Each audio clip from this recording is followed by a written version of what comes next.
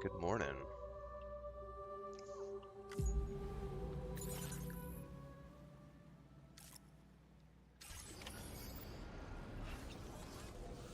Or as our friend Chip would say, do it, lady. Yeah.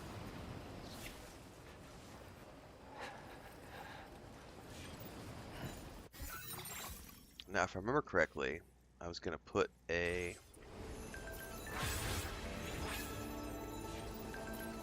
thingy up at the top. I don't know why I can't see it.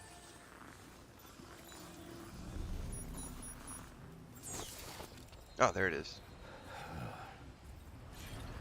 All right.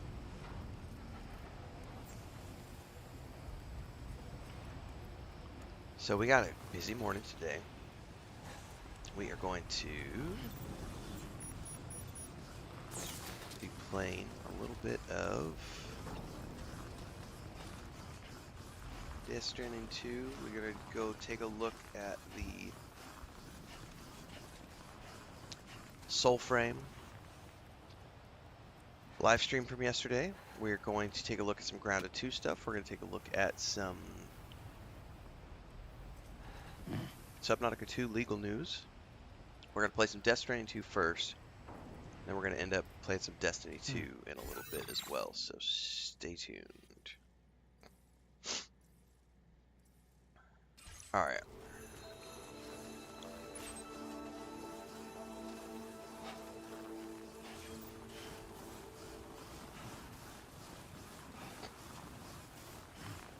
Oh, someone left a vehicle over here. Might as well take this as high as I can.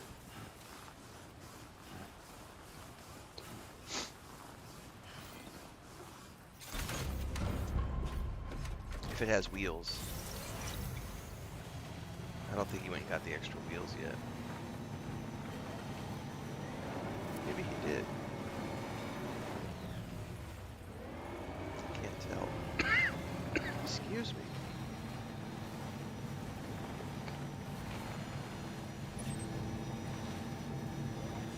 I caught, there was a like a minute and a half trailer this morning, which I peeked at, and then I went to the dev stream 8, and there's like a 30-40 minute like playthrough from the devs. That's what we're gonna take a look at here in a little while. So we're actually gonna sit down and watch that like 35-40 minute playthrough. Because I'm genuinely interested. I played Warframe a few, man, I can't tell you when it was. Maybe 7 or 8 years ago was when I played Warframe. I was playing it for R&D. It was when we were building the MMO. And so I was looking at,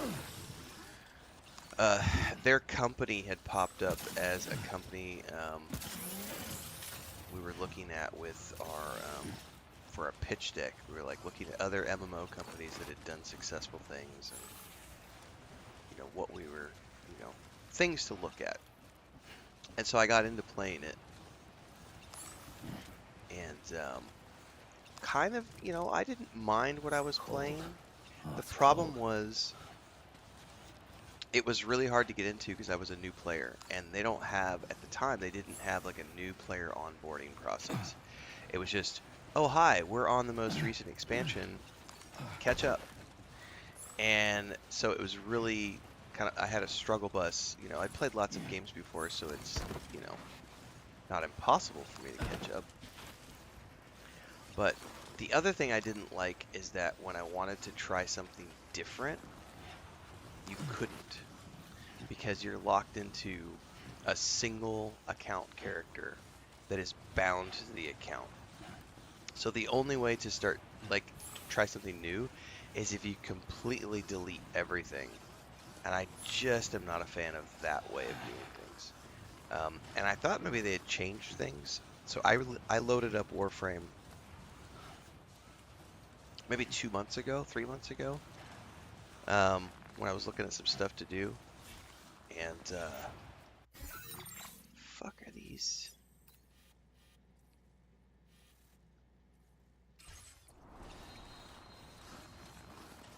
And Oh yeah, they still have that stupid system in place where the character I had from like 7, 8 years ago is there, and that's the only character they would let me play.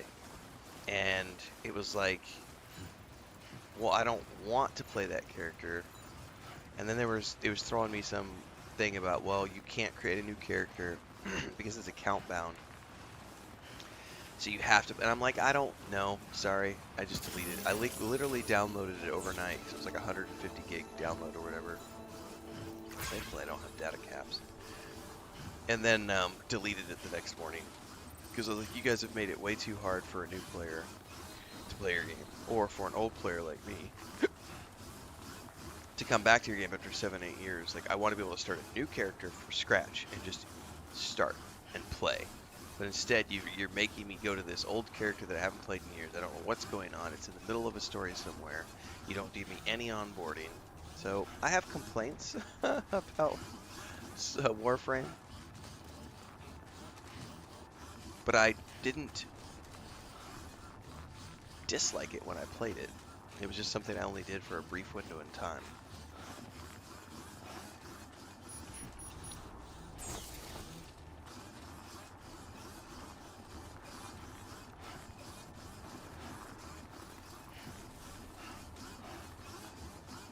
Entry in low oxygen area. I should already have.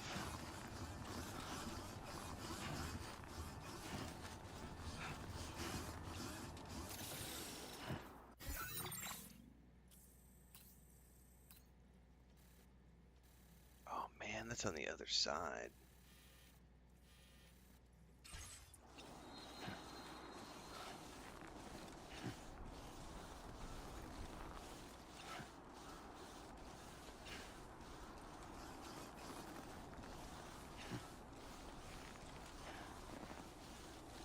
There's that zip line.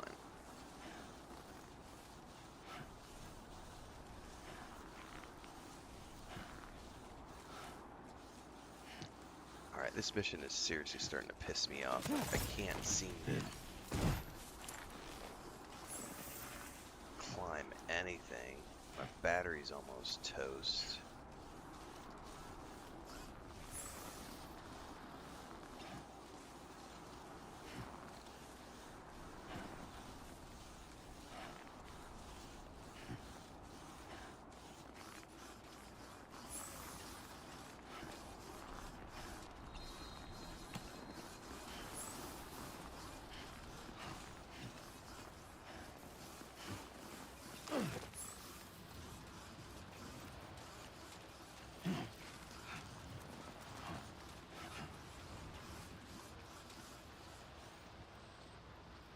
Dude, I feel like it's gonna be easier to get back to that one.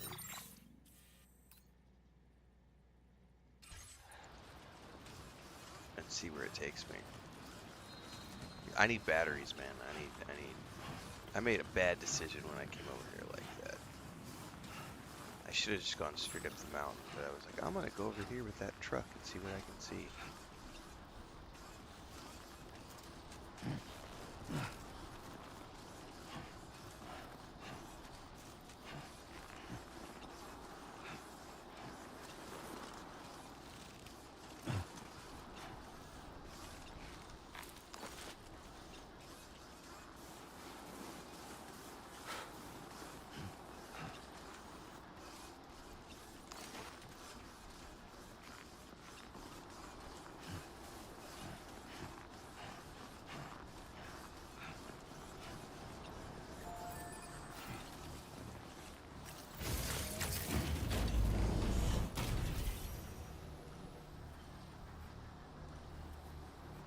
Is that the only one that this connects to?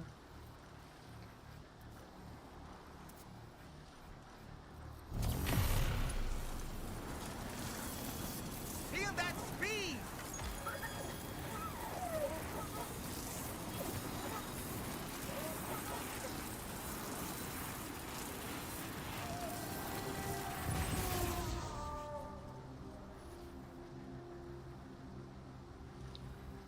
It's not gonna do me any good, is it?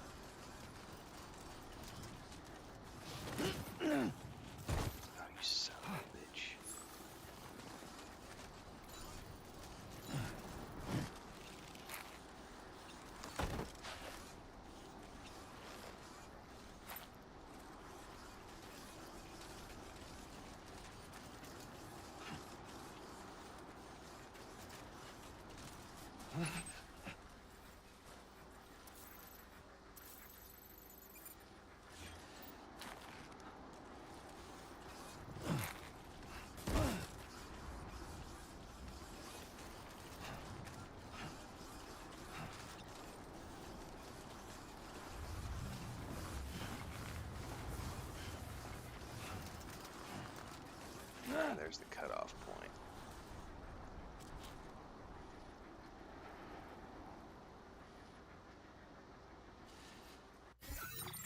How far away am I from that?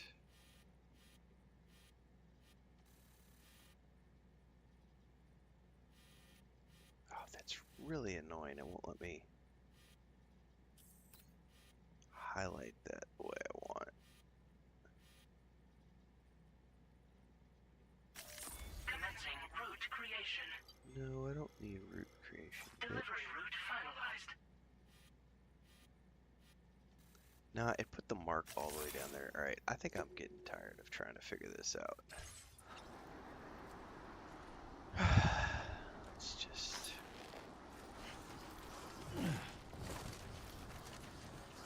Now leaving chiral network coverage.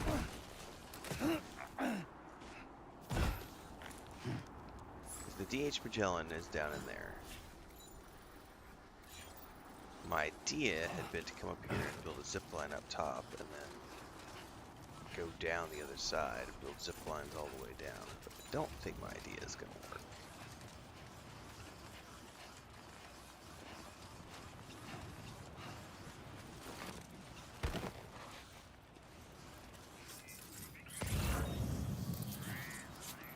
I gotta somehow get up on top of that. By the way, the moon looks pretty freaking awesome up here.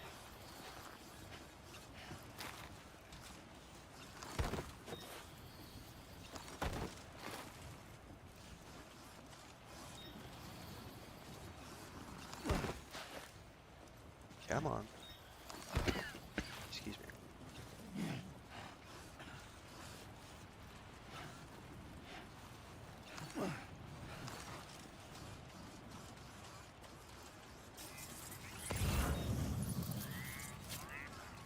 Alright.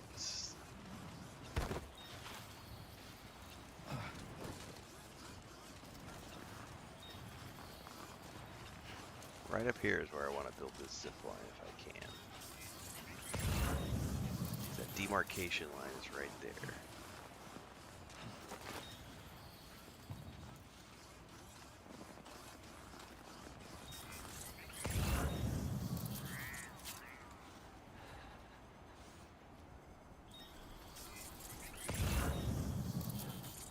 Lost it. Where's it at?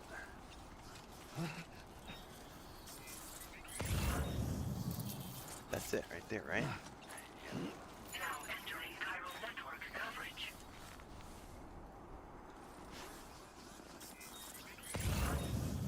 This has to be built like right here. There's no other way to do it.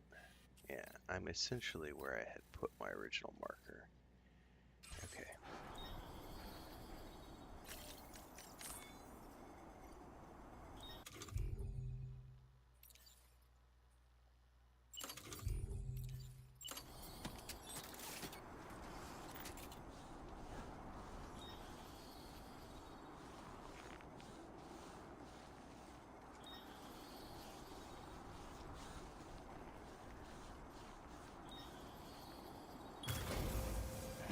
Right.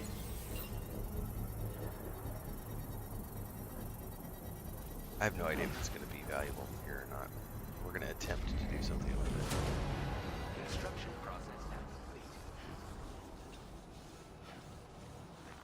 Now leaving chiral network coverage. Okay. Now I got to get down this other side and try to plan this. Because we're going in that direction.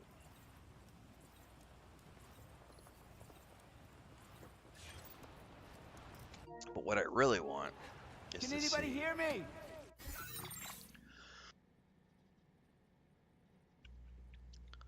if there is a way to like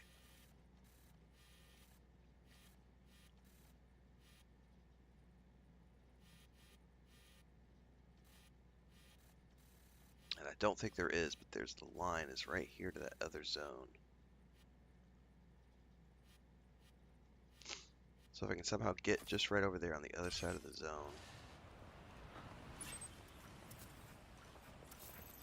That's 220 meters away, so I think I should theoretically be able to make it over there and get a zip line connected to this.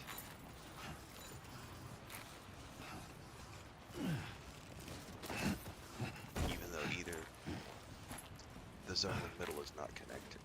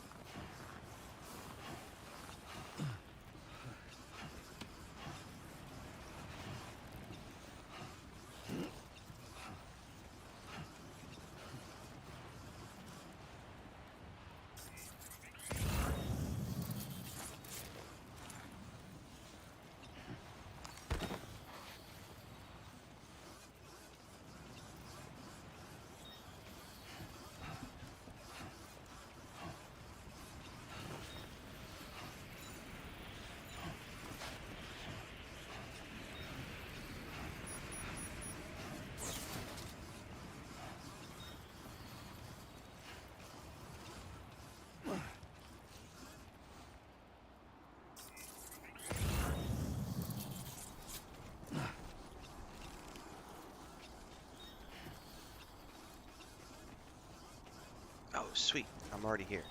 So I wonder if I could... Chiral network coverage. Okay.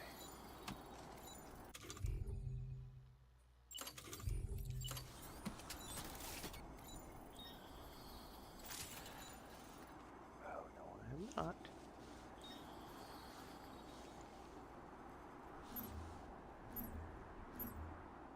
Obstacle detected. What obstacle? Now leaving chiral network coverage. I bet it's because of the slope that I'm on.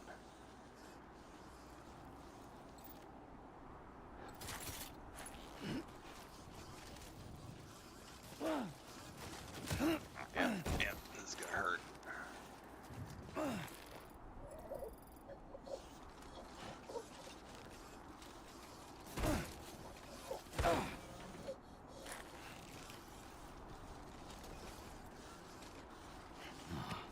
Dude.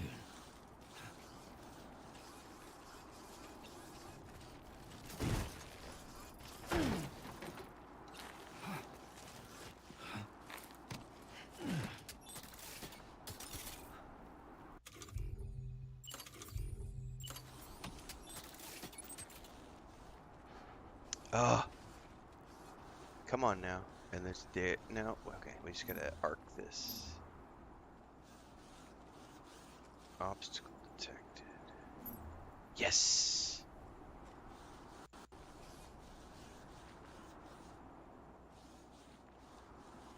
Bingo. Hell yeah.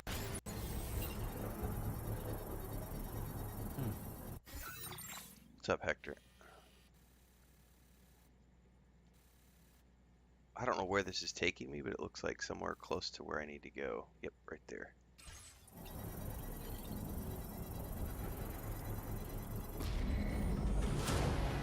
Construction process now complete.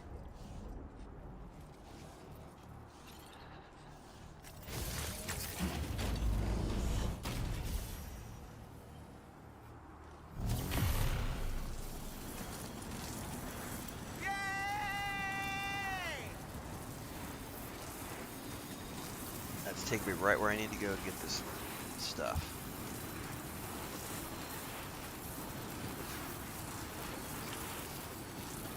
And there's a Jenny.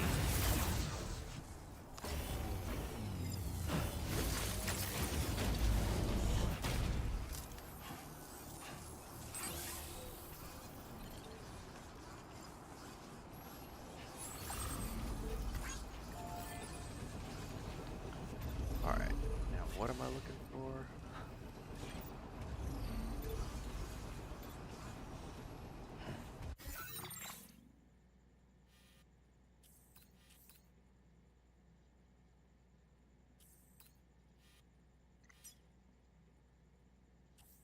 Recover all stranded cargo.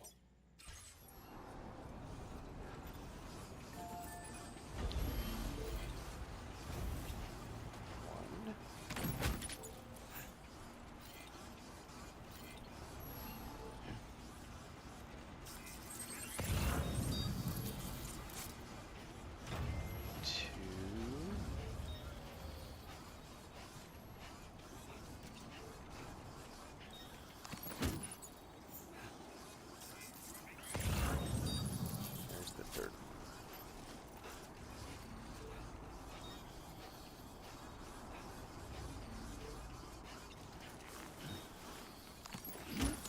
Well done, Sam. That's the last of the cargo.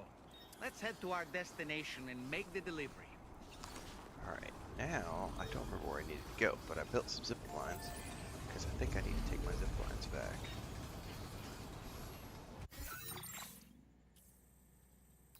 Aha! Yes. So, I can go back over. Definitely can take the zip lines over, and I should be able to get relatively close.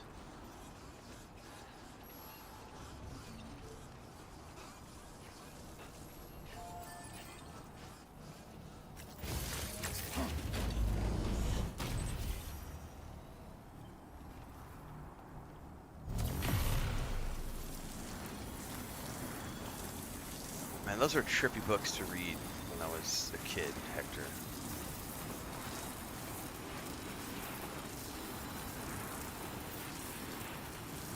I think that was one of the first examples I can think of where I watched a movie.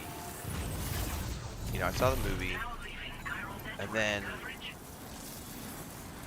watch the movie, and then watch the film, right? And then read the books, and was like, whoa, the film is nothing like the books.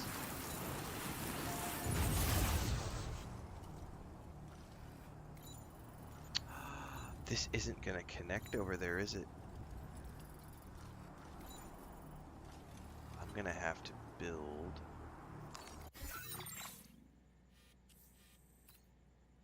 something between here and there. Oh, hang on. There it is. It's 400 meters away.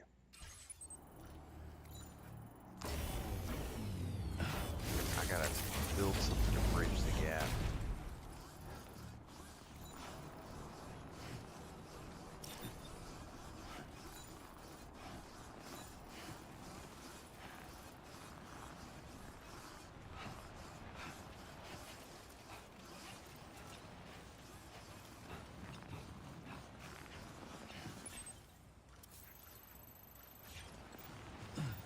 When I get that thing within about 200 meters, I'm going to see where I can build.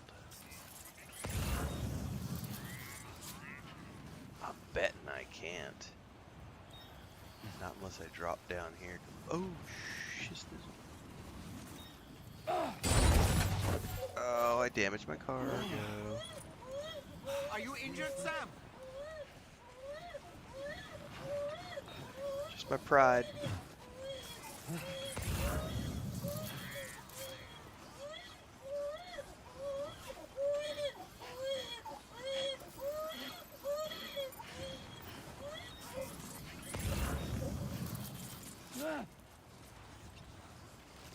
Now entering chiral network coverage.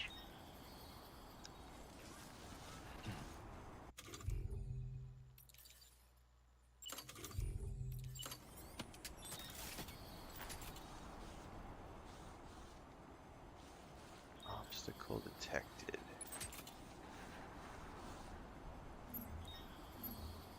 It's gonna be, oh, there we go, right there, but I have to,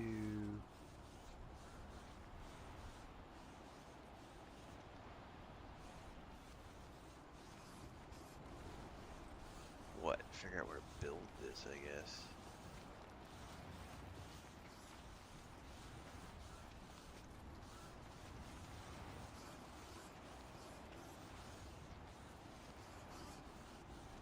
It's not gonna let me build it right here, is it?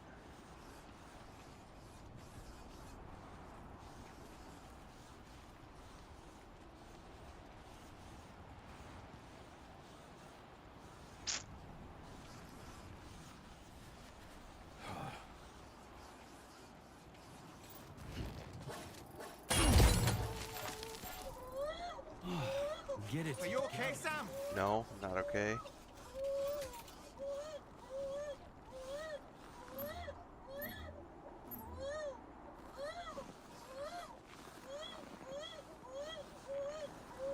Find a place to stick this stupid zip line.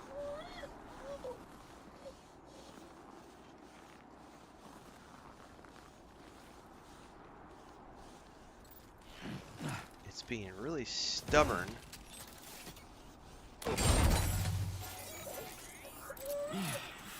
Oh boy, that must hurt. Dude, get up on the fucking rock. This is starting to piss me off, legit. Like, there's rocks all over the place here. Plenty of places he could build. Obstacle detected. There's oh, right there. You fucker. Right. The suspensor belt. No shit, right?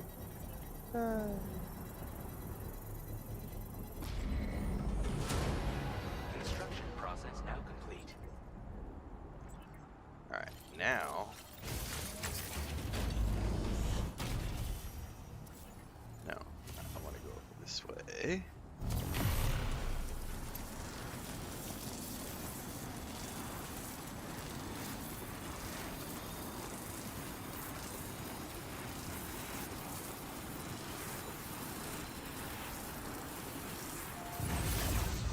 Straight over to this one. So these two were already built.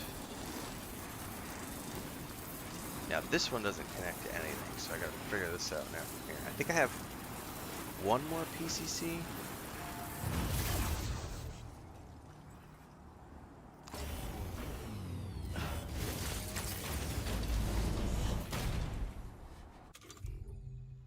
Yeah, I have one more PCC2. And we are going down in that direction. So honestly, I may be able to connect. How far away is that?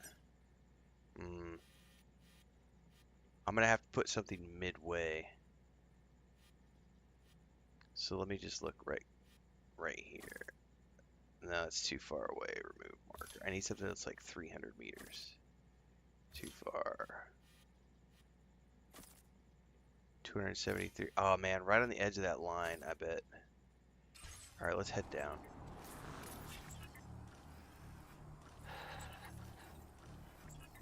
Yep.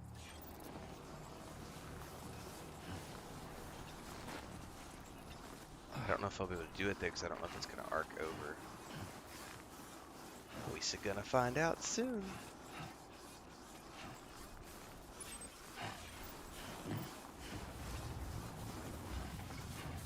Be right on the edge of that.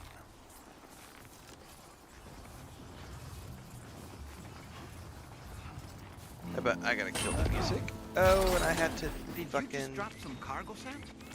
I did drop some cargo because I let go of the controller to mute the music because they don't do streamer mode with this stupid game. That sucks. There's a piece of cargo that like went flying down the hill.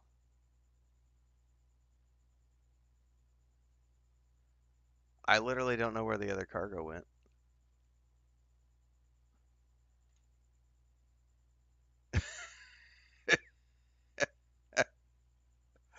Fuck you for not having a streamer mode, Kojima Productions.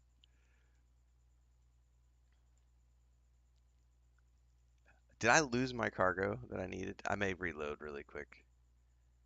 That's so annoying. Yep, there it is. Shit, it went way down the mountain. Well, I'll get to it in a minute.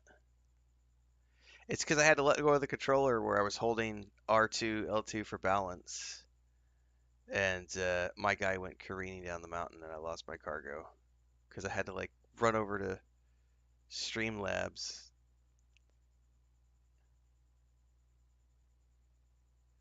Really fucking annoying.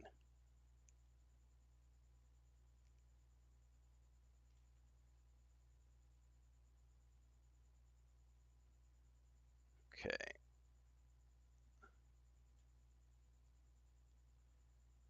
Oh, my PCC2 went missing too. It's all the way down there. I don't even know where it's at now. Can I load?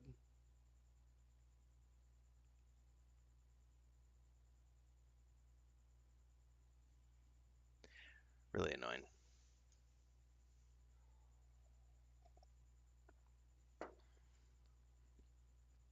All right, where did it stick me? All the way back here was the last time it saved. Um, no. That's a wrap on my Death Stranding 2. We're gonna watch some Soulframe. I'm sorry. I am grumpy right now, and I don't want to have to go back through all that hideous shit that I just went through to build those. Um, yeah, that's annoying.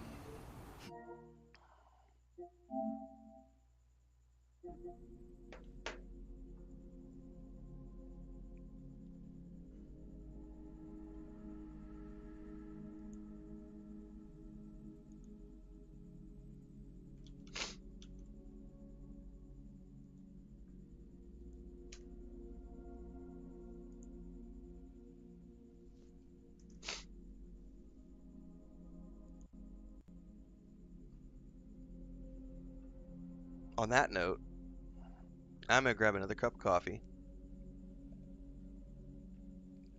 before we watch this.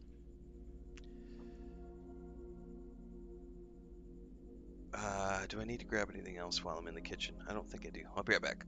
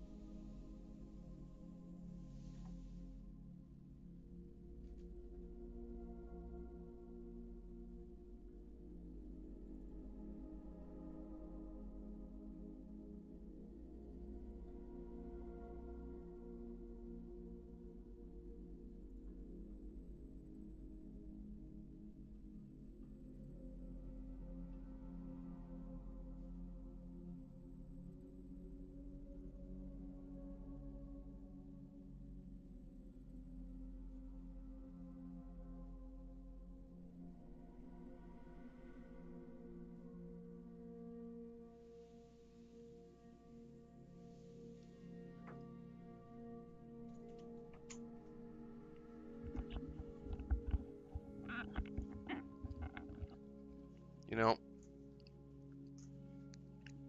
a couple of things that the game could do better. One is that the moment you build a structure, it should have an autosave. For sure. The moment you build a structure, give me an autosave. Um,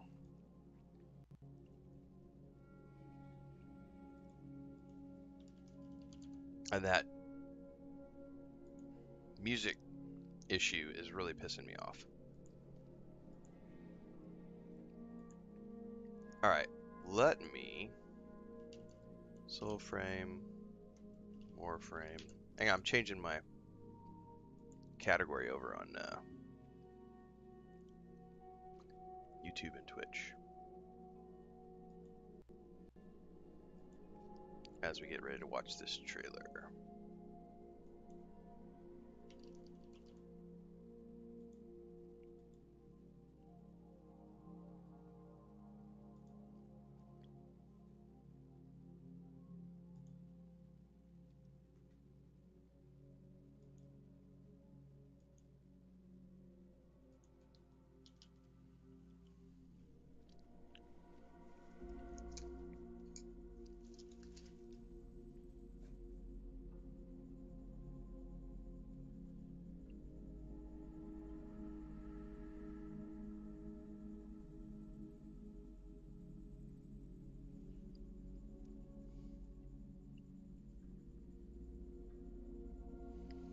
Okay, so this is dev stream number 8 from TennoCon 2025, which aired yesterday while we were streaming in the morning.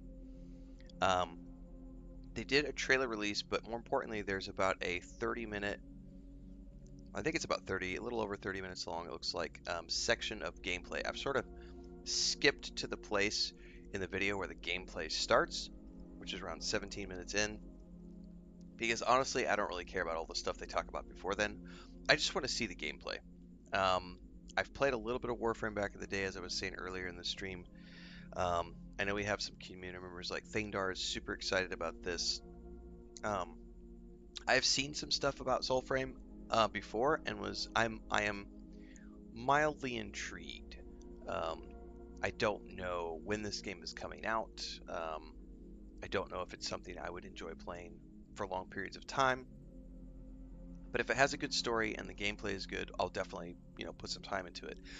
So they have a section that it's about to go into. I've paused the video right here where they are going from the panel discussion into the actual gameplay where the devs are playing on a live alpha build.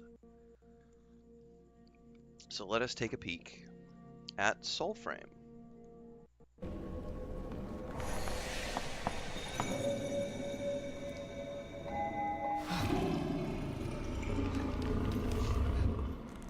Transcend says I'm in the alpha. Nice.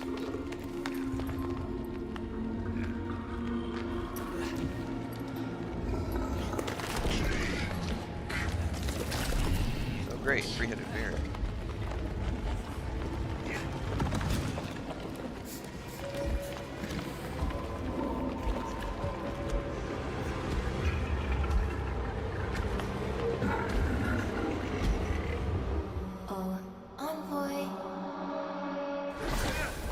Just a few puffs and you lose your head. What? What did you see? Ma grand-mère always praised my gift to interpret such vagaries before they weighed her down.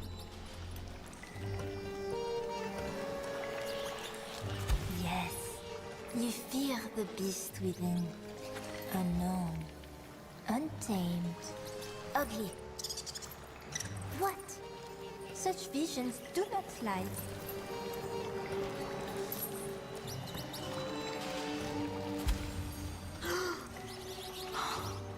It is worse than I thought. Forgive me, envoy. This sap dream is no oracle of your many inadequacies, but a vision of your violent future. Sounds delicious, no? Allons-y. To Weapon Wood. Is that like a fast travel, I'm wondering? I like the look of that staff. Took you long enough. If your fate is to battle this wretched beast, my puppets will be glad to guide you. Oh no. An envoy's mind is simple. More than one guide would be... Unless... a floppet. Floppet. To Webbitwood we go.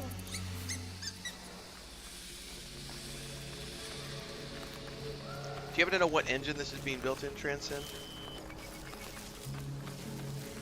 We're not playing anything right now, JK. We're watching the dev playthrough from yesterday's Tenacon. This is Soulframe, which is currently in alpha.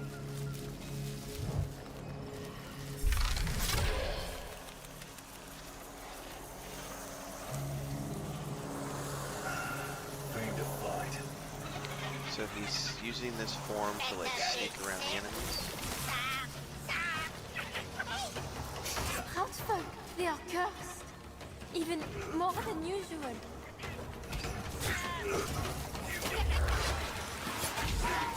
I saw a little number, I'm assuming that was the level.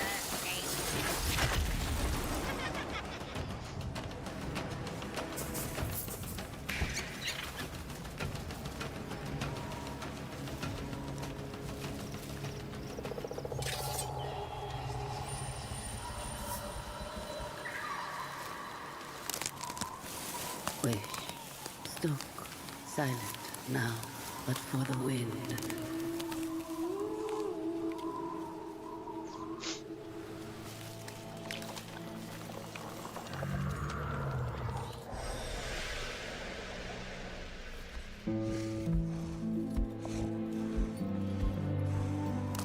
The sap of elder voicing trees. Once branded drinkers' future dreams. With none his own, no cub nor home. He raised them, their bearer, Bromius.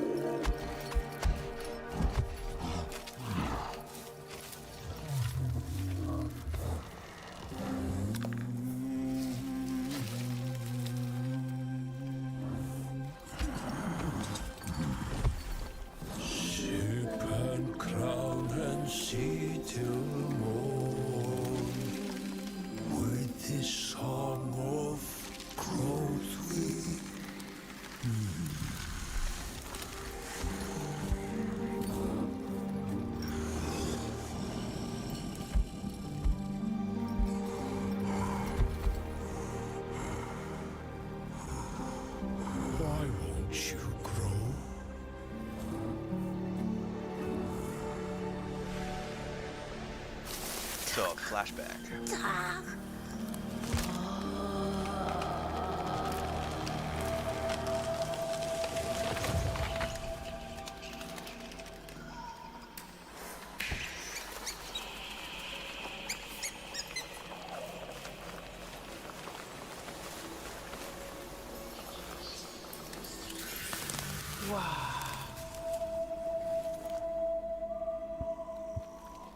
So we learned like a bit of song right there?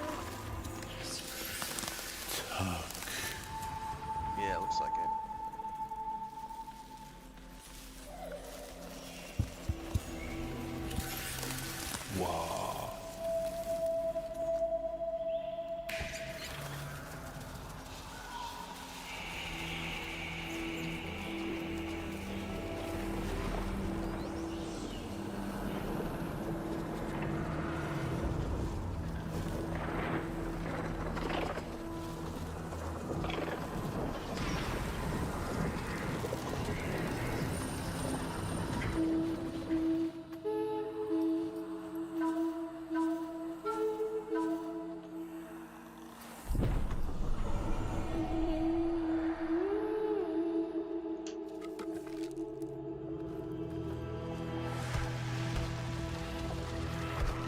Welcome to Weavenwood.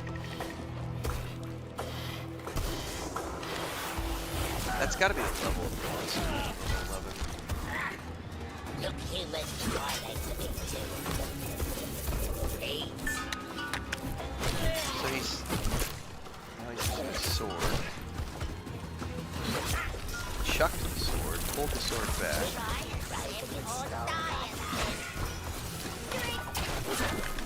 Now he's using the staff.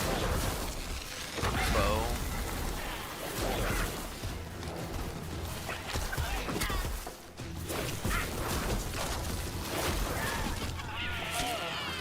One thing I will say I appreciate above Warframe is the fact that I can actually see my fucking avatar. Like, I can see the face, I can see the hair, so I can personalize and have a relationship with my avatar, which was something I really had a hard time with in Warframe because you're just always in a mask.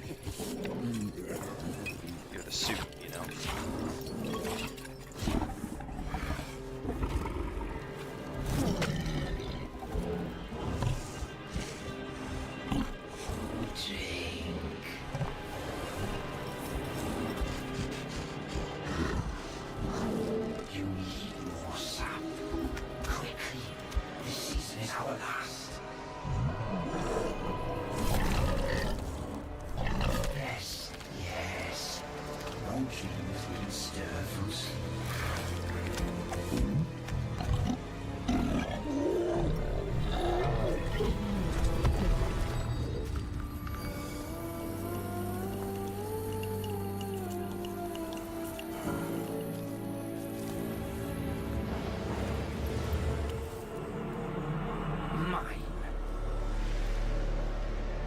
Somebody tricked the bear.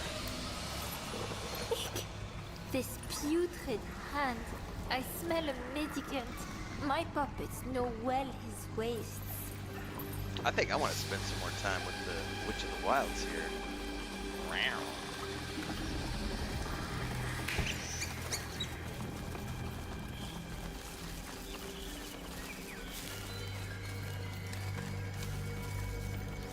Oh, the chicken was awesome yesterday. I've got leftovers too.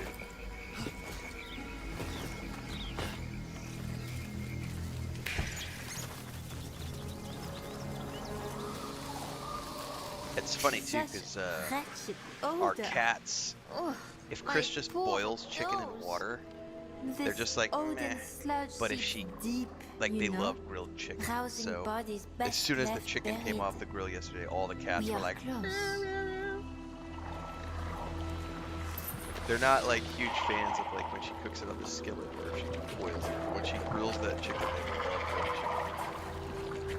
chicken. I was getting some snacks at like 6 o'clock last night, and Frodo like heard me open the fridge, corpses, bears, and just ran into the kitchen and started like biting my arm as I was unwrapping the chicken bowl. He was like, "Dude, are rotting beneath your feet."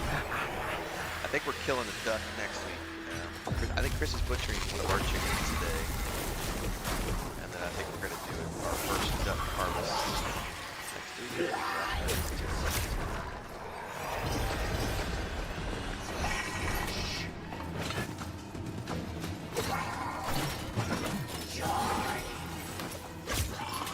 Alex, we're going to grill duck the first time, or we're going to do it in the oven? I haven't decided yet.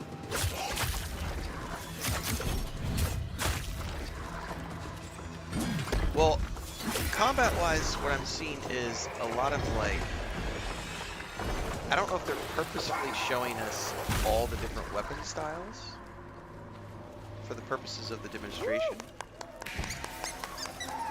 or, because my question is, do you not have a specific build, like I'm a staff build, or I'm a sword build, or I'm a archer build?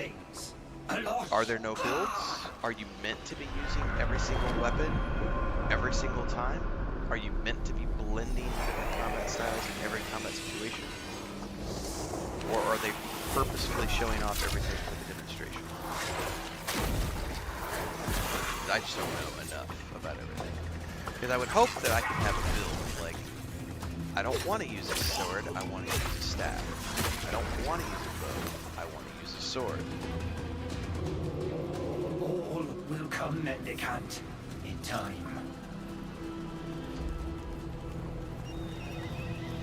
Mendicant Wraith, leave our seed to the living. You misspeak, witch. Words have power. He lives now, my precious seed. Reborn, Mendicant. Transcend says there are builds and you can pick your own playstyle, so you're not forced to use all the weapons. We rotted things have much in common. Our tongue, whoosh. Our thirst. The book hanging from the helmet that's a very interesting design. Surrender. Because I could totally see myself rocking a spellcaster here in this game, from what I'm seeing so far, like going full staff spellcaster. What said I of rotted things? Shed tongues, shed blood, shed legs.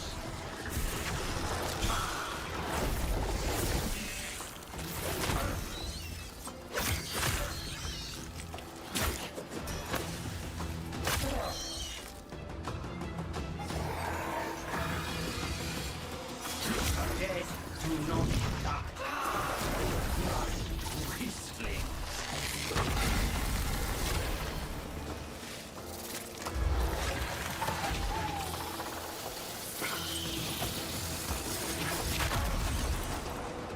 Oh, I don't play Warframe for Uber, so I played once many, many years ago for a couple of months.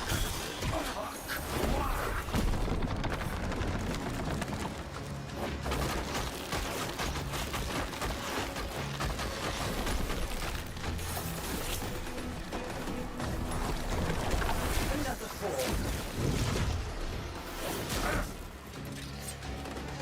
No dark.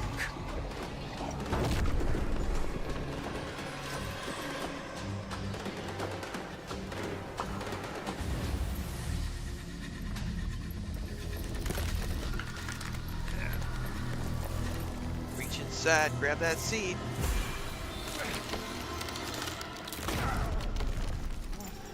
Ancient roots from which you've grown, voicing seed, take us home.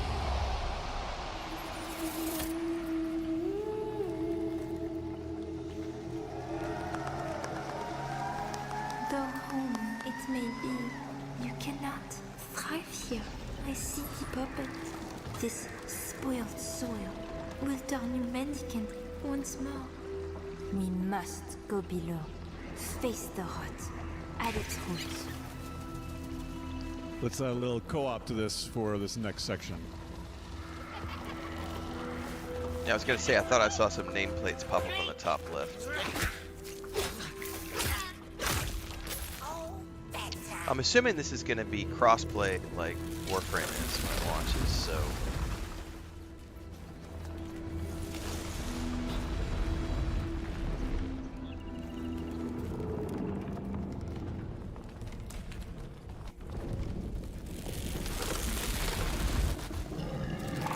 got a warrior build for sure, because that guy's in like heavy armor with a sword and shield.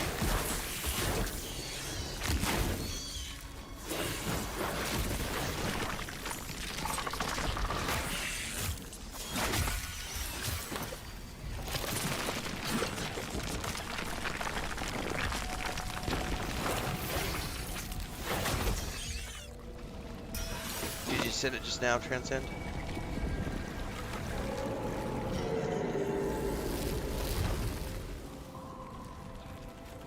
Hang on. I'll take a look after this, otherwise I'll lose the capture. The beast. Sap smoke of his breath, no less. Fly deeper.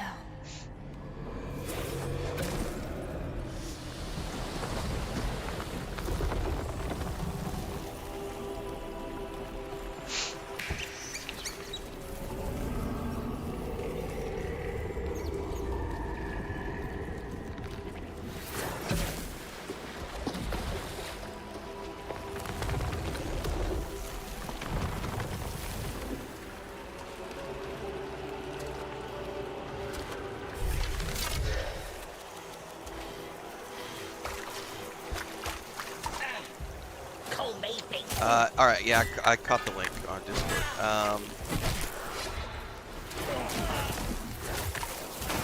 Yeah, I'll fill all that stuff out and sign up later today after we wrap up the stream. Thank you.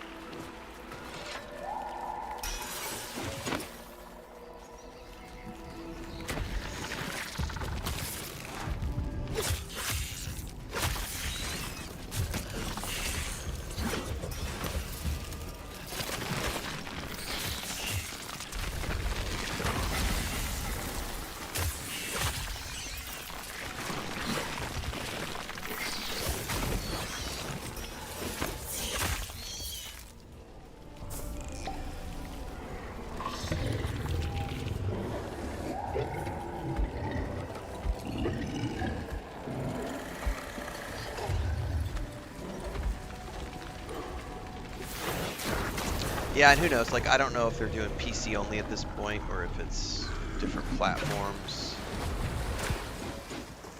If a preference, I would prefer to do this on the PlayStation. They may have it PC only right now for alpha testing. I know a lot of games do it that way.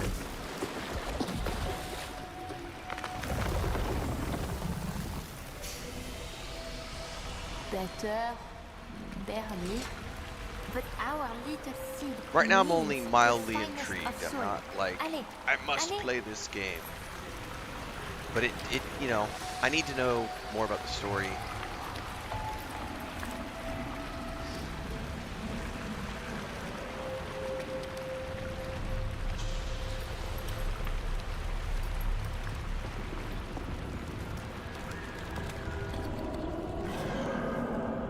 I've barely looked into this game at all. I only know of it because it's from the Warframe people. Thandar had mentioned it a couple of times. I'd seen a couple of like little trailer snippets, but it was so early in the alpha process that I don't, it's kind of out of my mind.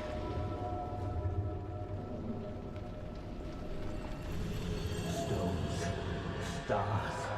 Yeah, they're definitely, well, they are playing this with a controller, so yeah. PC only right now, but they do have controller support, so. They bite like ship's birds, bore like worms.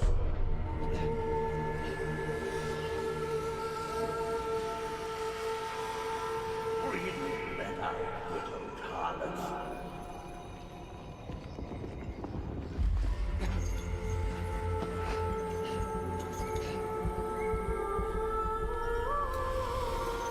Oh, submarine steampunk armor.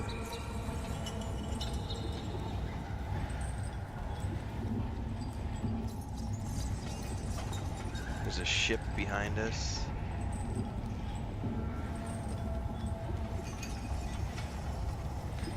Wanting more than I have, every inch of land that I bleed, that I feed for them, that is mine. Mine.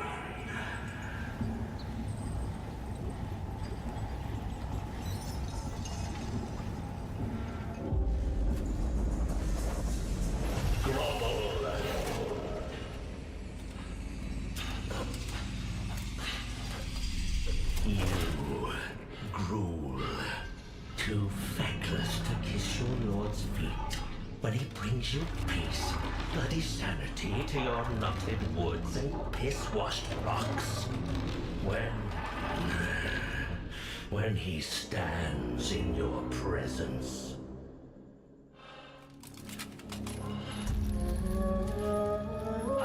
See, this is taking me into, I don't know what the fuck is going on territory. We are family. And I'm like, that's cool, but if you're gonna show me a gameplay demo, don't take me into what the fuck is going on territory. Show me stuff I can understand.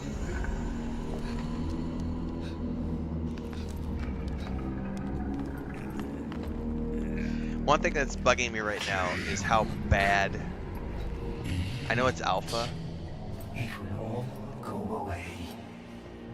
but the hair when he's hanging upside down, the way the hair, like some of the hair is like stuck to the character's head and that some of it's falling down. I know that's a polish thing. Polish comes way later in the process, but it's driving me nuts the way the hair is working right now. What past expansion though, Bruba? Because this game isn't out yet, so how does it have an expansion? Do you mean it's showing? Do you mean that it was showing a story snippet from Warframe, and Warframe is somehow tied to Soulframe? That would make more sense. No, I don't.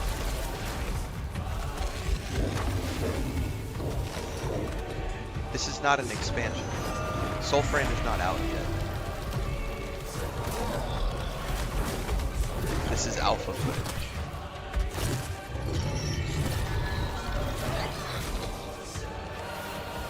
I think you may be using the word expansion incorrectly.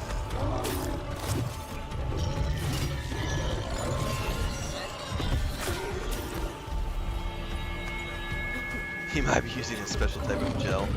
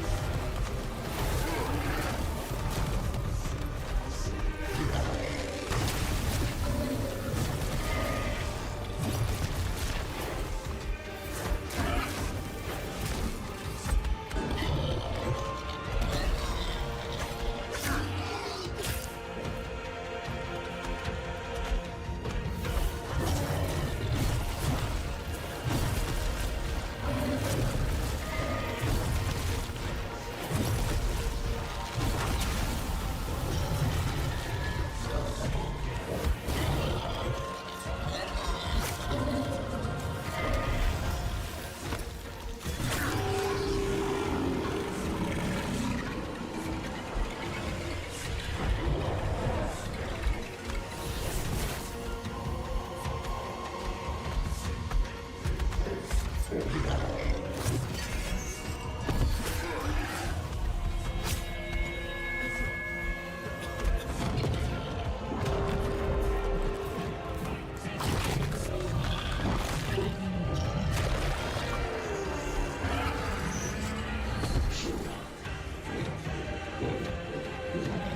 moment is here. Fly, my prophet. Fly.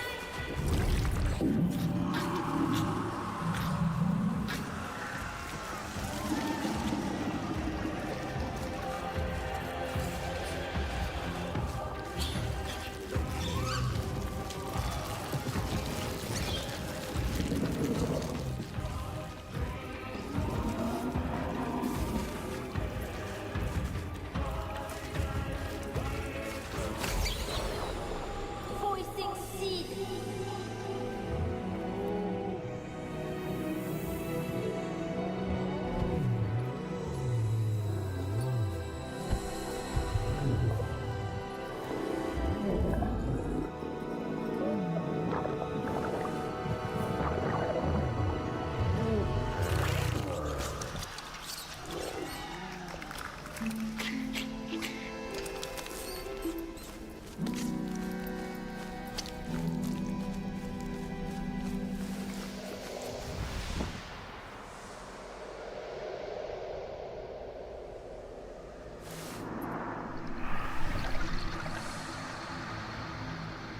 It's an interesting fast travel animation where he falls back and then pops back up.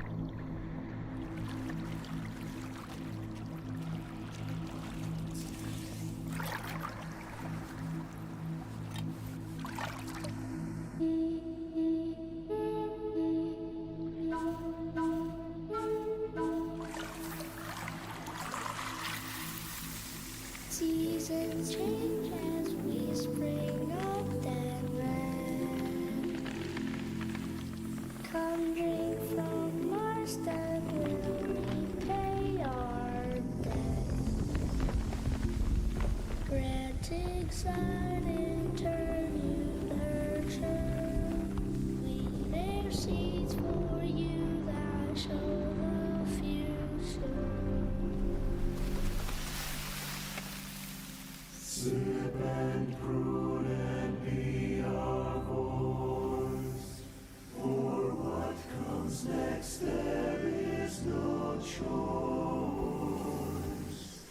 With this song of growth we start again. A seed. Everywhere. A seed. Speaks of people that live. What's up, Whiskey Dad? Come shepherds, hear our voice and lead. God forests uplifting trees.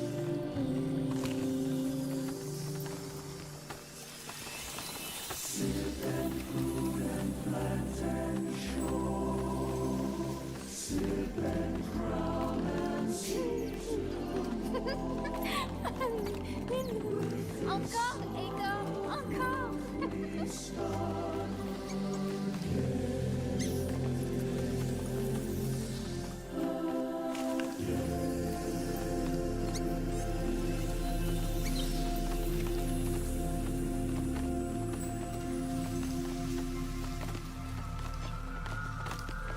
Old friend.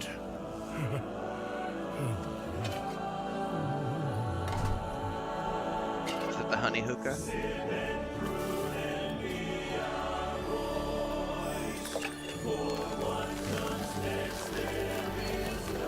I've plenty new lives to tend.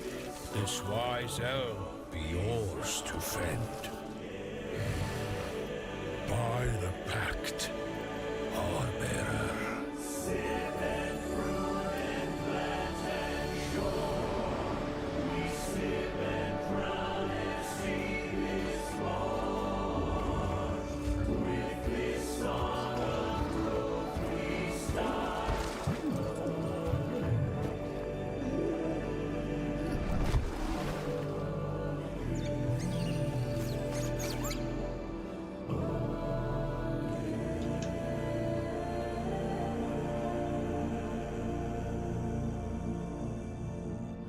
So that essentially was something like 30 minutes of gameplay from the Soulframe Alpha from yesterday's TennoCon. I actually don't know how many minutes that was. I would have to check. When did we start? We started at 40. Yeah, like 30 minutes or so. I mean, I haven't looked at anything. That's like the first serious look I've had at Soulframe. It looks intriguing. Like I said, I'm not like, oh my god, I must play this game right now. I'm still just mildly intrigued. I know Transcend sent over a link to sign up to the alpha, so I'll definitely sign up for that. And if I get in, I'll take a look at it, and we will see what we can see as this continues to develop.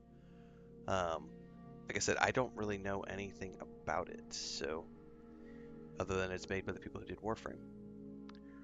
That's my frame of reference.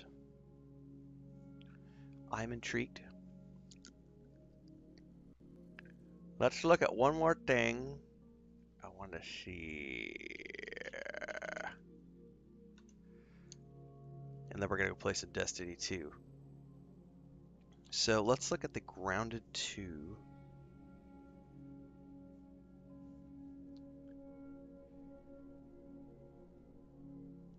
Announcement trailer.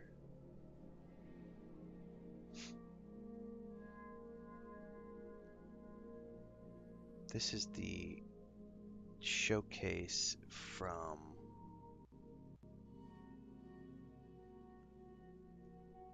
I'm trying to see what I want to look at here.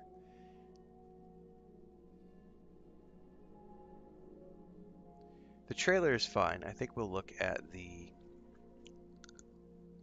Does Obsidian have anything on their channel above and beyond just the trailer?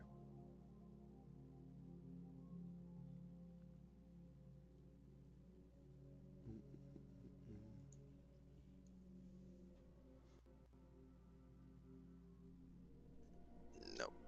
I would probably need to look at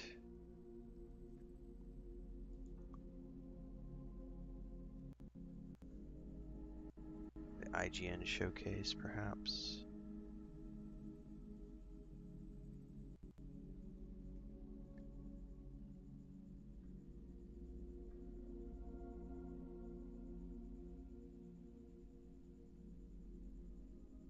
Yeah, let's take a look at this one.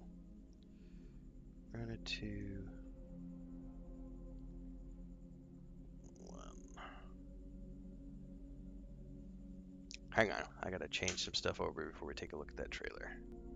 Let me pull this up, but I gotta change everything over here real quick.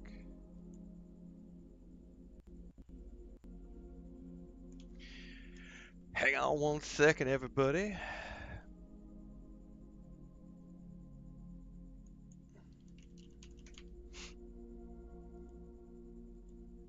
Gotta change my categories on YouTube and Twitch.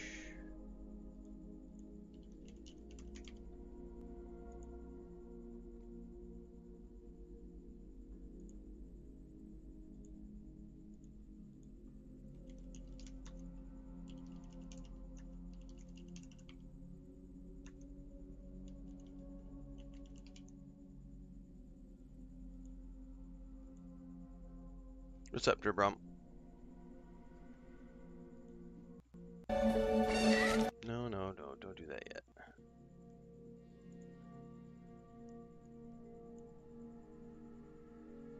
Okay.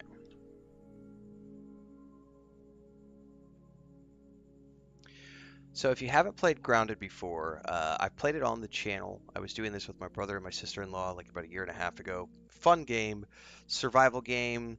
You can play it solo, but it is sort of designed to be like a co-op experience.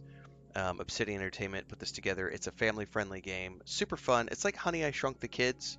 You can play one of these 4 kids who have been shrunk in their backyard, and you're dealing with like ants and spiders and trying to figure out how to get out and being back to big again.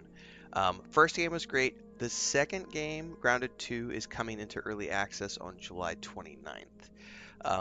I believe because I'm on Xbox Game Pass Ultimate Edition, I believe that means we're getting it as part of our subscription. So my plan at the end of the month is to dip in and start testing out a little bit of Grounded 2. I'm probably not going to put a ton of time into it because we do have Mafia, the Old Country, launching on early August, 4th or 8th, I can't remember. But from the 29th until Mafia, expect me to be playing a little bit around with Grounded 2 in early access. But because it's only early access, I'm not going to put a ton of time into it. Just want to take a look, see how it's developing, and go from there. This is Grounded 2 from the Xbox Game Showcase last month. I believe this is via IGN. Excuse me. This is like 15 minutes of gameplay. We're going to watch this, and then we're going to go play Destiny 2 for a little bit, and then we'll come back after that with some Subnautica 2 lawsuit development and some other stuff. So without further ado...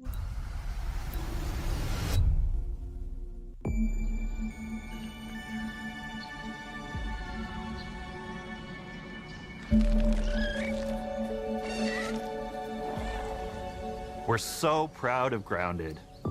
What started as a small passion project to make a quirky game where you're shrunk down to the size of an ant, trying to survive in a backyard, grew into something way bigger than we ever imagined. Over 25 million of you jumped in, explored, built, crafted, and fought off giant bugs together. Y'all helped make the entire experience very special to us. The team's been cooking up a ton for Grounded 2, and we're so excited to talk about it. I had to grease some palms to steal a bit of time from the direct to give you a deeper look. There were so many possibilities and ideas that didn't make it into the first game, so with the sequel, we have the chance to dream bigger. To achieve those dreams, we partnered with the amazing folks at Eidos Montreal. Together, we're taking Grounded from the backyard to an even larger world, the Brook Hollow Community Park. Nice. When we started working on Grounded 2, we knew that we wanted to make a bigger world. Fortunately for us, Eidos Montreal became our main partner on developing Grounded 2. They have a lot of similarities to the sorts of things that are important to us at Obsidian. They tend to make very narratively strong games. They make games with really deep characters and great character progression. They make games with great gameplay. Everyone at Eidos Montreal is thrilled and honored to be working with Obsidian Entertainment. Our two studios... What's up with the black screen? ...share a lot of DNA. The same things that are important to Obsidian Entertainment are important to us. Choice and consequences, player communities, and doing justice to great IPs and great franchises. The fact that we're the first partners that they're working with to make a sequel to their franchise feels like we're an important part of their history. The events of Grounded 2 take place 2 years after the first game. The same 4 teenagers are returning. Cool. So there's Max, Hoops, Willow, and Pete. They're a couple years older, which means they've gone through a bit more high school, a bit more mature. It's 1992. The world's a little bit different, but we're still in that fun, nostalgic era of the early 1990s. In Grounded 2, we're moving the action out of the backyard and into the Brook Hollow Community Park. Not only is it bigger, it allows us to tell a lot more stories and expand the world of Grounded by exploring what the community of Brook Hollow has been up to and what they've been through. The park overall is about 3 times the size of the backyard, and our initial starting area is actually the same size as the entire backyard from the first Grounded. Sweet. The reason we wanted to move into a park wasn't just to create a bigger world, but was to give us the opportunity to explore the community of Brook Hollow and what secrets have they been hiding. What we love and what we're excited about in terms of the park it's good to know, is the opportunity to create environments and landmarks that are mundane at normal size, but are colossal wonders when you're the size of an ant. Yeah, Gamescom is coming up. Everything from a giant trash can to a community picnic table or a snack bar. Calendar. All of these areas come to life in a brand new way. There'll be a whole bunch of game releases and reveals happening. Part of the fun in Grounded 2 is that the park was evacuated really quickly right before our teens were shrunk. And that means that the park has been sort of turned upside down and is in a topsy-turvy state. And that leads to really fun environmental storytelling, but it also leads into the creation of amazing biomes for our characters to explore. One of my favorite examples of this is the ice cream cart. In all the commotion, The ice cream vendor's cart has been knocked over and its contents have spilled out into the ground. And what this means for our young adventurers is that they'll be able to explore this frozen cave of interesting challenges and colorful Lovecraftian horror. We have one anthill that's actually somebody decided to bury a bunch of toxic stuff in the park. And so there's all these toxic chemicals under the ground. The environment looks very cool and very spooky with all of these sort of chemical pools. And of course, nothing can live down there except for one type of insect, the cockroach. Nasty dude. We're oftentimes reinventing environments, and in future updates, you're gonna see a ton of new stuff. You do a lot of fighting against insects of all shapes and sizes. We didn't just want it to look better, we also knew we wanted to add a new layer of strategy. The changes that we've made aren't limited to tuning animations or adjusting attack or defense numbers or making characters or insects move faster or slower. But we did all that too, but there's also an entire sort of rock, paper, scissors strategy involving light attacks, heavy attacks, and blocking.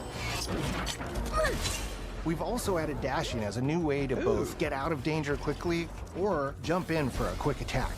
Nice. And almost all the insects in the game will have these abilities now too. Sort of like a chess match, but one that's super frenetic, looks super cool, and is ultimately just a ton of fun. Everyone says the rumor was that it was in August for the into expansion. clear play styles for tanky warriors, low defense, high damage rogues. They might give an announcement in August at Gamescom, mages, like Transcend the Saint, but and I would anticipate like a November. If they did a November release for a Starfield expansion, that would be and there were perfect weapons timing and for me, 'cause I don't armors have a lot that on the favored table yet different for play November. styles. In Grounded 2, not only will there be passive mutations, but there will also be active mutations. And a lot of those mutations support these archetypes. My favorite way to play pretty much any game is chasing after those game-breaking builds. And that's why I'm so excited for what we're doing with archetypes in Grounded 2. Okay. I'm all in on the rogue. Now, you can even dual-wield daggers. I've been dialing in this glass cannon build that stacks ambush, assassin, and cardiofan mutations with the wolfbane daggers and the wolf spider armor. It lets me open up combat with massive backstab damage that also inflicts venom. Dude, then I like I can that. use the Like, extra that was, stamina you know, to reposition so they're and try to basically dodge, the rinse, second game and was repeat. going to add It's a high layer risk, of high like reward, RPG and absolute on chaos top of in the all the best survival way. stuff that was there in the first. I'm looking forward to seeing what wild combos the community Because comes the first up game with was pretty much straight and up what just they a inevitably survival break once they get their hands on the exploration archetype game with system. your friends, like It's going base to be building, awesome survival. watching it This is evolve adding with player RPG feedback elements. and watching us try to keep up with all of your game-breaking builds. One of the great things about Grounded is the variety of players it attracts, from builders to crafters and everything in between. If you've ever watched me on Casually Grounded livestream, you'd know that I'm neither. I am a murderer of insects. Personally, I prefer the term harvester. I love going out, hitting things, and bringing the materials like insect body parts back to my friends to use. This way, we keep progressing and playing together. We're also trying to make sure that armor and equipment are easily understood by the player, especially when they're playing co-op with their friends. It was really, really important for us to deliver on all of that for the bigger space and experience, because that was the only way we could truly support the feature the community has been asking for since the very first Grounded release. What? Mounts. Insect riding? Mounts. Our mounts, we call them buggies, have an entire suite of moves and have their own special abilities and attacks. Oh, shit. We really wanted the buggies to be an extension of the player in every way possible. That's And cool, that meant man. making sure that buggies had unique and valuable abilities across all the core pillars of Grounded. So that doesn't just mean exploration and travel. That has gameplay implications for combat, crafting, and building as well. Oh, Just like how we picking wanted stuff to up and hauling expand it on back to your player base. play styles throughout the game, we're going to make sure that every buggy that we add has its own personality. The Red Ant Soldier can enlist up to 2 Red Ant workers to follow you around and help you out. If you get into combat and you don't want to fight while you're saddled on your buggy, you can jump off and they'll fight right alongside you and provide support. Nice. The Orb Weaver buggies are a little less useful when it comes to general utility, like building a base or harvesting, but they're awesome when it comes to combat. Sure, their defenses aren't super strong, but they're heavy hitters. They're also super fast, and they have some great special abilities, like a scream that allows them to stun lesser-powered insects. Oh, that is and the fucking ability terrifying, to shoot webs and entangle other creatures. So the Orb Weavers won't be your base-building buggy. You should use the Red Ant Soldier for that. But they're super fun for exploration and combat. Red Ant Soldiers and Orb Weaver Spiders will be available at game preview launch. Okay. There will be others in the future, but those are the two we're starting with. So that's what we're going to get access to here. The connection that our Grounded community has with us is something we want to keep forging with the sequel 29th. as we make an even bigger game than the 9 days original. out. Pretty much from day one, we knew we wanted to return to game preview for Grounded 2. Sure, it comes with some trade-offs, like the game's not done and it's out to the world.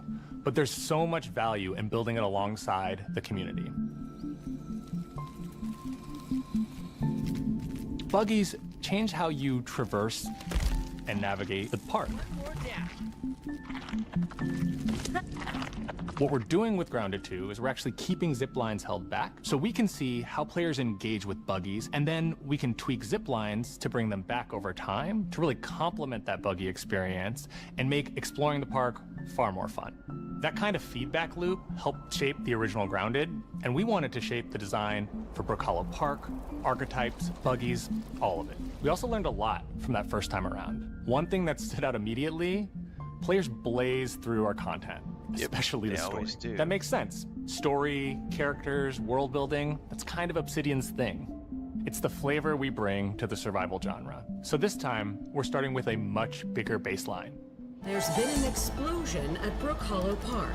Chaos descended on a ceremony commemorating the 2-year anniversary of when 4 teenagers were miniaturized against their will. One of our favorite parts of the first game was watching the community uncover clues and spin up theories. This time around, we're leaning even more into that, and we'll be keeping a close eye on what our players discover and how they interpret it. Because you never know what might inspire us as development moves forward. We really started to hit our groove at the end of Grounded 1. We found that being open about what we were planning and then following through was key to building trust with the community. As a small team, we had to experiment with update pacing and scope, and what we found resonated the most with all of you were bigger, beefier updates, even if it took us a little longer to land. So that's the plan. Larger, more complete updates spaced out just enough so we can take your feedback seriously. It's never and going to make be fast every enough for drop some people, count. but You can expect in our big those updates, people.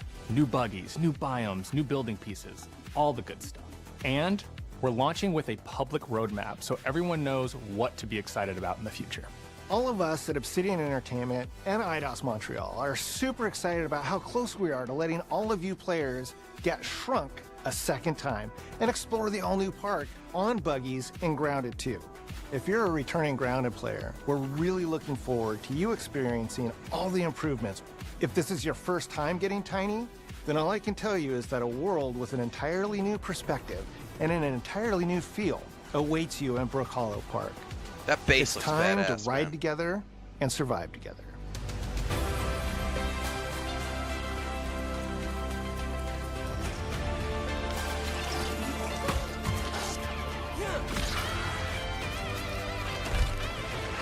God, the music, Jesus.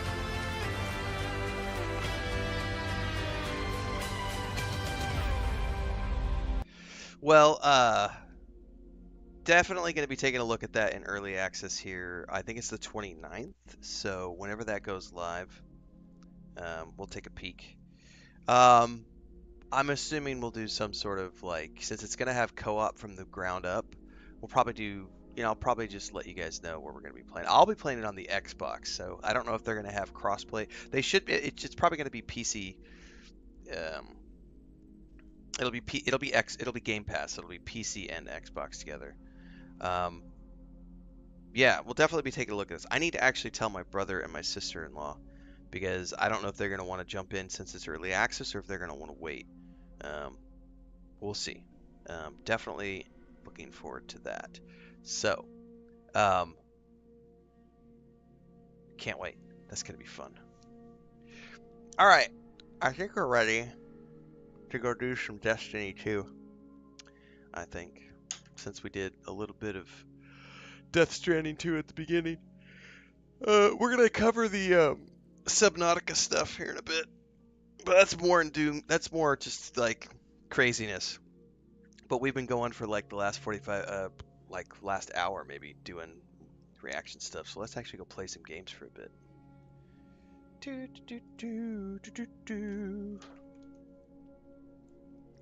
I need to get this going. And I need to switch all the categories over.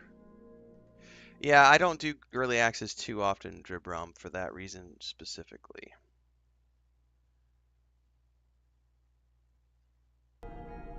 Too many bugs, too much changes.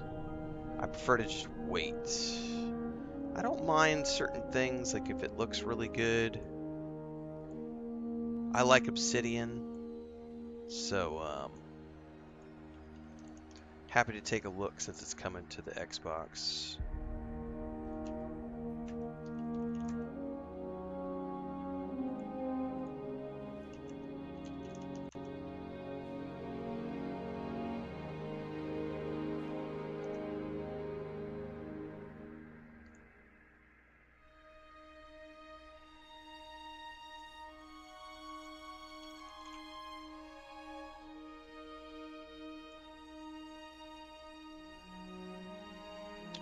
All right, let's see.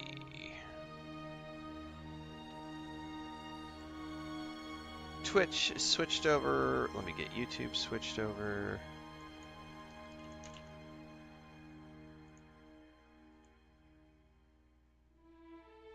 The other thing too with early access is a lot of games will spend like 3 years in early access. So a good example of this is in Shrouded. I played Shrouded 2 years ago for about 6 weeks with friends. It was fun, but it was also very obviously not ready for their final release. And it had a lot of cool features, but then you looked at the roadmap and they still had like 200 other things they wanted to add for 1.0. It's like, well, it's not worth investing a ton of time in. It was cool to jump in for about 6 weeks, play a couple of times a week with friends. I wasn't playing it every single day. It was a really interesting concept. It was fun. Happy to support the developers on that journey, but no need for me to play it every single day because it's going to change so much. I'm really looking forward to the Enshrouded 1.0 release in 2026, because by the time I go play it, it'll be a completely different experience to when I first tried it, which also is a weird way of saying I get to play a game twice for the price of one game and have it be 2 completely different games, if that makes sense. So, but that's a perfect iteration of why there's no point in spending a ton of time in early access because things are going to change so much. Like Baldur's Gate 3 when it came out, I did an initial playthrough of a rogue when that early access launched, and then I didn't touch it again until a month before the game came out, which was like a 3-year gap or something like that. So it's better just to wait until they're finished, unless you really want to support the developers. So all right, I'm going to go take a quick bio. I believe my wife is up too, so let me say good morning to her, and then we're going to come back and play some Destiny 2 for a bit, and then we're going to do the news on Subnautica 2 and some other stuff. Stay tuned.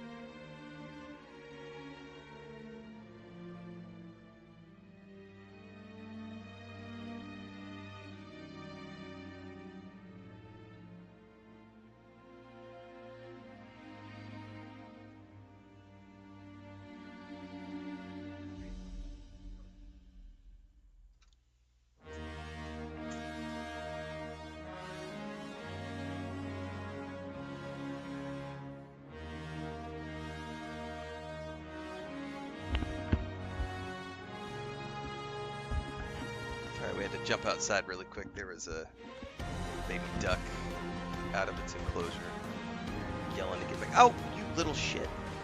Hang on.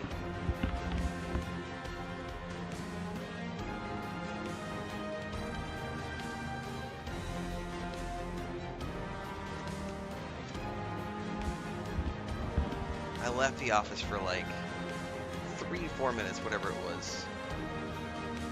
Snow White is in here, and she loves my earphones, not my earphones, my earplugs.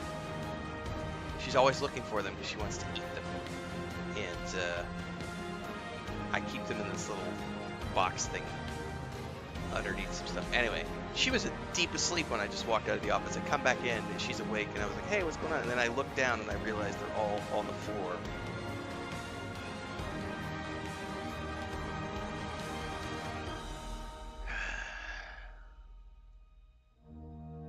You little monster.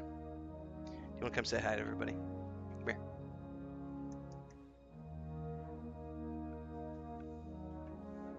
You're probably going to try to bite me here. You always try to bite. Yes, you try to bite. Yep, there she goes, trying to bite. She is a little monster. She's like an aggressive little shit sometimes. You're such a cute girl. Go on, go back over here. She'll come over and like ask for attention, but then the minute you pick her up, she's like, "Arr, arr, arr." And she doesn't bite gently. She bites hard, draws blood. Street cat for the win. Yeah, she's the one we rescued. She came to our door, beaten up and big open abscess on her back, pure skin and bones. Had obviously just lost a litter of kittens. And we're pretty sure that the home she came from, because she was definitely she was not a street cat. Like, obviously someone had taken care of her. She wasn't afraid of humans. But we're pretty sure that she was abused by a male, because she's completely cool with Chris. She asks for my attention all the time. She'll rub against me, and she'll occasionally jump in my lap. And I can pick her up and everything else, but if you move too quickly, if I move too quickly near her, if my hand movements are too, she'll flinch, and gets like full on like cowers down, and then gets very defensive. So we're pretty sure wherever she was before, she was probably one of those street cats that shows up and the family just gives her food and stuff, and then they moved, probably is what happened, and they just abandoned the animal because it's not our animal, it's just a street cat. But we're pretty sure that wherever that family was, she was probably abused by the male of the house, because she definitely reacts differently to me than Chris. But she's bonded with me. She is not bonded with Chris. It's very weird, because she doesn't ask Chris for anything, but she constantly asks me for treats, and she'll meow at me all the time. She always wants to come in the office and hang out, sleep on the bed, play with it. She's got a little fish toy over here. But it's the movements. Like, if you're too quick, she bites. And then when you pick her up, she bites. She's not a hold me, cuddle me, purr fur baby. She is a I want to play constantly. And she's a puzzle solver, because she loves trying to figure out, like the other day Chris bought some new shelving units for our storage room, and so she was moving my clothes into this new storage cabinet, and she saw the doors open, and she was like, "Oh, what is this? Daddy's clothes are getting put into this new area." And then Chris closed it, and she immediately was trying to figure out, how do I get that door open? And if I could show you right now, if I can pan the camera over, she's over here. I got my phone down, so she's trying to figure out. There's a pin underneath that notebook. So she's trying to figure out, how do I get underneath that notebook to find the pin, because she knows it's under there, because she saw me put it there. So she is a puzzle solver. So she will sit here for the next 10 minutes and try to figure out, how do I get that pin out from underneath there? Yes, you are. Puzzle solving little monster. Can I have my phone? Thank you.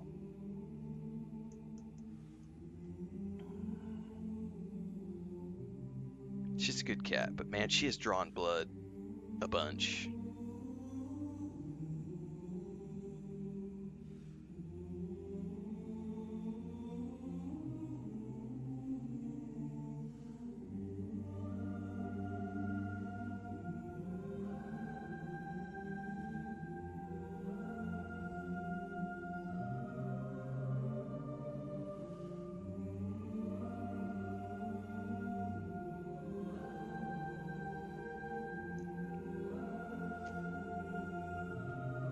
Am I going to be playing Dune today, somebody asked? At some point, probably. But I don't really have anything left to do in Dune other than work on the alt, so I know I have to jump on today and check the permissions for the carrier thopter because it's not working properly. I may just need to break the carrier thopter down and let Blackthorn rebuild it so that he can be in control of the permissions. Okay.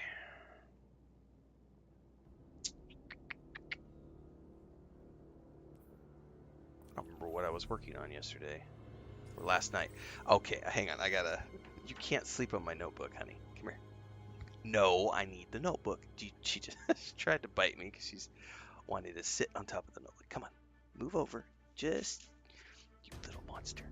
Go play with that. She spits at you too. It's really funny. She'll do that when she gets really excited. She gets all playful and then she spits. I've never had a cat like her ever before. It's really weird. All right, I got timestamp this. 1:47 Destiny 2 start. Because these get clipped into the 30-minute episodes that are currently airing on YouTube for the Destiny 2 playthrough. So stay tuned. If you haven't watched all of these, you can catch up on that. I think we were working on this. We gotta go back and talk to Ikora in the Enclave on Mars.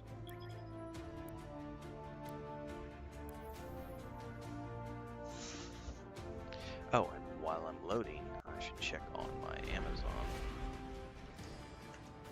package.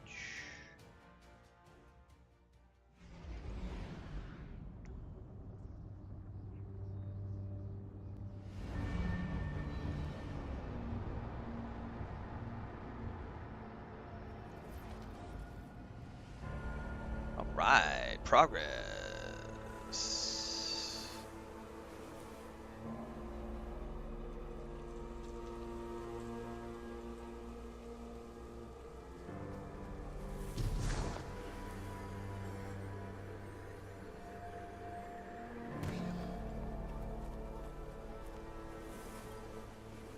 Light-bearing hive, complete with their own ghosts.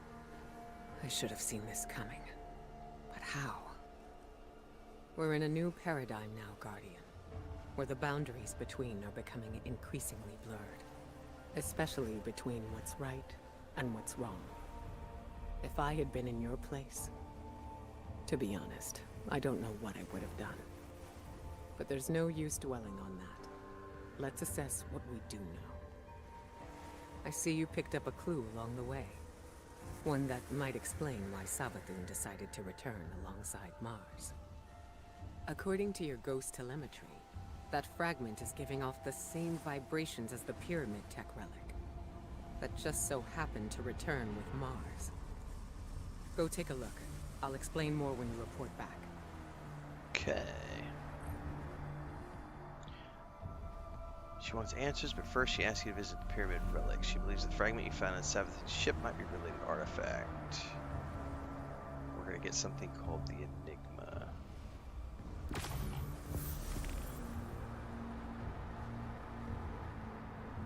Walk in the light.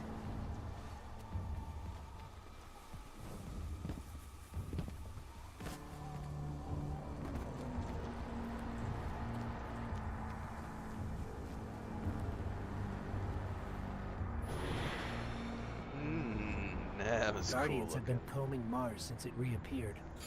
No way they'd have missed this. It's definitely new. Let's get a closer look. Man, the design in some of this stuff is really cool. Resonance engine.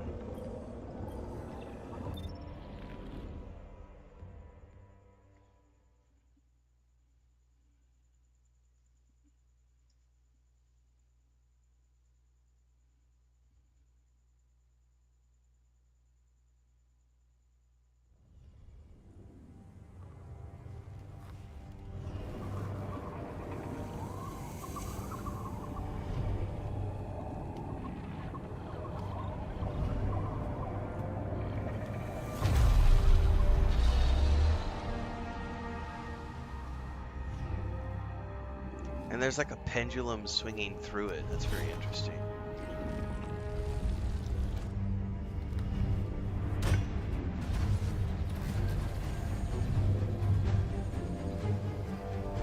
Is that forming like a lance or something?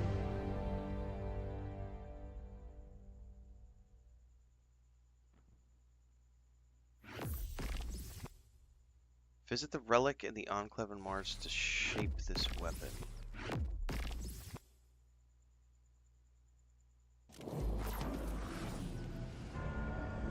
Approach the relic. Create a new weapon. It's a glaive?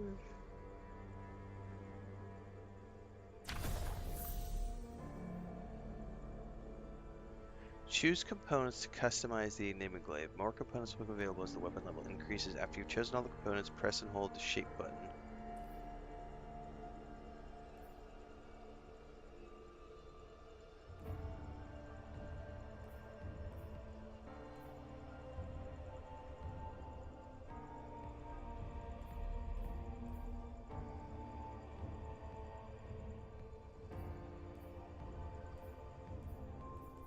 So I can only do one for now.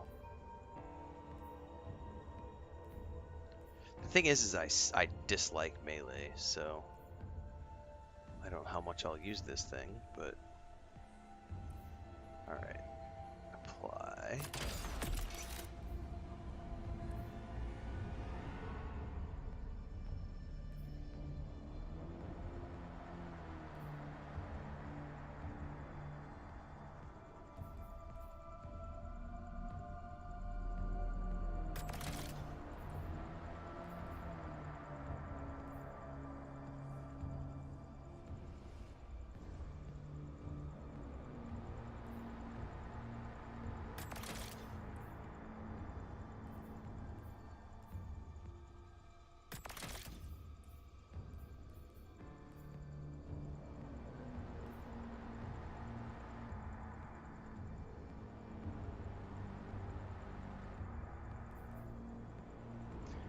But this takes enhancement cores, man.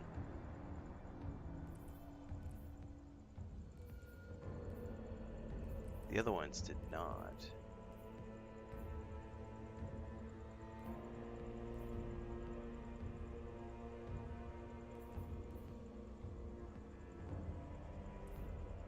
Alright, I'm being forced to do this.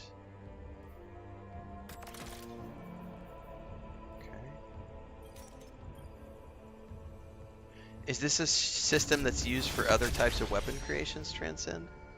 Because I would never willingly create a melee weapon. I'm a ranged character. Excuse me.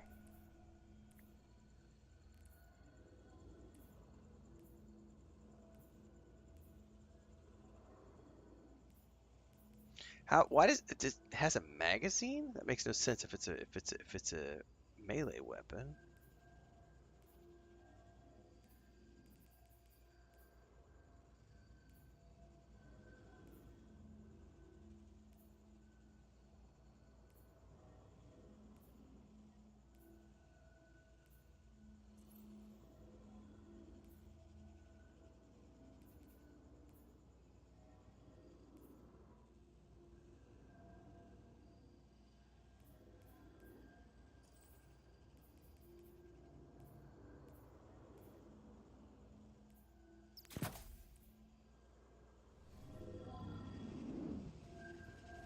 guess I need to try it out.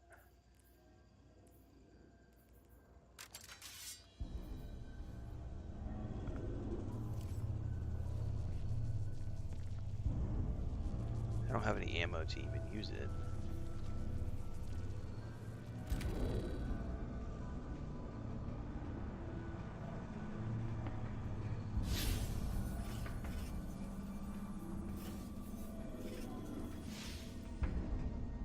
This crafting system does other weapons. It's a melee with a projectile. Okay. Interesting.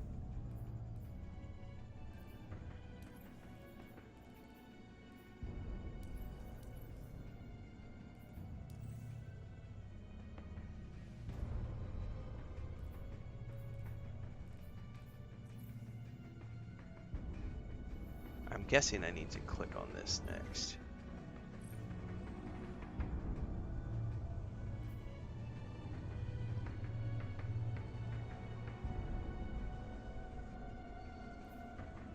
Weapon patterns. Okay, return to Ikora.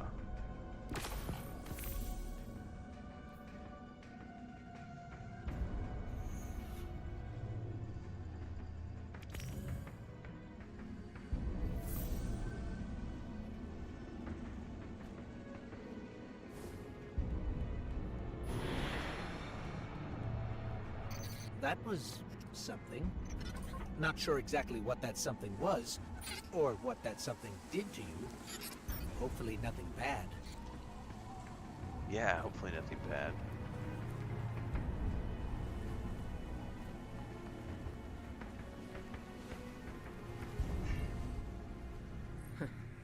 Here I was, bemoaning the fact that we now had 2 mysteries to solve. And you, Wilson, making breakthroughs left and right. So, the relic rendered a full blueprint out of a single fragment. Almost as if you were shaping that weapon based on its own memory. Which parallels the distortions all over the planet. Open wounds where the past bleeds into the present.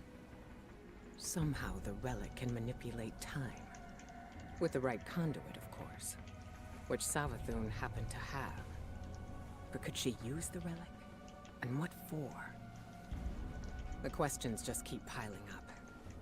It seems the answers are buried within Savathun's throne world. I need someone to go in and dig them up. Guardian, how do you feel about working with the hidden?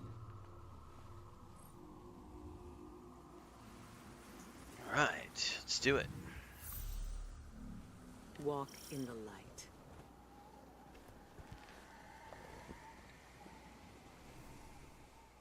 My friend and ally. We have battles to fight. It can wait.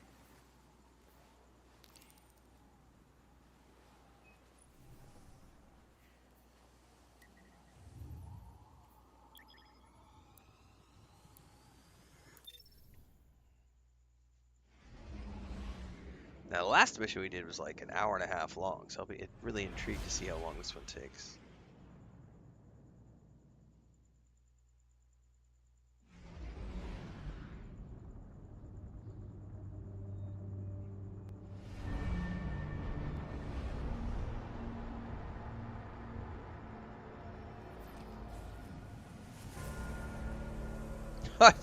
I could have just ran down. I didn't know where I was supposed to click.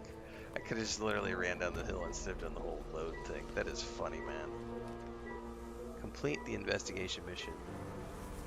I guess this is the Enclave. I didn't really understand where I was.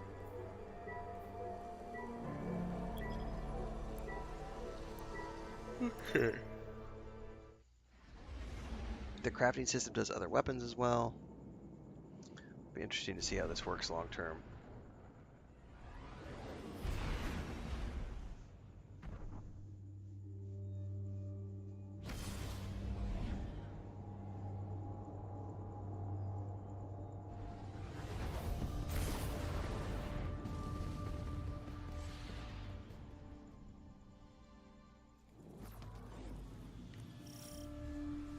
Alright, we're back here. Investigate Throne World.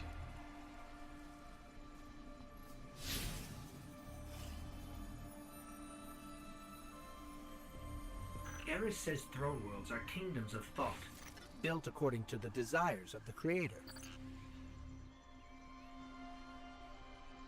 And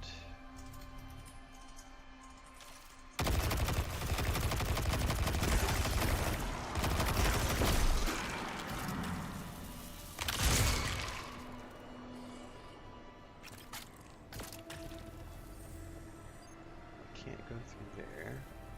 We are being told to go down here now. What is this? Nothing. I need some special ammo so I can try out the that weapon I got. I also need to go see if there's any coffee left because I had left the French press alone so that Chris could get her coffee. She's been up for a while now, so she's probably gotten all the coffee.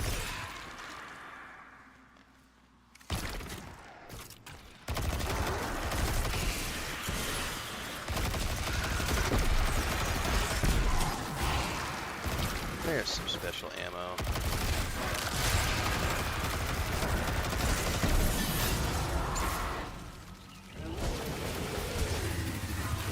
I'm sorry guys, I did not have a chance to be the mic. I am so sorry. In the middle of a combat situation, it's not ideal for me to be able to like put the controller down and reach over and mute. That's my bad. Hopefully that wasn't a blast of sneeze into the... You're not supposed to be here. Guardians aren't safe in a place like this. Who is this? Well, that's neat to know, pal, and you don't. Need to know. I mean, look, just get out before Sabathun and her light-up goons realize you're here. Are you with the Vanguard? Hello? We lost him. What does this do? I can trace the signal. Is that like a Any shield? lead's a good lead when you have no leads.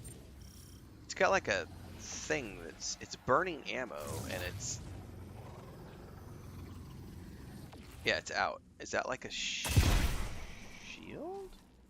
I don't know what that is, but the meter's down. And then it's slowly refilling.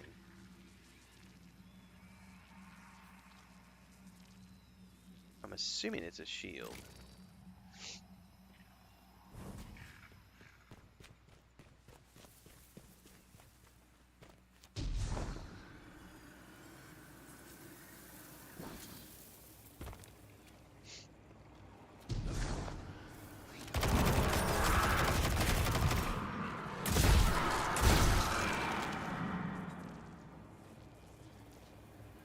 We're blocked, but I'm picking up more of that psychic energy over there.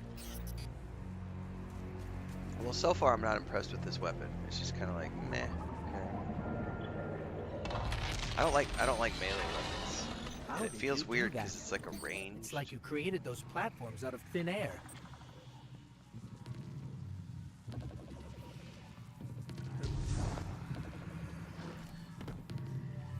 So I think we're gonna switch back to my trusty old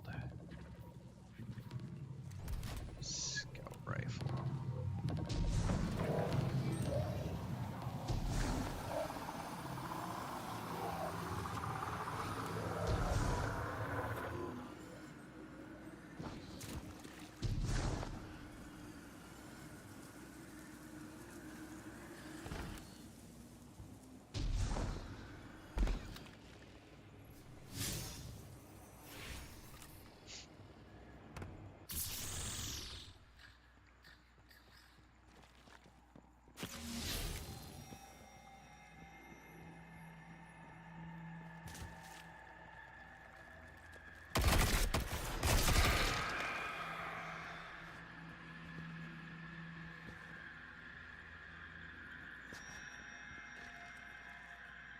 Fuck, did I miss him here?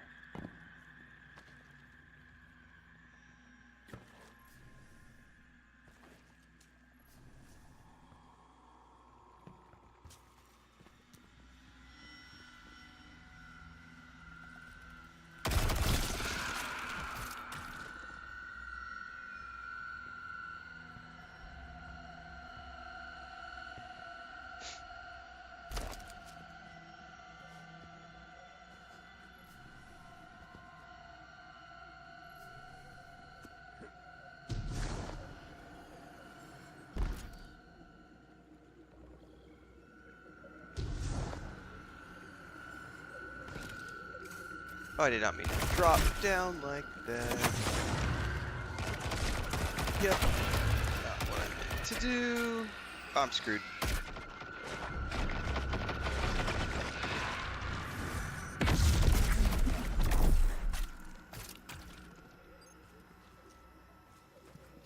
What's up, Heinrich?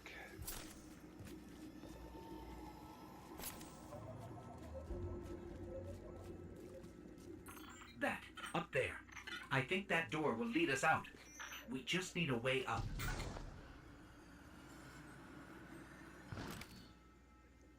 Yeah,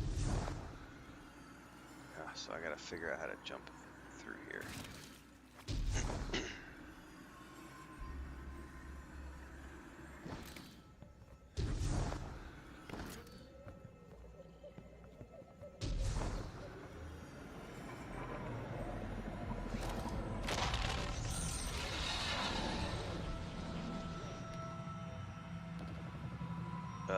Is that like a...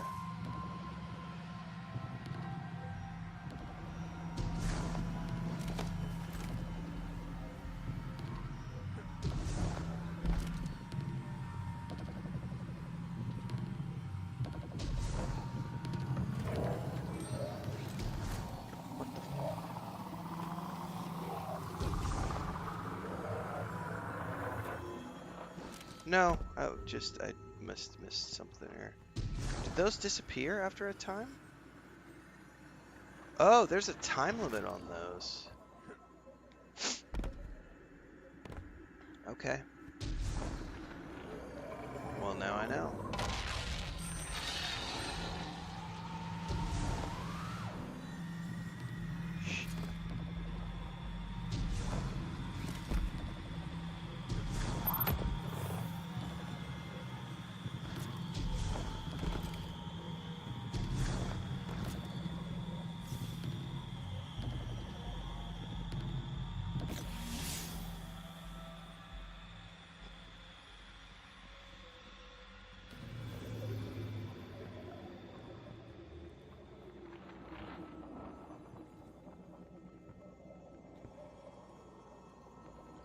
I'm sensing more psychic energy nearby.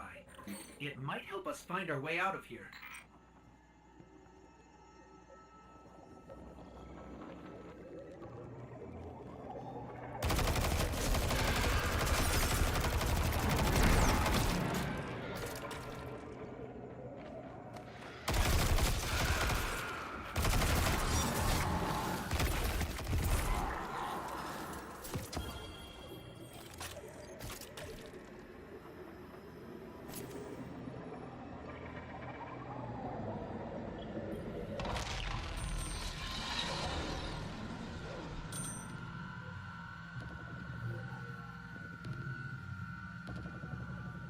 So there's like clues. It like shows you glowing footsteps and stuff.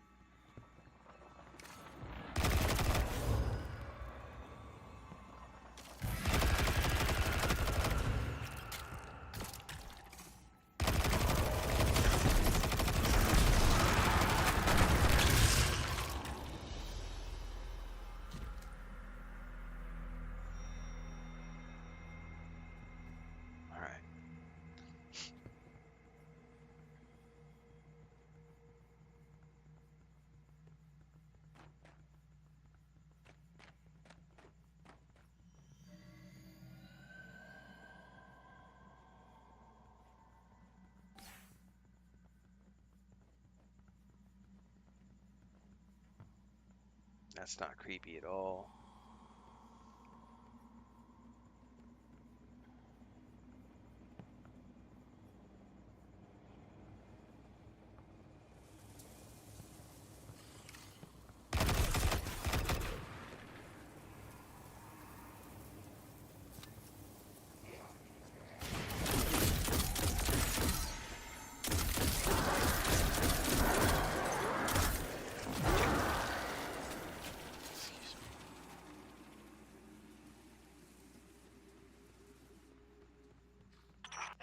You're stirring up the hive. This is exactly why I told you to leave.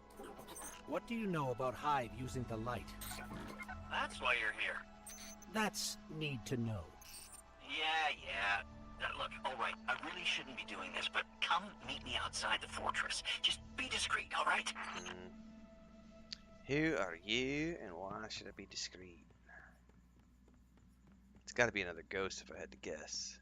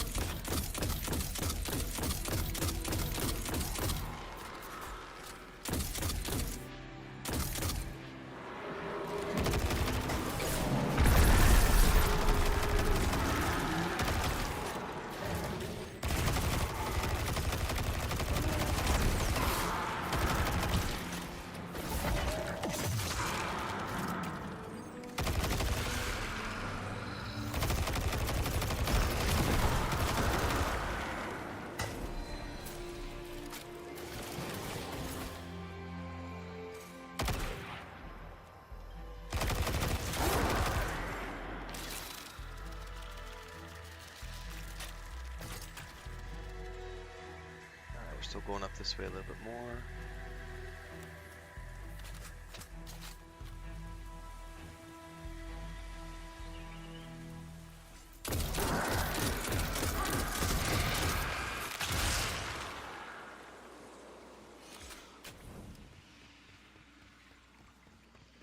Alright, meet you in the courtyard.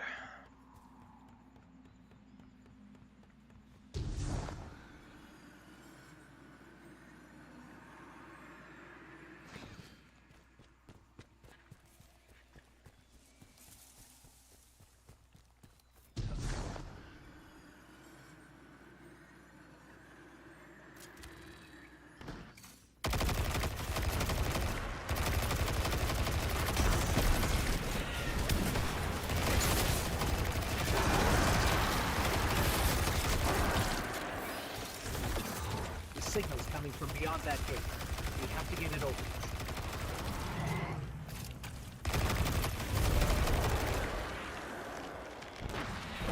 Hi there.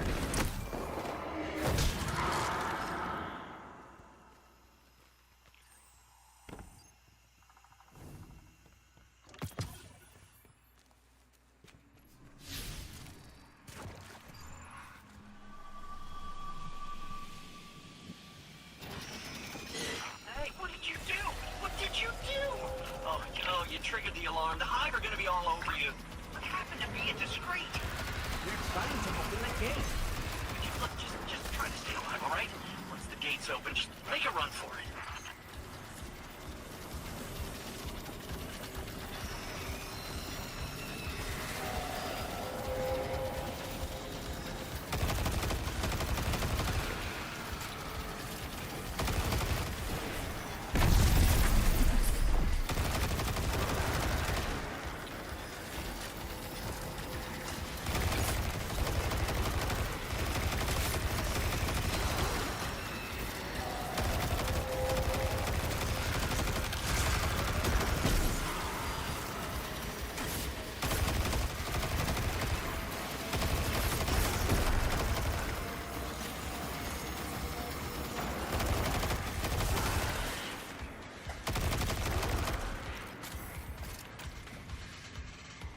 Gate's open. Let's go.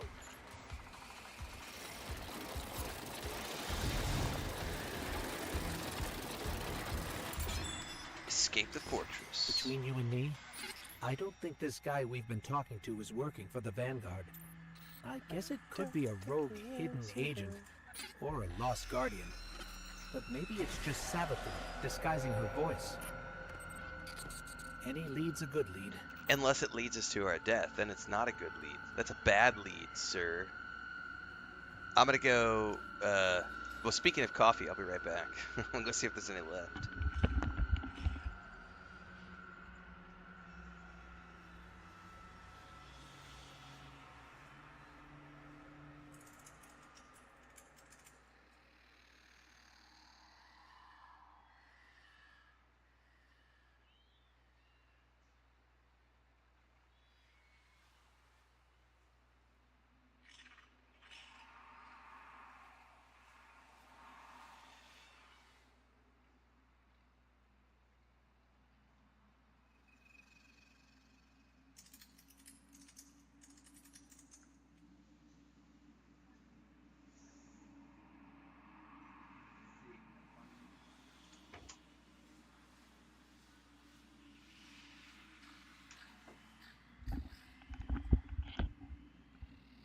Alright, I did get some coffee. Half a cup. She's got more on the stove, and she's making pancakes. So, at some point, when we get to breakfast, we'll go watch some more trailers or do reaction content. We'll do some more. I want to find a good Destiny 2 rant video to laugh at next. Probably save the Subnautica 2 stuff for the very end. Scorn ahead. What are they doing here? They don't go anywhere without being directed.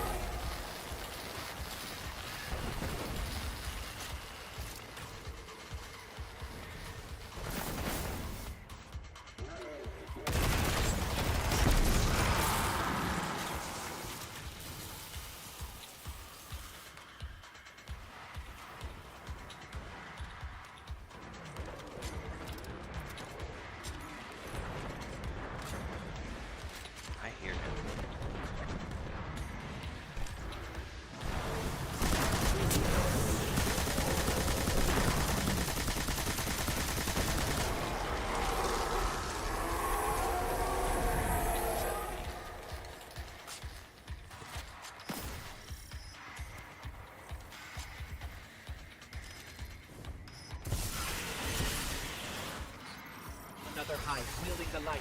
Eyes up, Guardian. Oh, my eyes are wide open, bro.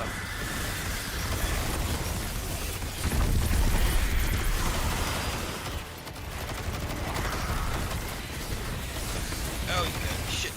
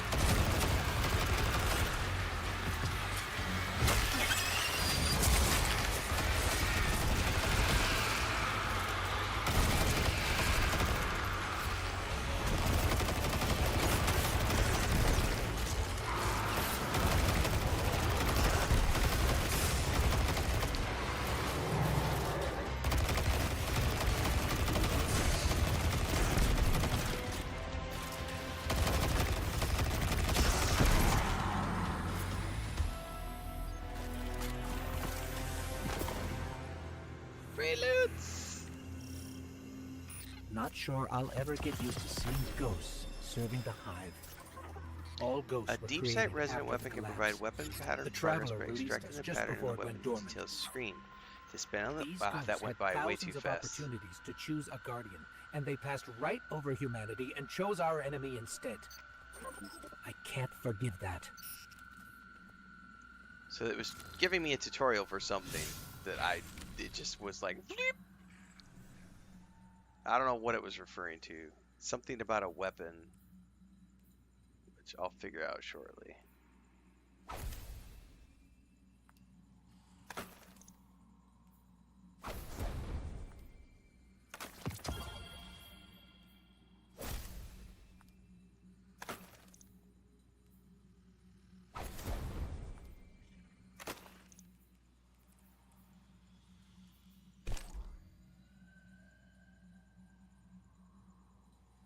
This weapon's pattern can be extracted.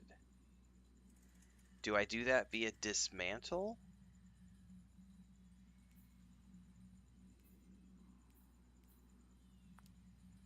Or do I have to take it back to that machine? That was the pop-up I didn't understand, because the pop-up went by so fast.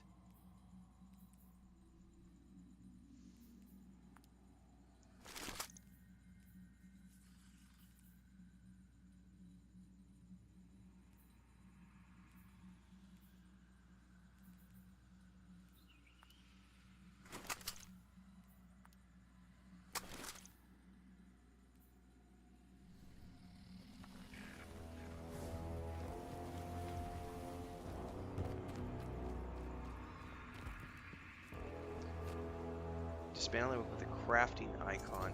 But can you do it just from here? This is my question. Like, I'm just going to do it, see what happens. Pattern progress collected. Okay. Visit the relic on the Enclave to shape this weapon. Okay.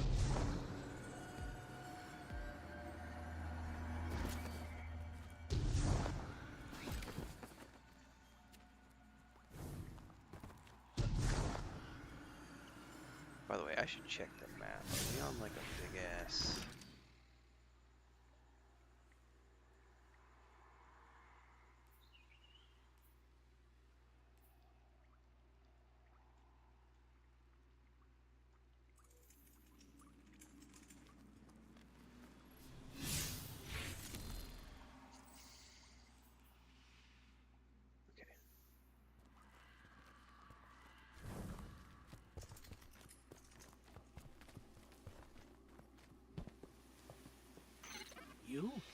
You brought us here? Hey, take it easy. Just let me explain. Figured it was a ghost. I wasn't wrong.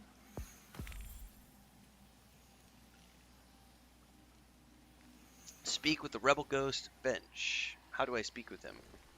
Well, it says the mission is ending, so I'm assuming we'll talk to him in a moment. Probably back at the Enclave or something.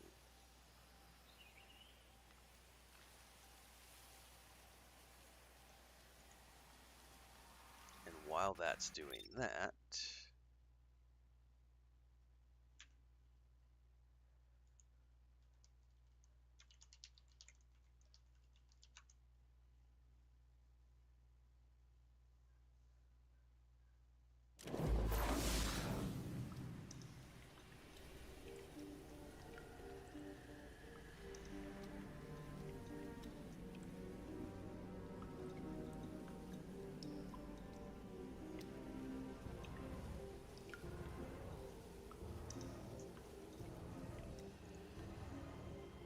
Finch is a conscientious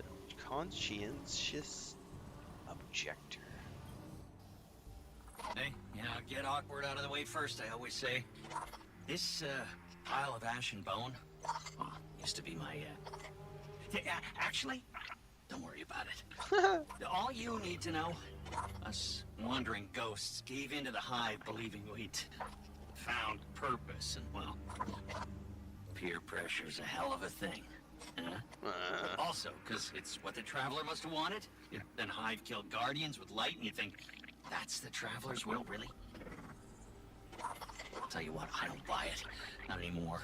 The Witch Queen's up to something, and, maybe together we get to the bottom of it, huh? There's an old Hive temple nearby with Savathun's secrets inside. That is all I know. The what and the why? That's your game, yeah? And when you get there, radio me. Private channels only. Oh, almost forgot. The name's Finch. Honor to meet you. Yeah. All right.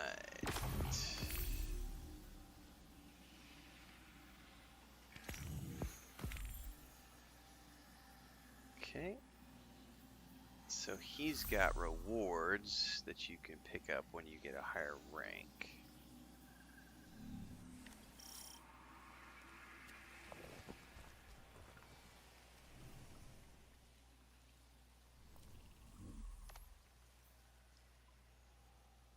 Okay.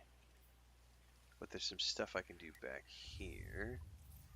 How do I just travel there?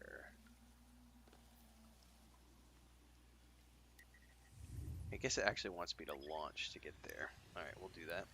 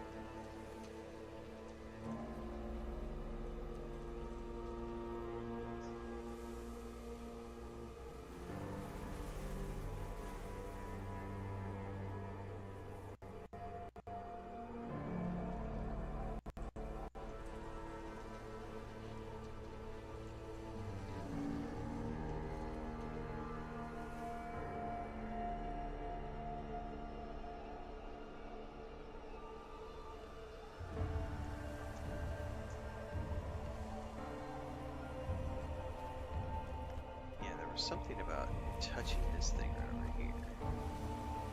No ETA on those gravity. My hint. As you know, our inquiry into Mars has grown well beyond its original bounds. As of right now, it seems the relic is our common link between the phenomena here and Savathun's plans. I want to know how, and I want to know why. Continue your assignments. Evidence, leads, anything of relevance. Be sure to log it here. Okay. This is a complex knot we have to untangle. This board should help us keep our threads straight.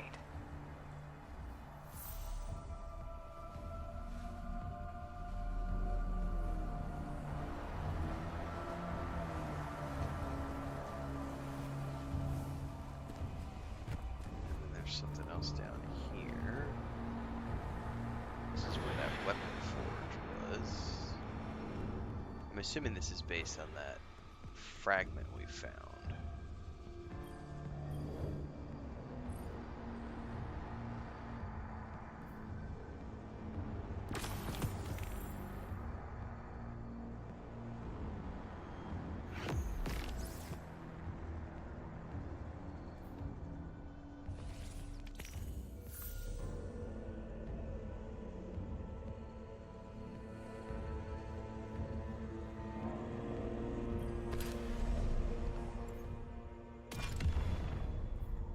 Ah, here we go. Okay, now there's all sorts of fun stuff I can do, and I can make base, special. Okay, yeah. All right, all right.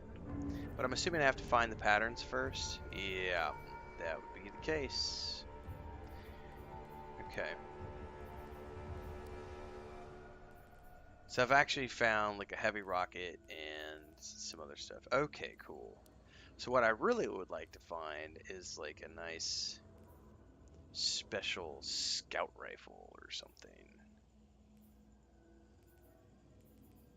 These are all like fusion rifle. Oh, hang on. That's because, yeah, there's no like, these are all snipers and not scouts. I don't know what a trace rifle is. All right, all right, all right.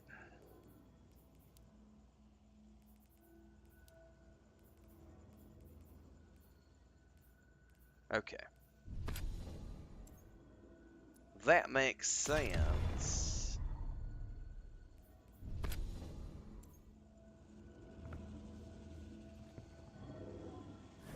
Okay.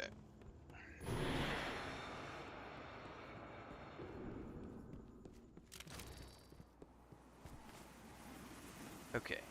Well, I don't think there's anything else here in the enclave. In the enclave.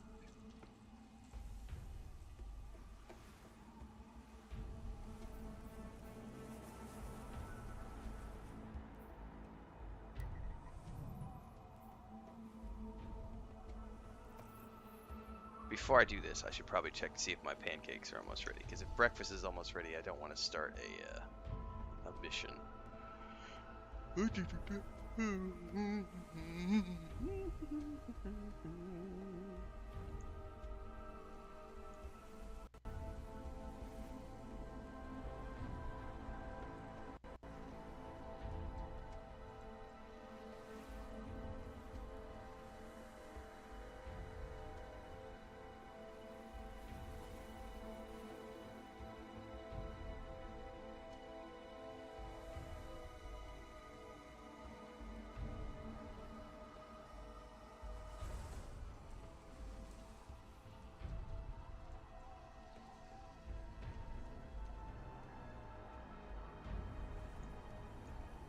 I'll be right back.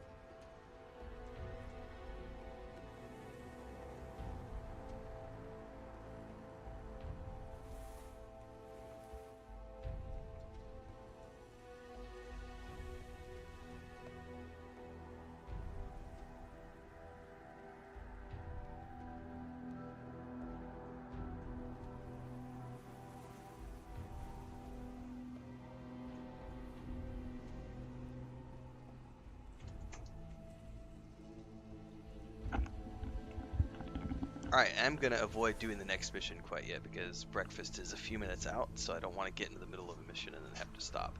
So let me go over here. I was pulling up stuff for the Subnautica 2 Juicy Deeds.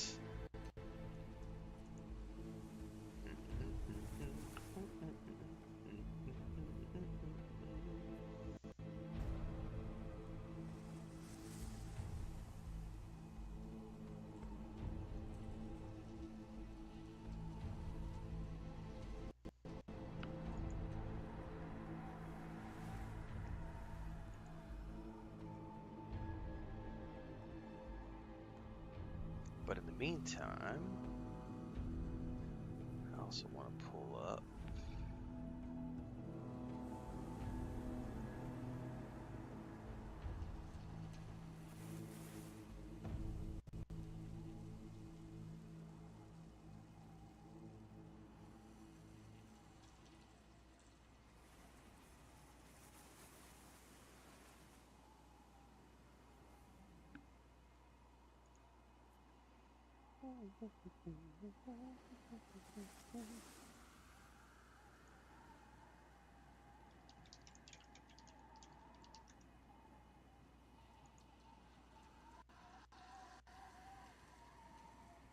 okay.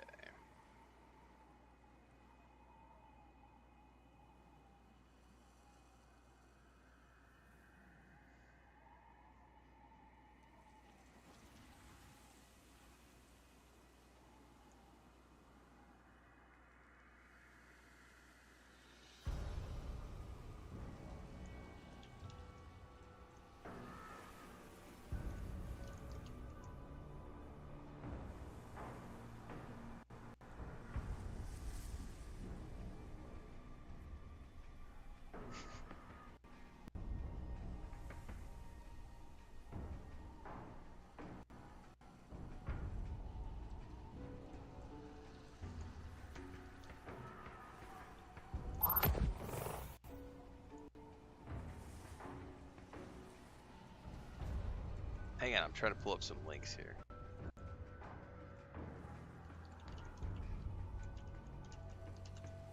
The subreddits are always a great place to pull lots of fun stuff from, so I'm going to the subreddit really quick.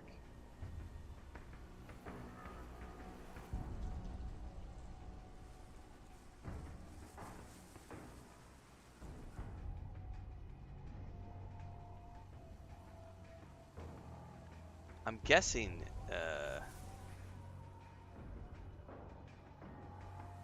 this place is not moderated, because holy crap, there's a lot of not Destiny 2 stuff in the Destiny 2 subreddit.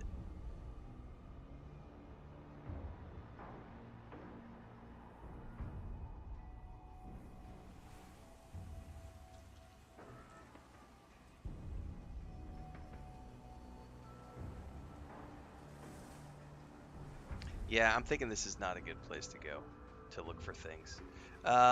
Transcend, do you know, I was gonna look for like a place where people would like put a bunch of links to Destiny 2 videos and stuff and look stuff up. I mean, I could just Google like when I look at Destiny 2 on YouTube, you know, there's a whole bunch of different raid videos from the most recent thing. But I was hoping to go to the subreddit. But I mean, the subreddit is just it's like not Destiny 2 stuff. It's just full of like non-Destiny 2. So it's looking like the Destiny 2 subreddit is not moderated. Because it's just a bunch of fucking ads for other shit.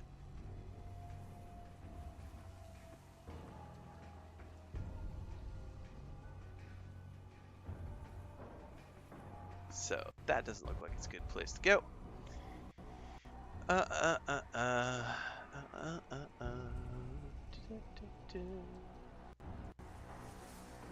Well, screw it. I guess we won't look at any of that stuff right now. So we can go look at this Subnautica lawsuit.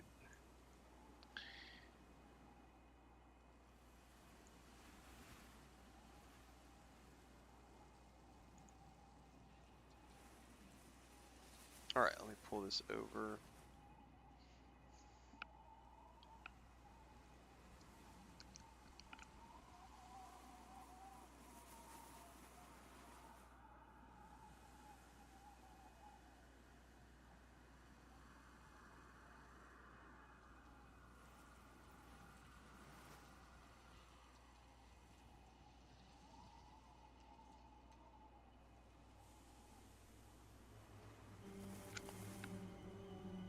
All right, so to pick up where we left off last week with the Subnautica 2 situation. So we talked about this last week. Subnautica 2 gets bought out. The company gets bought out by Krafton a few years ago for a $500 million deal. Flash forward to the beginning of July, they make an announcement that the game is going to be delayed. And then they make an announcement that they have fired the founders of the company and the director of the first game, who was also directing the second game. And Krafton makes a bunch of statements claiming that they were failing in their duties. They didn't have the early access ready. It wasn't in a good enough state. They were working on personal film projects and not focusing on the game. And then the creative director and people who got fired clapped back and said, "No, you just fired us because you didn't want to pay this $250 million bonus that was attached to us hitting financial goals." Then last week, the ousted founders and fired founders of Subnautica 2, the founders of the company that Krafton bought, filed a lawsuit, which has since been made public. So we're going to take a look at this because there's a whole bunch of stuff that has happened since the lawsuit was filed, including Krafton clapping back and yeah, there's some other stuff. So this update was made on the 17th. Subnautica publisher Krafton had provided Games Radar with a statement of the situation, claiming that their decision to delay the game and fire the project leads and the founders of the Subnautica genre were made to ensure Subnautica 2 is the best possible game and live up to fan expectations. Releasing the game prematurely into early access with insufficient content would have been both disappointing to the players, who are at the heart of everything Krafton does, and damaged the reputations of both the Subnautica and Unknown Worlds brand. It then adds, while we were disappointed that Charlie Max and Ted had filed a lawsuit seeking a large payout, we look forward to defending ourselves in court. You could read through this at your leisure in other places. But essentially, they filed a lawsuit on the 10th in Delaware Chancery Court and then released the information to the public on July 16th. You can basically go, it's a 58-page lawsuit, so if you want to go read through it at your leisure, you can. I do suggest you go read through it if you want to understand the core of what's at stake here. Their lawsuit claims that Krafton flagrantly breached both the letter and spirit of the promises at the very core of its agreement to purchase Unknown Worlds, in large part due to try to deny a $250 million payout stipulated at the time of the $500 million acquisition. Specifically, the concluding paragraph in the lawsuit quotes, Krafton promised to leave creative and operational control in the hands of the founders, promise broken. It promised to consult with the founders before taking any action that could harm the earnout, promise broken. And it promised not to take any action with the primary business purpose of frustrating the earnout, promise broken. And it promised not to terminate the founders without cause, promise broken. So Krafton apparently just ousted the founders with no cause. They didn't tell the founders of any cause. So the founders have come back with a breach of contract, and they are seeking a trial, a jury trial, with the payout to be determined by the jury. Very smart on their part, because this allows them to showcase us as the human beings who built this brand, who built this project. The big corporation comes in, buys us out, makes all these promises, breaks promises, right? That's the angle. Now, Krafton, and it's really interesting. If you go read through this, at the core of this is this.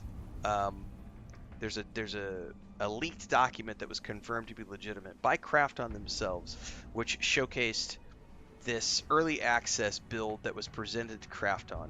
And in this early access build, it showcased, we have all this stuff ready to go for early access, and Krafton came back and said, well, that's not enough. We want to add this, this, this. We want to add these additional biomes. We want to add these additional steps. We want to add a lot more content to the early access. And when they did that, it essentially completely nixed the 2025 release date for the early access and pushed it back, which would then make hitting the $250 million payout bonus timelines impossible for the team to hit. So it's basically, that's what the founders are accusing Krafton of doing, is of purposefully delaying, purposefully ignoring emails. And you can see here, months-long campaign to delay the release of Subnautica 2, pulling key marketing materials, refusing to follow through with crucial partnerships, reneging on long-standing commitments to handle important pre-launch tasks. There's a whole bunch of information. You should go read through the lawsuit to fully understand what's going on with the lawsuit that they are planning. Now, what's really interesting is the company, Subnautica, one of the claims they made was that one of the reasons they fired the founders was because they were working on a personal film project. And he has come back with proof in the lawsuit that it was not a personal film project. It was a Subnautica film project, which was related to the brand that we have built and everything that we're doing. So, no, that's not true. So this is all part of the claim by Krafton's claiming that the Unknown Worlds leadership team abandoned their responsibilities. And those guys clapping back and saying it wasn't a personal film project. No. Anyway, it's very, very interesting. This is basically Krafton claiming that the progress on the game was, as they claim, slow and underwhelming, and they were failing to fulfill their responsibilities as per their things. But here's the thing, and this is what's really interesting if you go through all of the documentation that is being presented in the lawsuit. Krafton made a bunch of promises in their contract when they bought the company for $500 million, at the core of which is a promise not to fire the founders without cause, a promise of a payout, promise of leaving creative decisions to the founding team, promise to, all of these things. They made a bunch of promises, and Krafton has apparently, allegedly, broke all of those promises. On the flip side of that, Krafton claims that the founders abandoned the project and were not creating a good enough early access, and they have pushed it back before that. Now, some of this is in here. If you read through the documentation, one of the core arguments here is that Krafton got cold feet when they saw the projected income was going to be much higher than the first game because of Switch 2 and all of these other platforms, whereas the first game released in a different market and had a lower income expectations. So, in other words, Subnautica 2 was on track to meet all of these financial objectives that had been put in place when the company was purchased for $500 billion several years ago. And basically Krafton went, oh shit, this game is actually going to make a boatload more money than the first game. We're going to be obligated to pay this $250 million payout. We got to find a way to not make that payout happen. So we're going to delay this. And again, this comes back to playing devil's advocate, like I said last week, the idea that if one of the founders was off working on a personal film project and not dedicating himself to the game development, there is room for Krafton to, make some claims there. However, if, as the lawsuit claims, that was not a personal film project but a Subnautica film project, that claim on Krafton's behalf goes out the window, and they're left with trying to prove in court that the founders and leaders of the Subnautica team, founders of the company, founders of the first game, the directors, etc., they have to prove in court that those guys willfully abandoned or willfully were producing an inferior product. So here's the thing, having read the lawsuit now, at least skim read it. I haven't, done a deep read of it, but having skim read the lawsuit, from my perspective, I can say that it's a very clear, from what I have seen so far, very clear-cut case of company buys something for $500 million, and then we flash forward a few years, and they're not doing well financially in other divisions, and they realize they're going to have to do this huge $250 million payout. They are having some creative issues with creative differences with the founders, and they think that they have found a quick and easy way to get rid of the founders by claiming that they abandoned the project and they weren't doing what they were supposed to do. I think they may have thought that these guys would just go away and not do anything, but with a $250 million payout on the line and the the community behind them, these guys have come back and said, no, not going to happen. We're not going on without a fight. So looking at the documents that I've seen so far, it looks very much in favor of the founders, that they were ousted without proper, due process.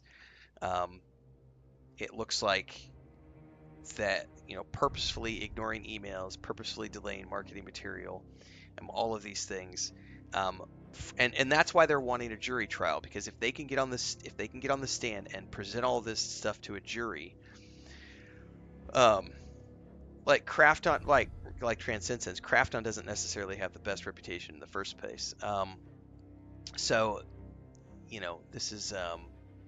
this is the thing here. It's alleged the combination of Subnautica's release on mobile and Switch 2 alongside the impending early access launch Subnautica meant the studio is now presenting Krafton with revenue projections significantly higher than the initial conservative estimates, which is when Krafton allegedly began to delay the Subnautica 2 project in 2026 and refused to support the Subnautica 2's planned summer release because they were like, oh shit, this is actually, we're going to have to do a payout. So it's going to get nasty.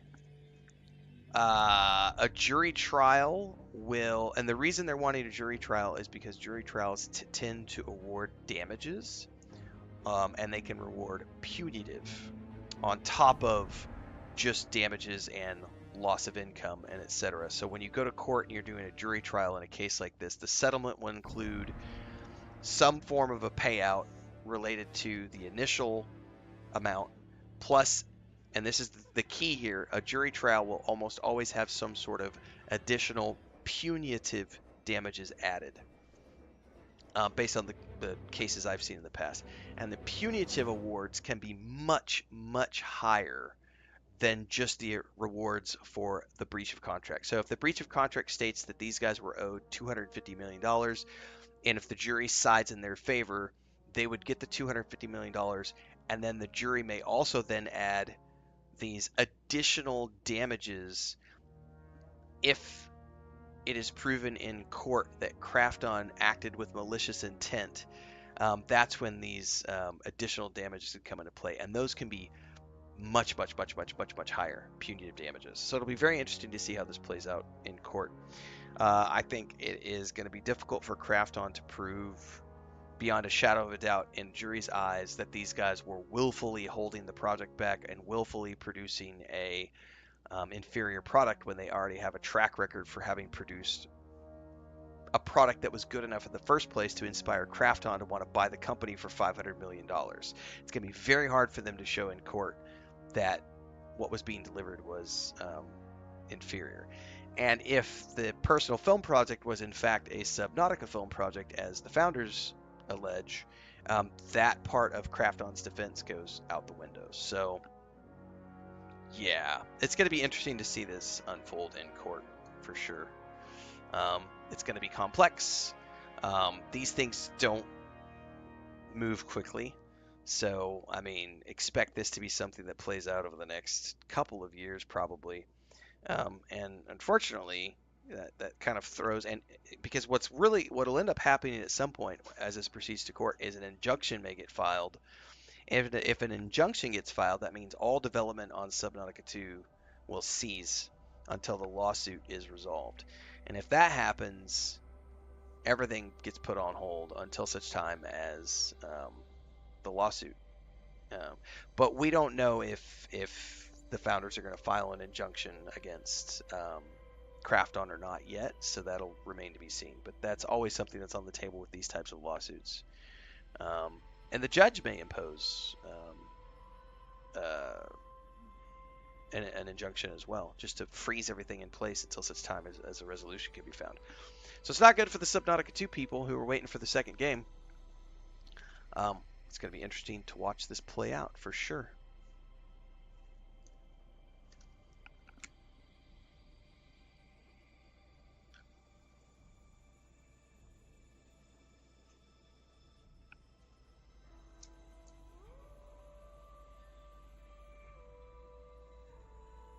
I am still here. Hang on. Where's my controller?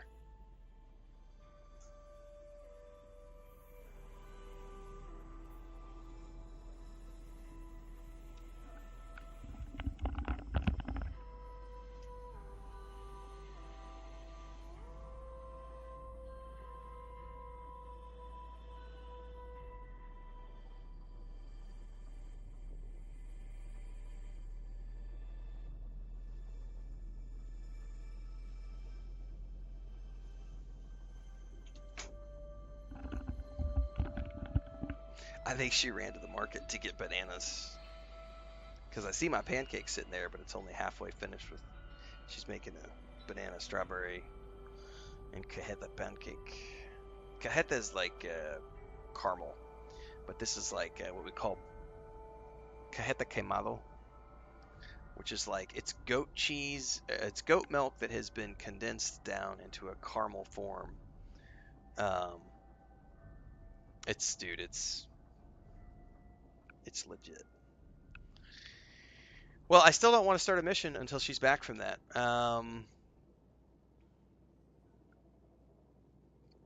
Nah, it's like the music is the music for Destiny 2 for sure. For some odd reason, the chat didn't come through properly. Malaric says, am I going to be playing the Hobbit game? I've been talking about it for like 2 years since it got announced. Yep, I have a schedule video. This is a good point to remind everybody. My schedules get published periodically on YouTube. So everybody needs to make sure they're following on YouTube if they're not already doing so, because all of my schedules, I post a schedule every single month, generally speaking, talking about the month ahead, and then like I just published another schedule video last week, which talks about my schedule from August to November, listing all of the games that I'm going to be playing for sure, and then talking about things such as the Kingdom Come Deliverance 2 DLC, which we don't have a date on yet, Stalker 2 DLC, the Starfield DLC, because those DLCs will be things that we play as well once we have announcement dates for those. But everybody should make sure to get over on YouTube and also on Discord and social media, because I publish shit every day, all day. I know it's a lot. It could be a lot to keep up with, but y'all should definitely make sure you're following everywhere so you can keep up to speed with all the things that are going on. Because I do play a lot of games. It's a busy schedule. My monitor arrived in Mexico City last night at 10:53. It's supposed to be delivered by the end of the month, by the 29th, it says. The thing that makes me nervous, though, is they're sending it through DHL. I've never had Amazon send something through DHL before. Usually when it's an Amazon, when you purchase from Amazon and it's shipped by Amazon, they usually have their own shipping services. And for some odd reason, they shipped it with DHL. And I've had problems with DHL in the past because their drivers come from the city and they don't use GPS.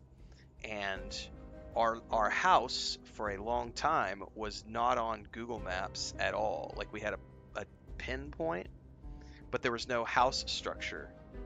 So if you went into Google Maps and looked at our house, there was nothing here. It just looked like an open field and the Google car had never come by our house. The Google car came by our house like a couple months ago. So now there's actually a street image of our house. We actually have a structure showing on Google Maps now, so I'm hopeful that DHL will not fuck it up. But the problem I've had with DHL in the past is they're supposed to, if they make a delivery and they can't find your place, or they're supposed to call. Like the very first time DHL came, the guy called and said, "Hey, I'm down here by the butcher shop. Where's your place at?" And I'm like, "Do you look to your right out your window?" And I'm at the top of the hill, like waving at him, and he was like, "Oh, okay, here it is." Because he couldn't find the place because he was just going based off the street address. And we live kind of out on the outskirts of this little town. And the address is here. Like when we moved here, the house literally had no direction, no address. I'm not joking.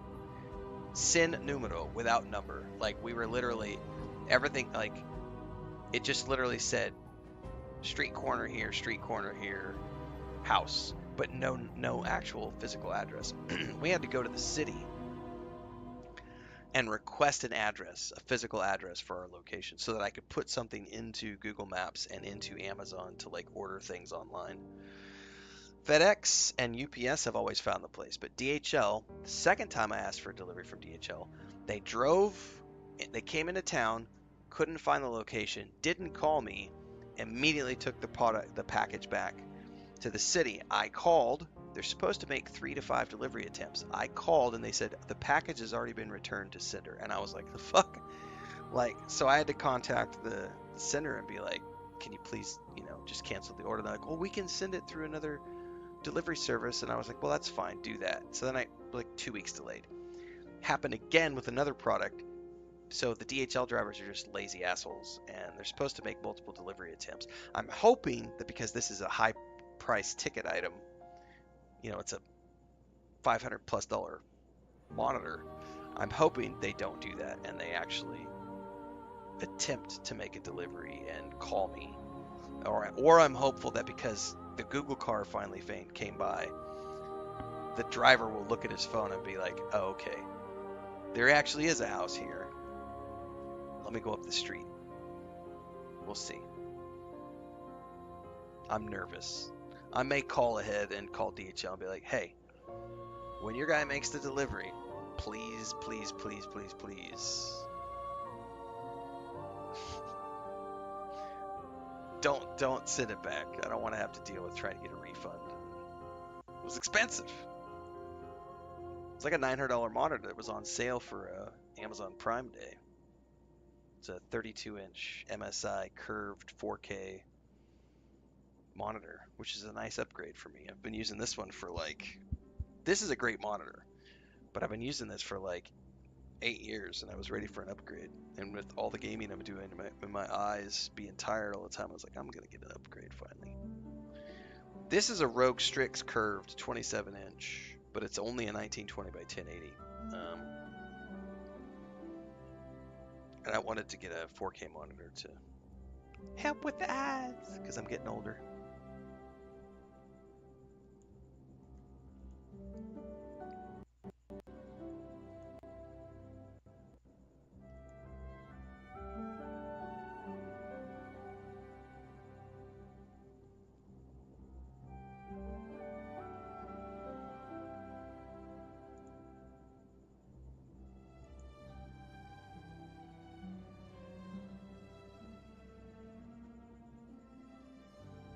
While we're sitting here waiting,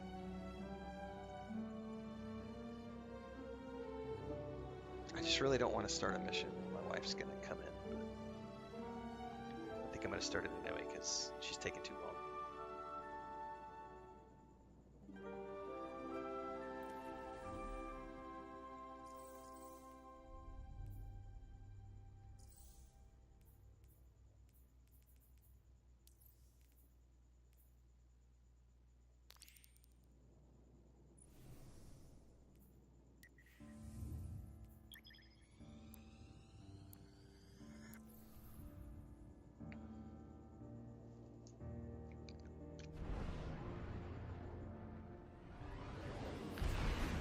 Well, I'm trying to future-proof my monitor situation, so I get something that's going to be good for the next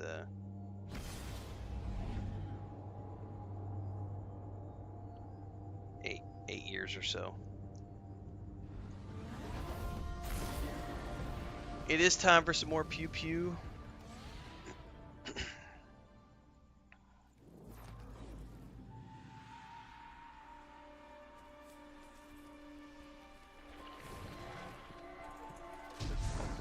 Are these like harvestables? No.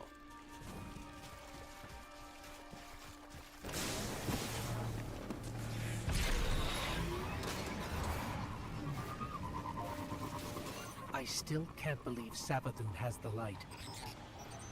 The light is sacred, Guardian. It's hey, what isn't gives this one of you those your symbols? power. It's the reason I found you. And I will never let the Hive steal that from us. It's one of those like lost thingies that someone was telling me about the other day.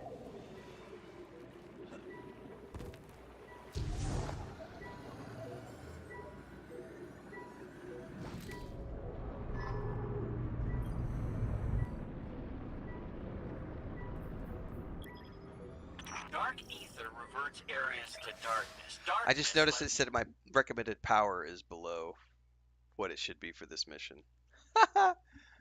I may need to. I wonder how low I am compared. Oh, I would not anticipate a Larian Studios game until 2029 at the very earliest. I would say 2029, 2030. They're going to cook for 3 to 5 years. And then they'll probably do an early access. They've done early access for every project they've ever done, but I would be willing to bet that we don't. Maybe next year we get an early access to something. But they have grown significantly as a studio, and they might. I don't know. Like, I just don't know. But I would not expect a release until 2029, 2030. Because they usually spend about 6 years, 5-6 years building their games. They just started development last year on their upcoming 2 projects, which if you go from a 2024 5 years forward, that puts us at 2029. Maybe it goes quicker because they have more money now and more studios, but I would not count on them having nearing the anything Hive for a Temple you while. mentioned. Whoa, whoa, whoa, hey, careful using my name out there. I don't need the Lucent Hive catching on to our friendship. Okay, okay. We'll be careful.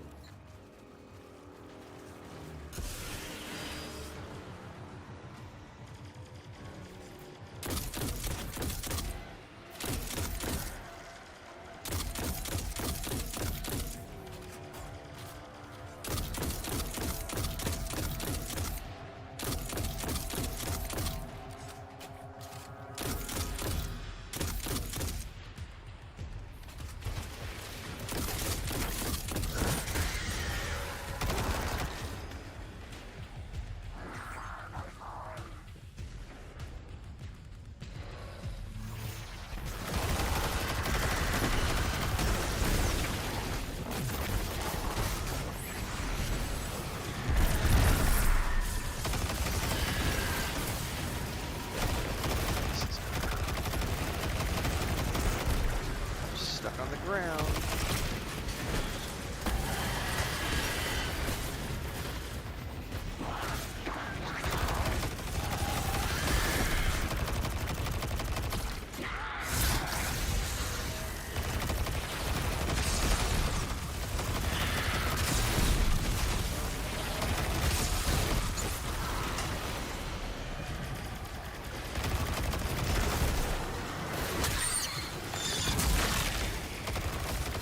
that thing.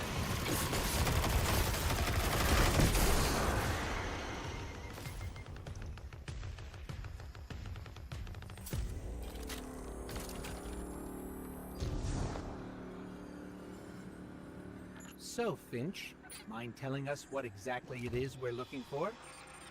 Oh, you know, what's his name? That old warlock Osiris? Yeah, it's his ghost. Well, was his ghost. Wait, you mean Segura? That's the one, yeah. You know what happened to her? How she, you know. Siva Wrath came for her, backed her into a corner. She's being a very Clearly good girl this Savathun morning. found her shell, impersonated Osiris. Ah, I see. That must have been part of her play, to steal the light, I mean. Sure seems that way. Well, I'm sensing some skepticism. We don't know you, but you're very eager to trust us. Makes me uneasy. Hey, now, I am taking a huge chance trusting you too, you know. I bet you change your tune once you find Segura. If we find her, then we can talk trust. So. Excuse me. I should have. I'm like gulping my food down and making horrible noises. The presentation is on point this morning, guys. Welcome to breakfast. This is a banana strawberry pancake with cajeta, which is, it's like caramel, but it's caramelized like goat milk.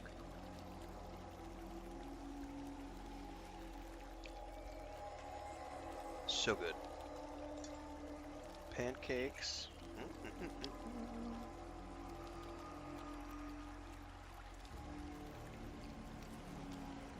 And we are totally pausing to enjoy this.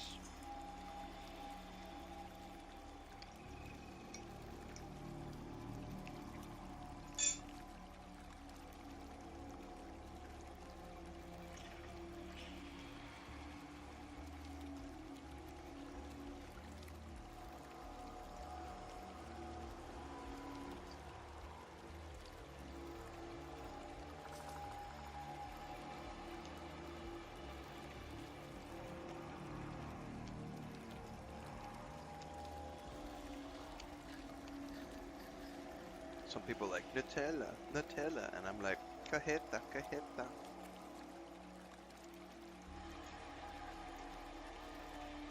I much prefer caramel cajeta to Nutella.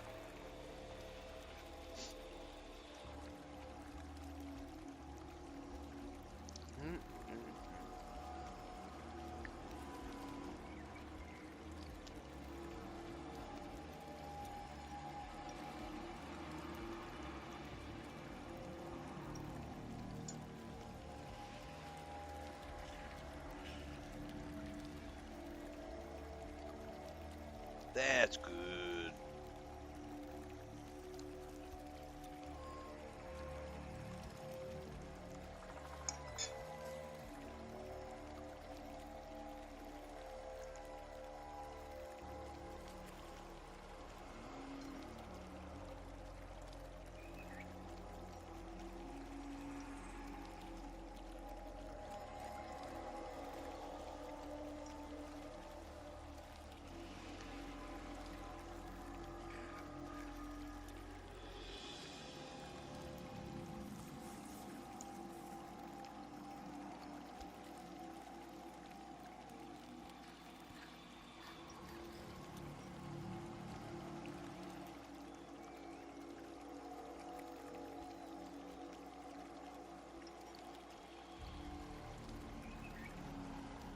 I don't think Larian Studios has ever done a game in 3 to 4 years, Laura. They may have said that in an interview, but they've never done a game in 3 years.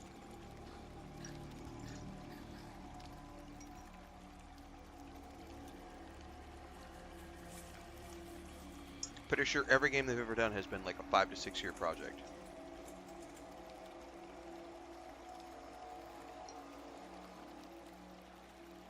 Do I dream about games? Not really. Mostly I dream about weird science fiction and shit.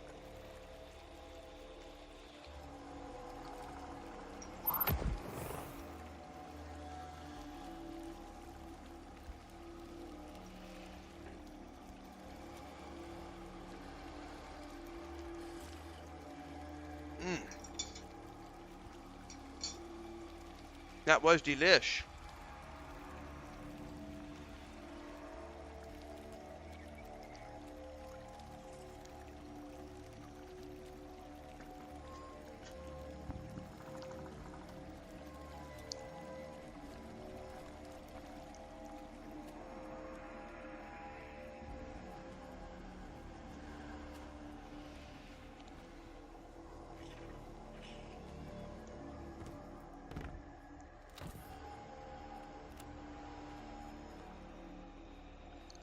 Maybe not Alien versus Predators. I don't dream franchises very often. I have my own weird...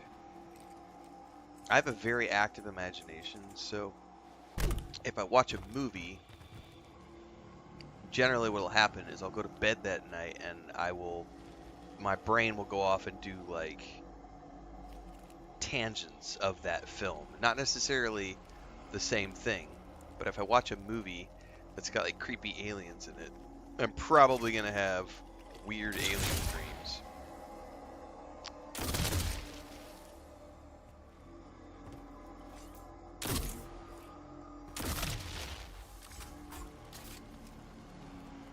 Not necessarily the alien xenomorph dreams, but you know.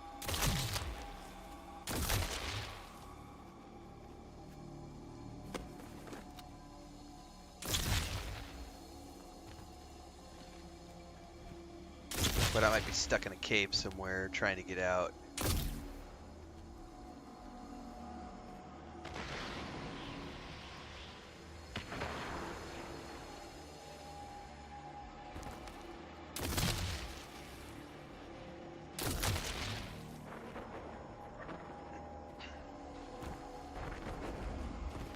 Well, I'm glad you enjoy the eating part, Tombs.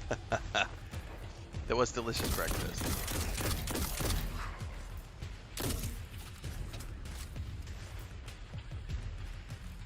Very sticky. I've got, I definitely probably need to go find a washcloth.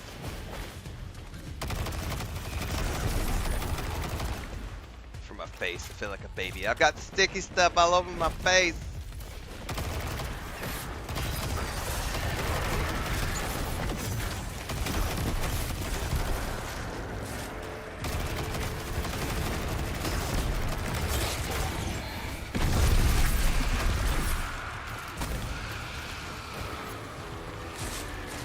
Just like your mom. Yo, cheesy garlic pasta. That sounds dope. I love cheese and I love garlic.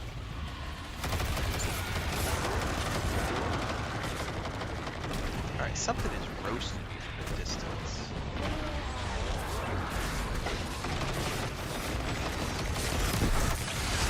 What the fuck is hitting?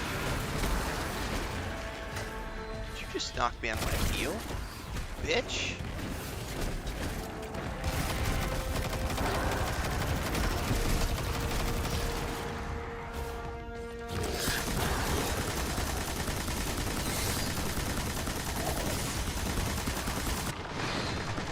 I'm gonna die.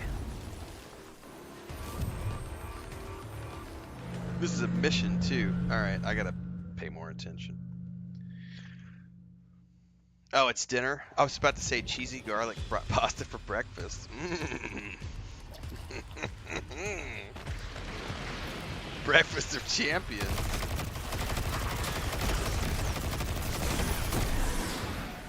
Alright, I need to pay attention here. These guys overwhelmed me and kicked my ass.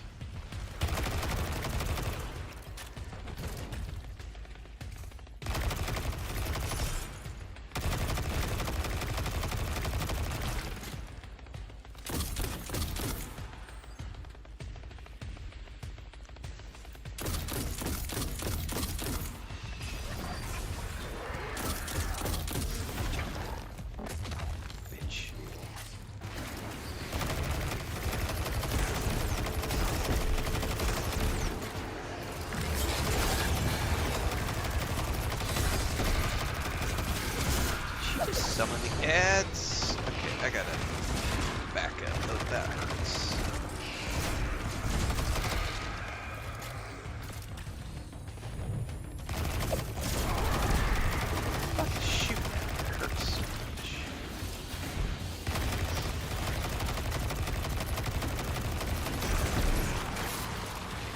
that guy back in the distance. I see.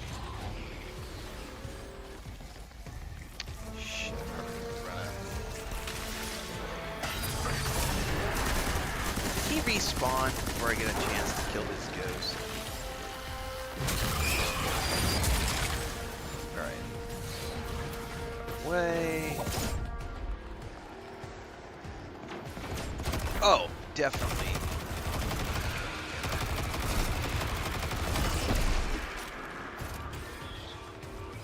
Try not to die this time.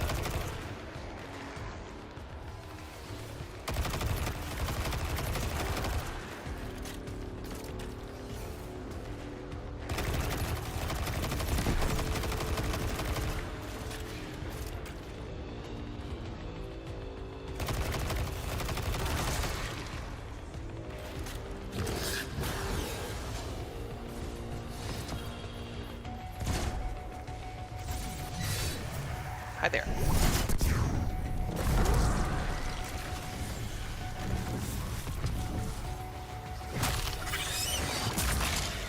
More scorn. What are they even doing here?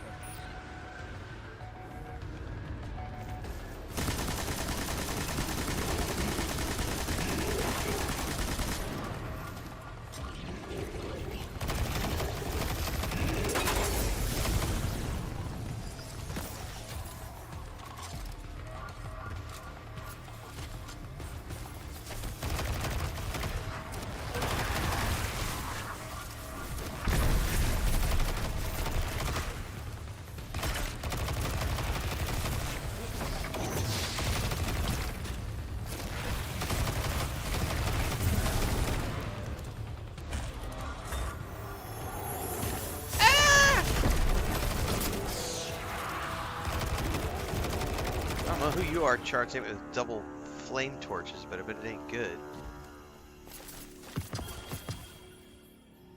Upgrade module, I don't know what that's for.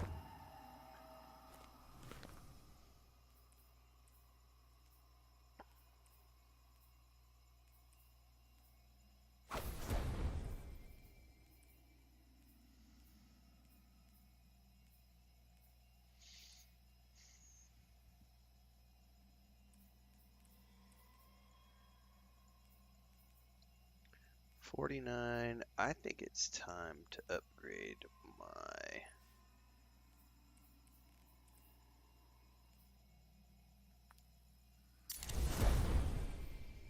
machine gun.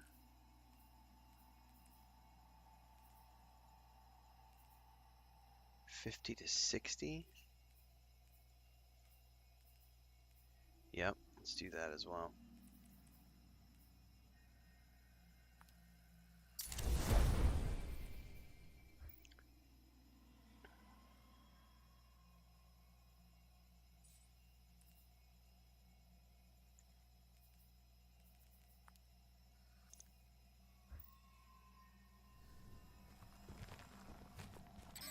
More traitorous ghosts serving the hive. Good riddance. They deserve what they get. Oh, so, by that logic, I should be crushed into pieces too. You turn tail back to the hive, then yeah, maybe. That's, some pretty blind judgment there, my friend. Meeting you confirmed a suspicion. Siding with the hive was a choice, and you all made it willingly. Look, making a choice doesn't always mean you have multiple options, you know? That's true. Look, I am not saying buddying up with the hive was right, and yeah, maybe a lot of us do deserve what's coming. But me, I'm just trying to right my wrongs. That's gotta count for something. I guess we'll see. I'll be right back. I gotta take my plate to the kitchen and get another cup of coffee.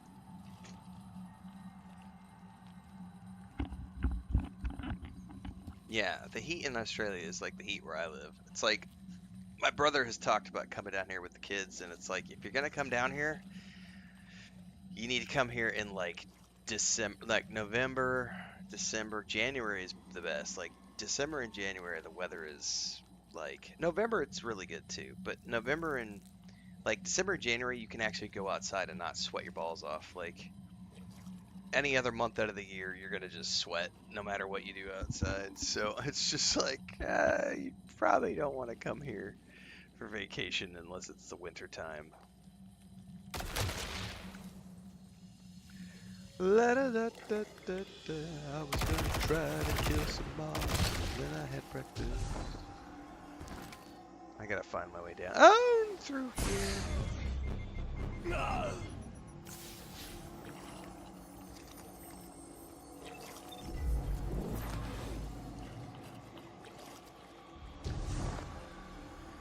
Really?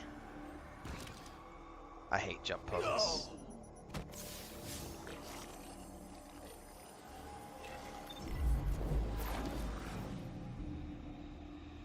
Oh wow, it put me like down the wall. That's not good. Oh no! I don't see how I'm getting out of here.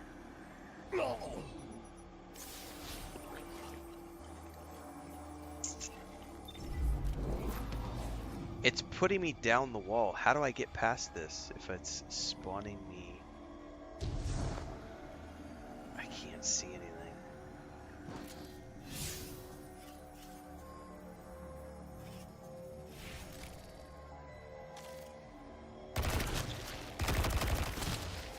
Can I make it up? No! Ah, my God. Yeah, I got a botched spawn. I really don't know how I'm getting out of this. It's so dark, I can't really see.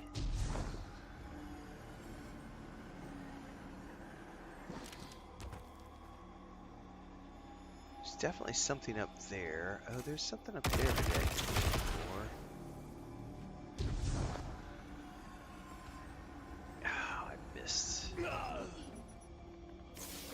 How do you fix a botched spawn? Because I can't fast travel out because I'm in a dungeon.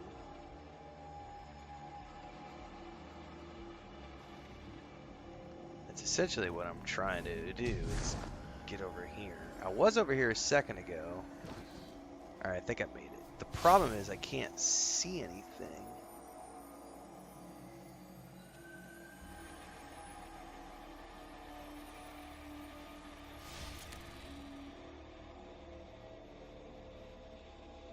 There's a ledge over there, but I can't... Oh, it just pushed me over, and I can't fucking see anything. That's the problem. Yeah, I fell again.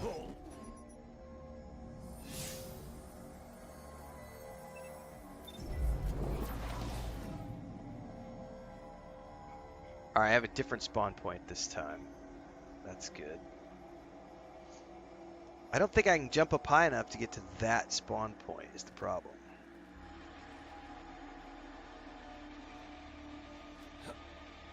There might be something above me here. I can't fucking see it though. Nope. Nope.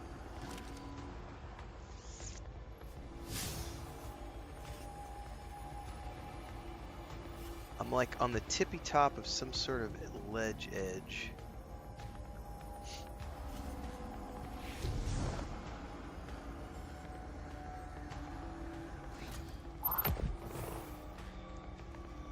There's no way I'm gonna make it over there.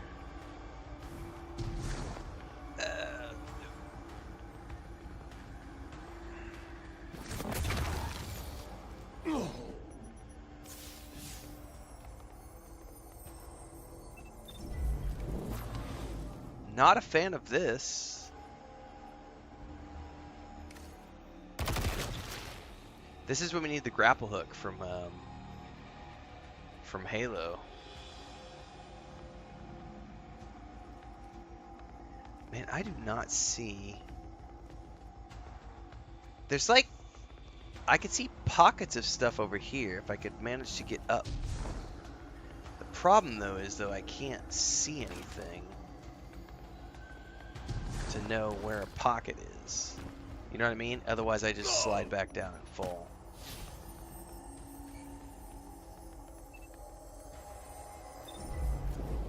Well, I tell you what, this is a situation that you would think after 10 years of a game being out, they would not allow to happen. Dude, I can see it right up there, but the problem is the way they've got the mechanics for this.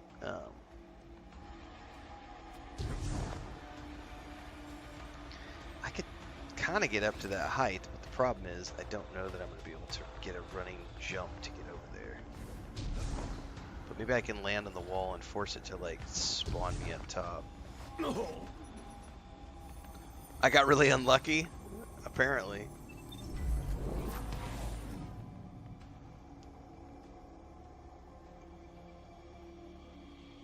How the fuck do I do that?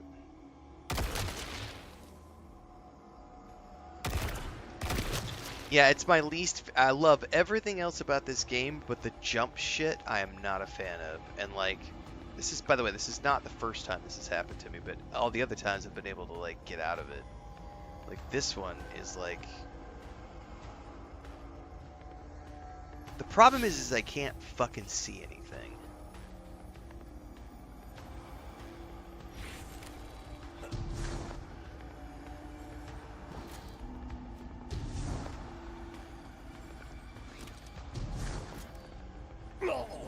So I have no clue where to jump to try to like get off of this situation, other than returning to orbit and hope that there's a checkpoint, which is, that's really not a solution.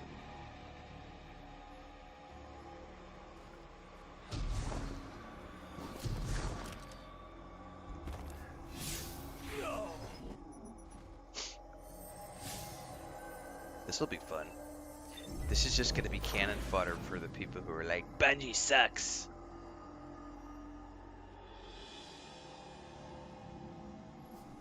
Well, the mechanic in here is that you're supposed to shoot these, and it provides light. But I obviously fell off the path, and so there's none to shoot down here to provide me with illumination. So what should have happened here is this should be a no spawn zone. Like this, all of this should be a no spawn zone. And if you fall down in here, it should automatically teleport you back up on top of the path. This is poor spawning. And it could just be I'm encountering a bug, you know. What's my Bungie ID? How do I see that?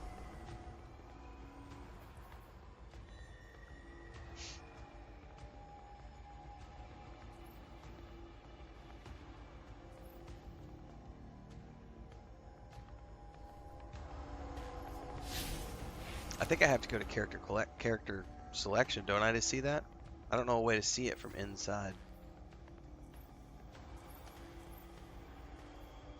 Ah, maybe it'll show me here. There you go.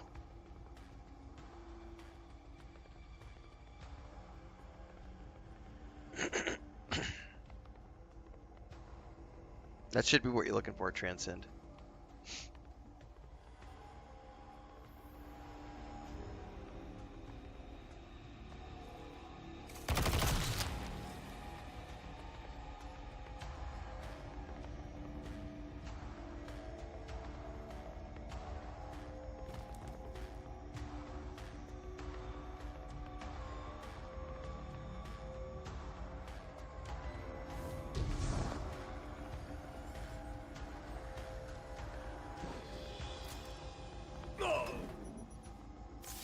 I'm gonna see how far I can jump in that direction and see if it just pushes me closer.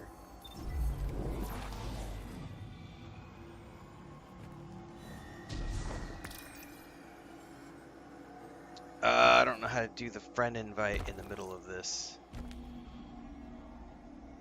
Sorry, it disappeared and I don't know how to find it again. Hang on. Is it gonna be over here? Notifications? No.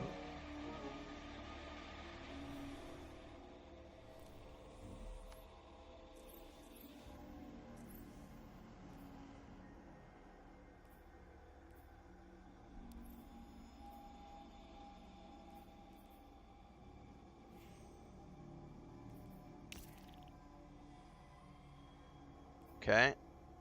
Yeah, accepted.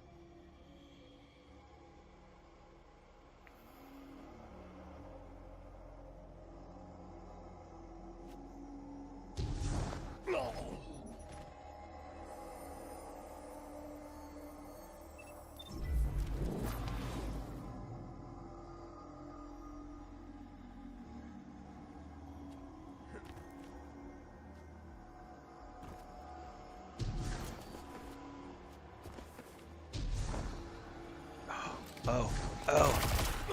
I got closer. I was able to at least see the platform. Okay. Hang on. Oh no, I didn't fucking land. Stop!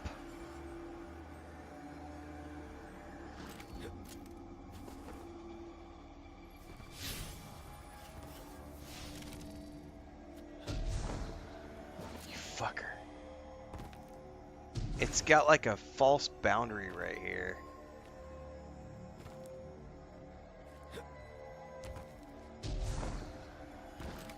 There we go. Am I set to appear offline? No. Oh, did I make it? I made it somewhere, and then I fucking fell again. But I made it somewhere. Hang on. I made it somewhere. I made it to an official somewhere. Let me sort this out. Am I set to appear offline? No, not to my knowledge. But I know the activity I'm in is not set to have matchmaking, if that's impacting something. I don't know what you're trying to do.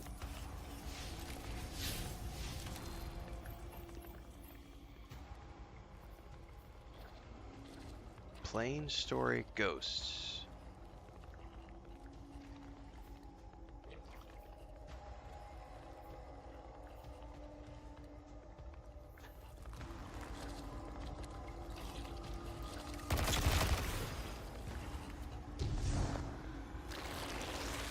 Yeah, I'm back on a platform now at the very least.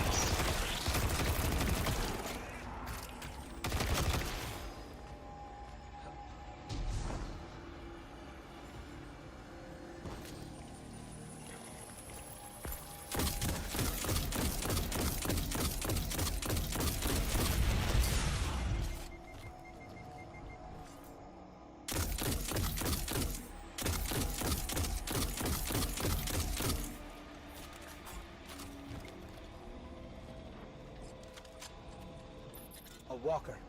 The Scorn aren't playing around.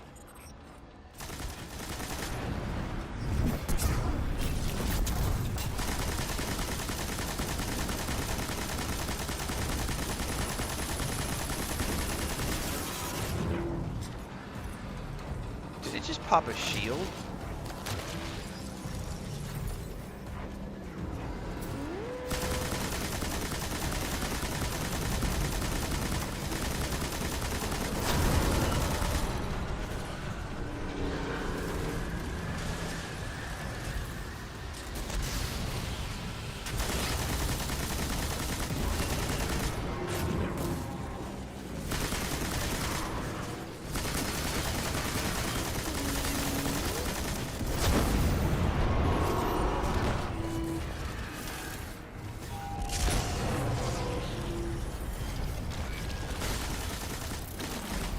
Somebody's immune to something.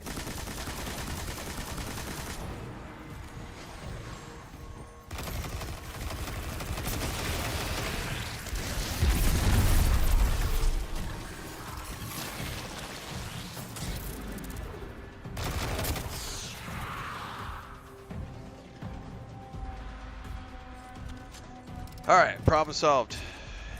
Momentary setback. Now, this is the part where I'm supposed to go make a Reddit post about how Bungie sucks. Oh, I like the lighter. That was a cool touch. The Zippo and then a cloud of smoke. Nicely done.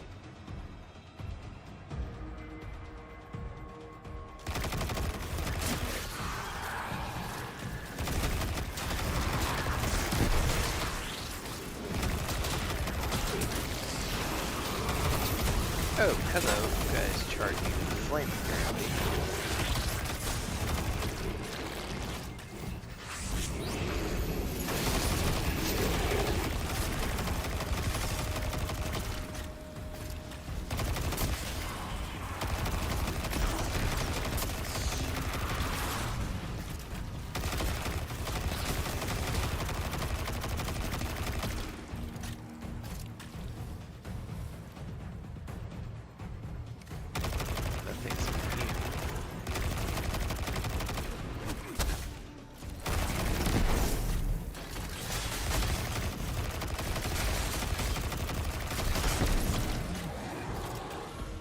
Sounded like a big nasty coming from beyond the door.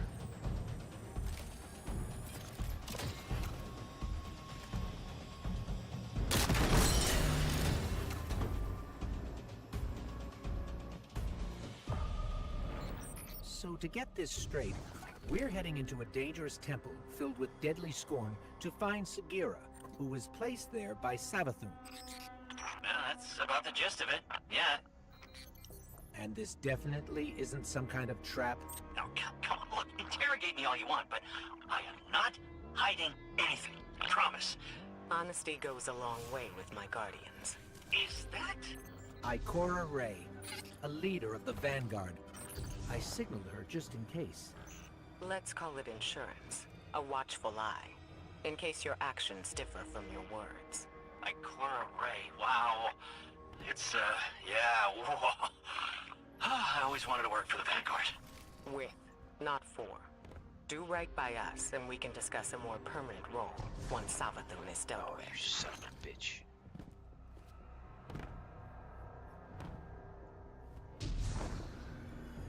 Oh, yeah, I still haven't quite worked out the platforms. I am not good at jumping in this game, and they do not provide you with, yeah, it's my least favorite part of this game. I love everything else.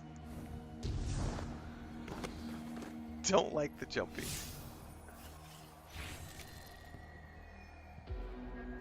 See, now it's pointing me over here.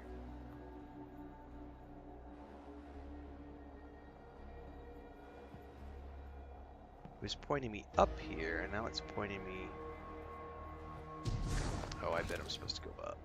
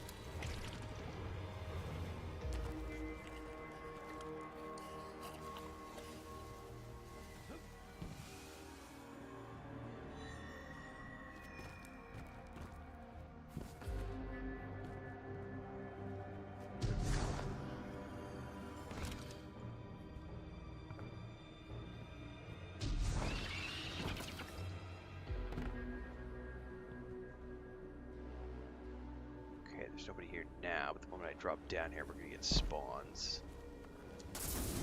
Told ya.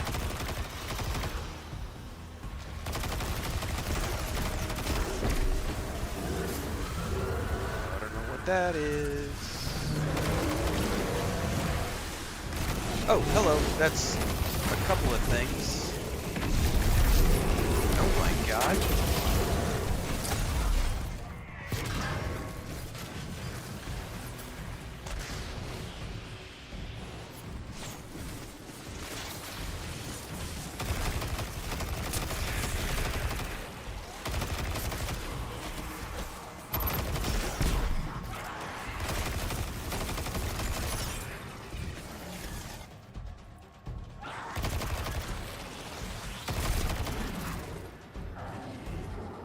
Crystals destroyed.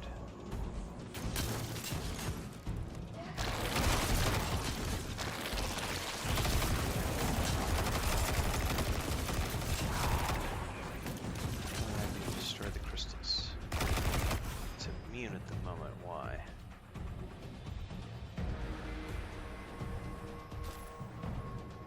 So something there. Is there a boss I'm supposed to kill? That would be a yes.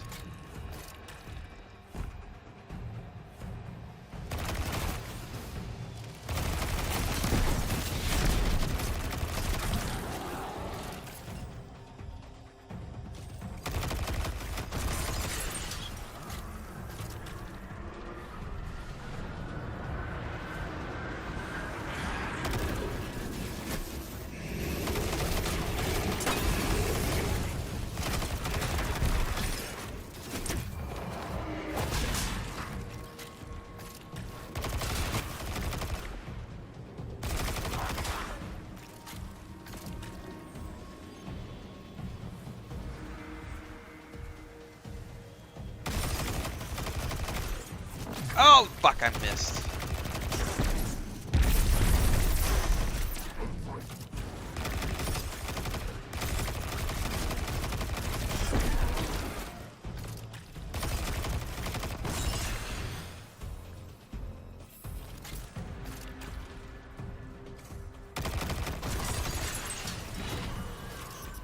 That's the last of them. Let's head down. Into the creepy pit we go.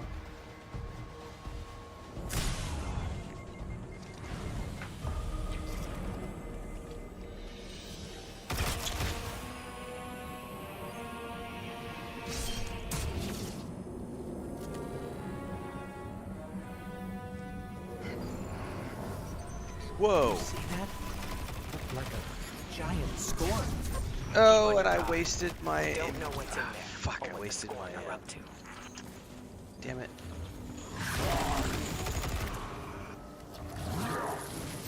This is all about. I don't know what the mechanics are yet, and I blew my wad.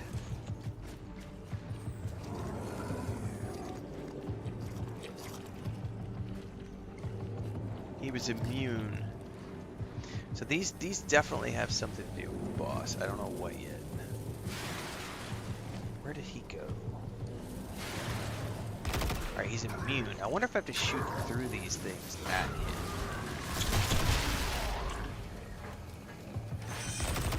Nope, he's still immune.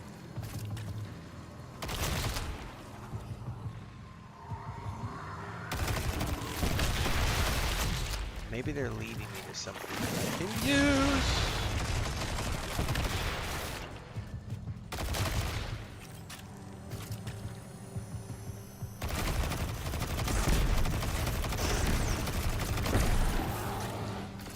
So I'm probably gonna need more of these. Probably have to go around and find them all before I can attack the boss.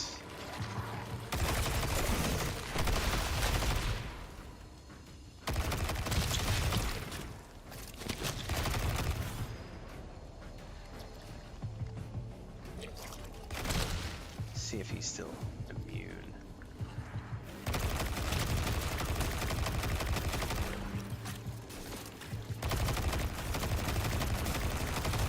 Oh, you know what though? I bet these things are telling me that there's a thing over here that I need to go find. I bet that's what that denotates.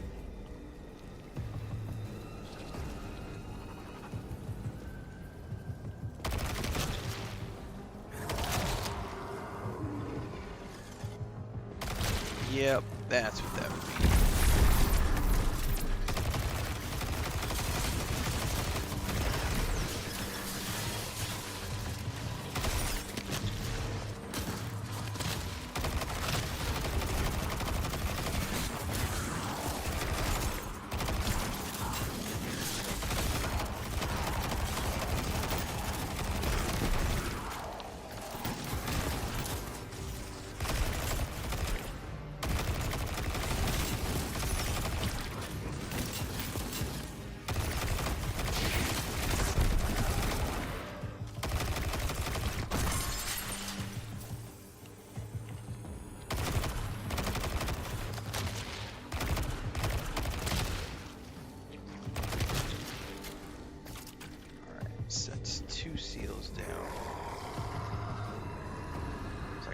2 more seals to go.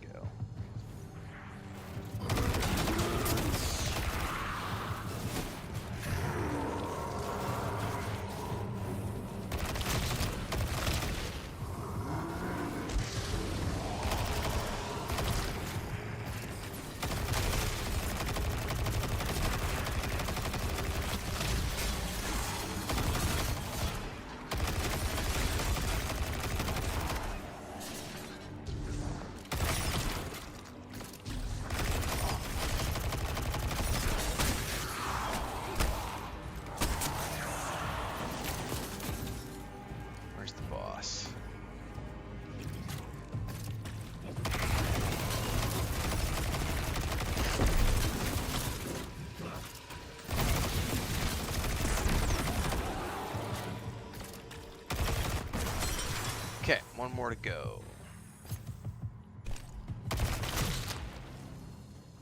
Can't see shit in here.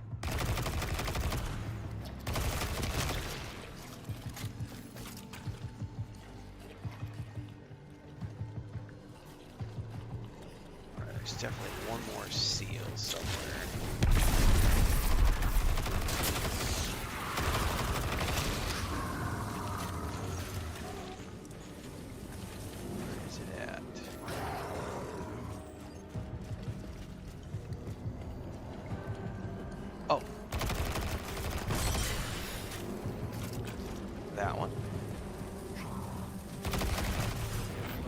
Giant squad was. It's taunting us. It must know what we're after. Where's it at? Did he bail?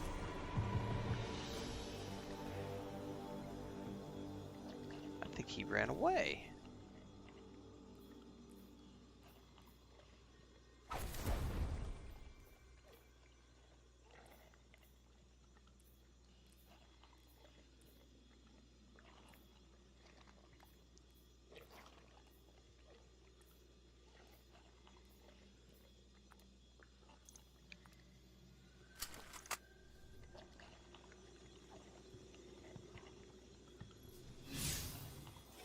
Your power is significantly below the recommended level for this activity.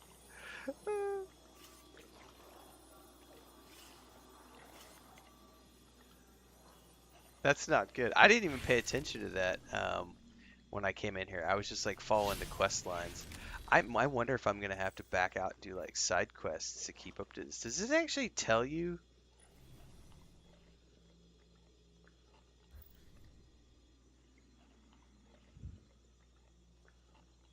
What the power level like is supposed to be before you do a mission? I wasn't even paying attention. All I know is I'm getting a big orange thing that says, "Hey man, you're a little low for this." Which I wonder if that means I'm gonna get my ass kicked when I get to the final boss. The Scorner's supposed to be mindless, but they're powerful, organized. If they act, it's because someone's telling them to. The fanatic tells you on the map. Oh, you mean Fikrul, the leader, the former leader of the Barons? Perhaps. He was driven from the Tangled Shore not long ago. Yeah, I don't think it's him. And you know this how? Well, Throne World's bathed in Savathun's light, right? Supposed to be a capital P powerful, keep anything dark out. And yet, somehow the Scorn found a way in. Makes you think they found some sort of power to match, doesn't it, huh? Then we don't yet know what we're dealing with here. For now, keep focused on the task at hand. Yeah, I don't think it's going to show me at the moment because it's telling me like that I think that stuff is like blocked from viewing while I'm actively in a mission.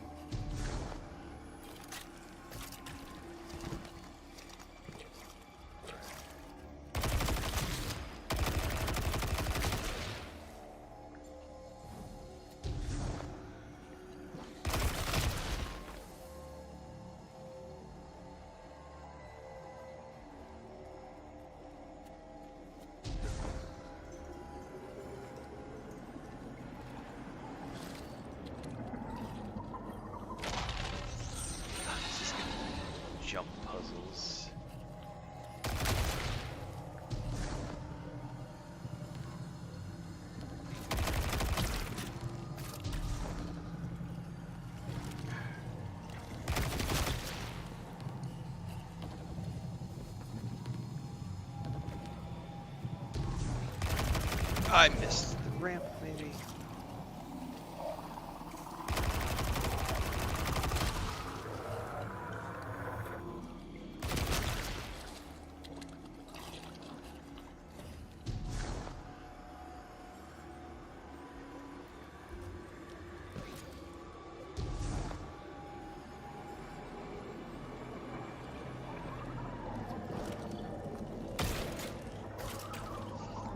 So I gotta say, I am not a fan of this particular dungeon so far because of the fact that they have all this darkness mechanic where you're supposed to pump these open to reveal things.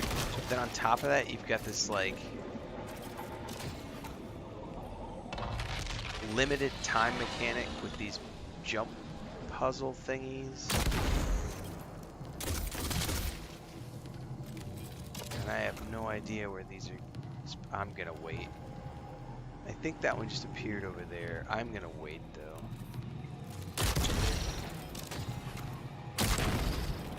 Because there's a time limit on these.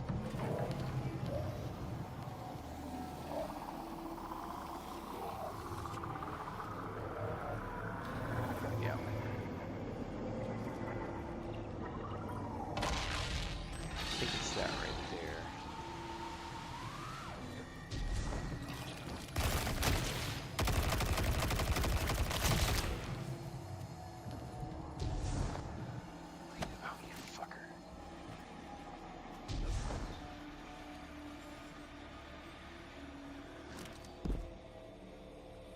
Cool statues, man.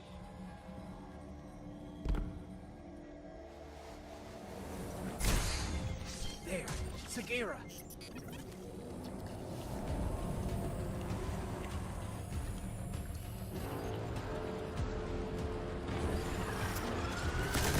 Alright, he's immune. What am I immune to?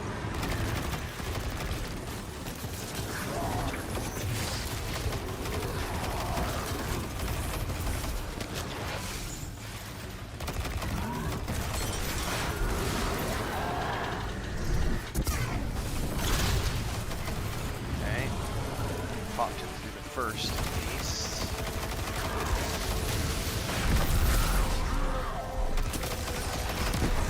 Looks like I got a portal I gotta go through over here.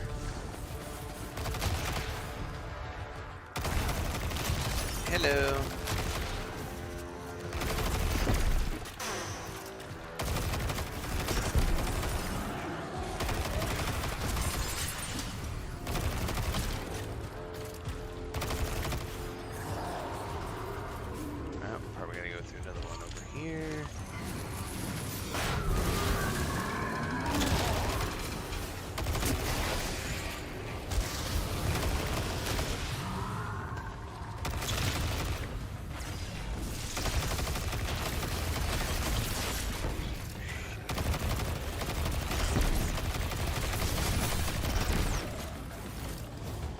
Die?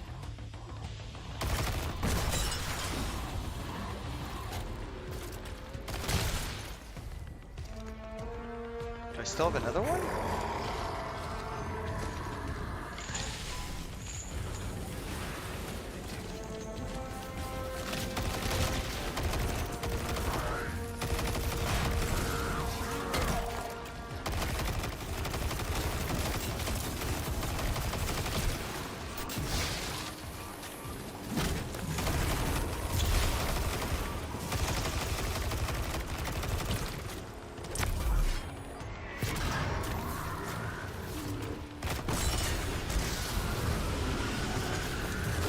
Whoa, you were like right up in there, ready to kick my ass. Go. I can't fucking see. Fuck is he?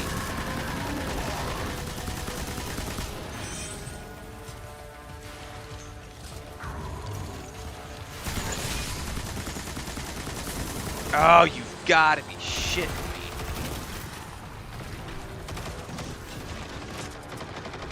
I'm gonna die. Pop it, pop it, pop it.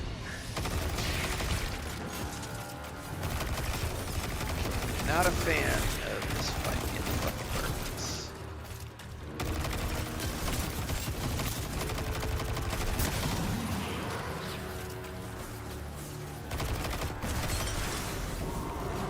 I gotta do that all over again? Lame. Lame. Not a fan of this boss fight at all. And we've got fire guys on the floor now. This is just not cool, man.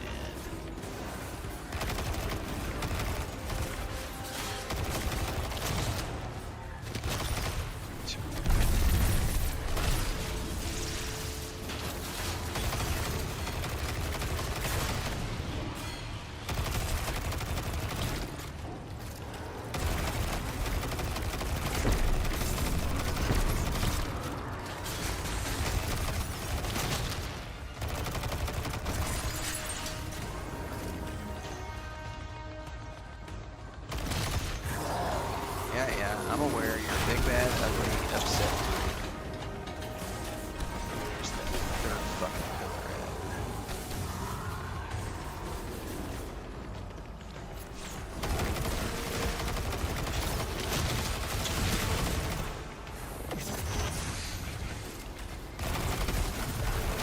Not fucking God.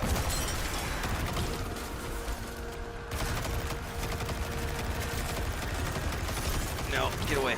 Get away. Get away. Fuck you, man. I do not want to die right now. Run. Oh, and there's fire everywhere. I'm gonna fucking die in the middle of the fucking boss fight. No!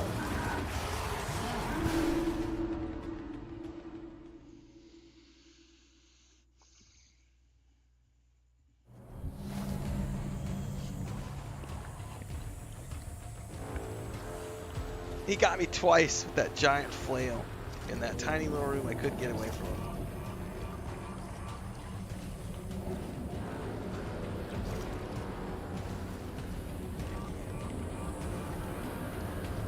I need a bio. I'll bring it back.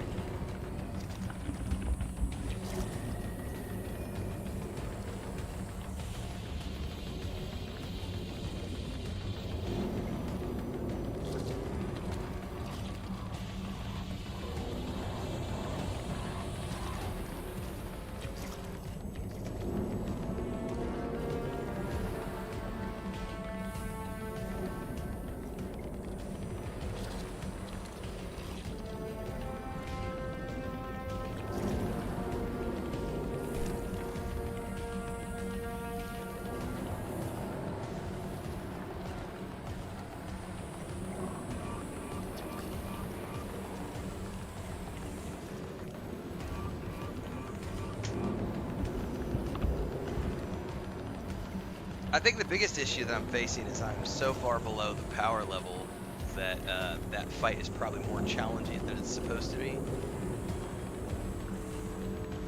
Yeah, transcend. Let's do it. I'm not in the mood to like deal with that.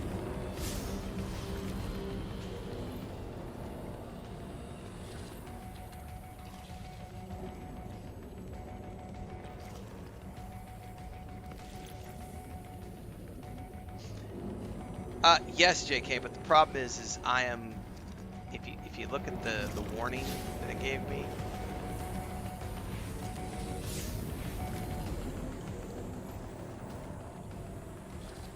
like it's been popping all these warnings up that I am like severely underleveled for this zone, and I didn't know that that was a thing, so I just blindly rushed in here without properly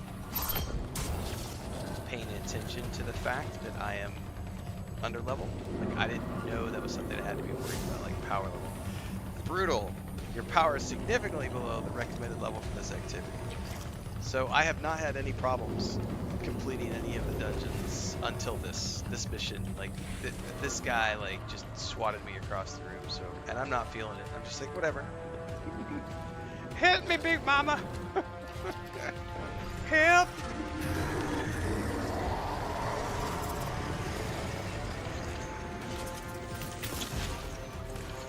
All right, so I got help now.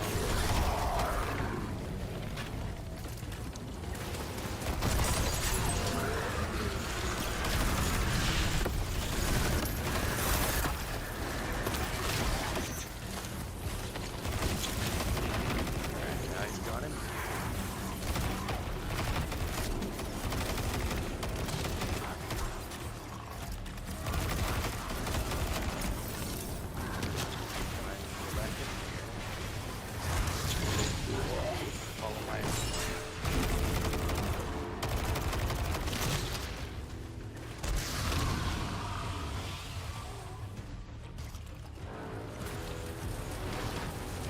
Oh, I guess the floor is fire in those places too. It's like gave me like, oh yeah, I just got it. So I gotta pay attention to like this stuff can actually roast you on the floor.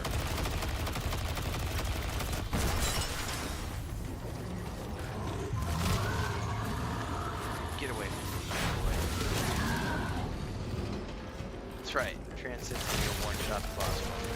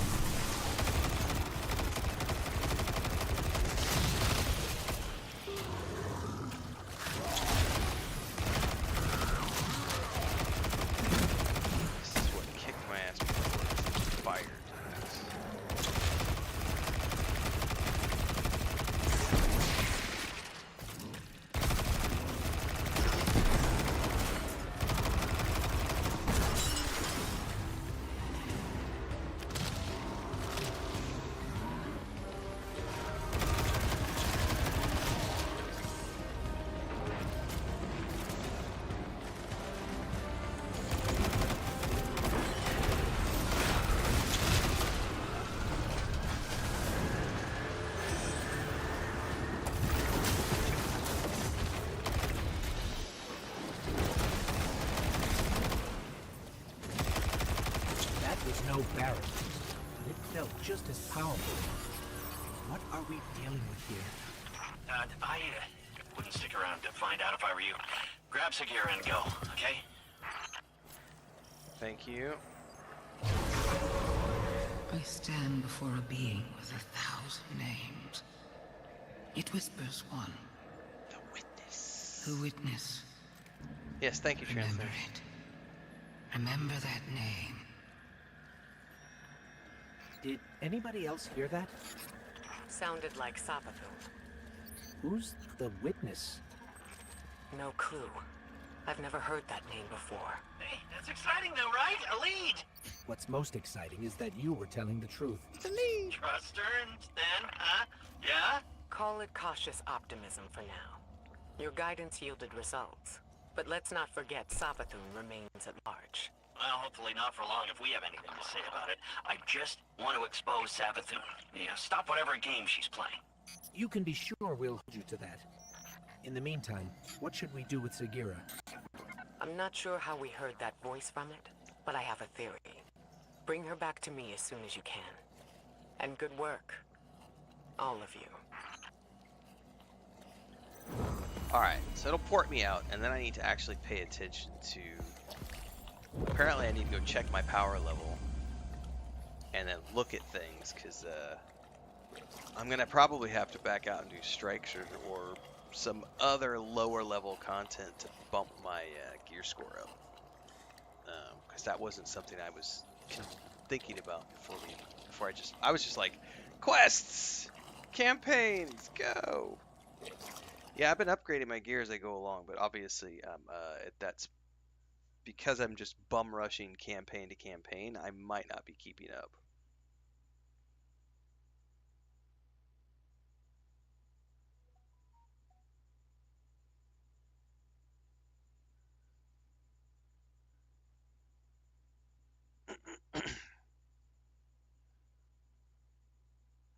Scattered thunderstorms today.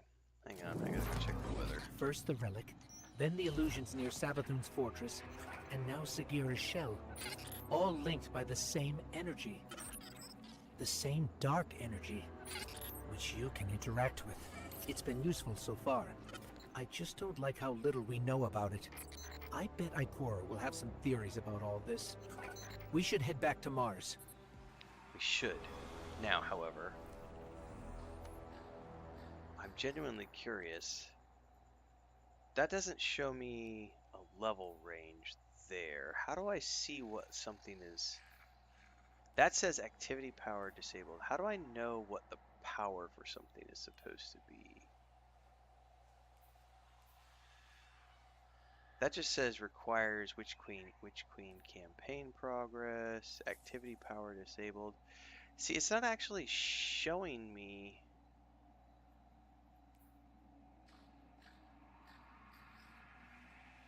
Because it's telling me activity power disabled.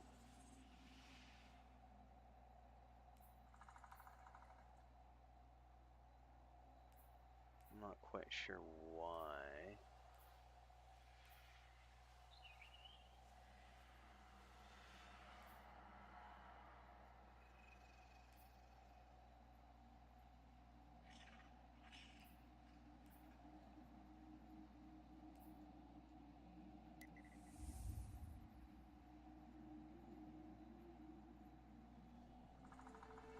Yeah, it doesn't actually show me the power level. Huh.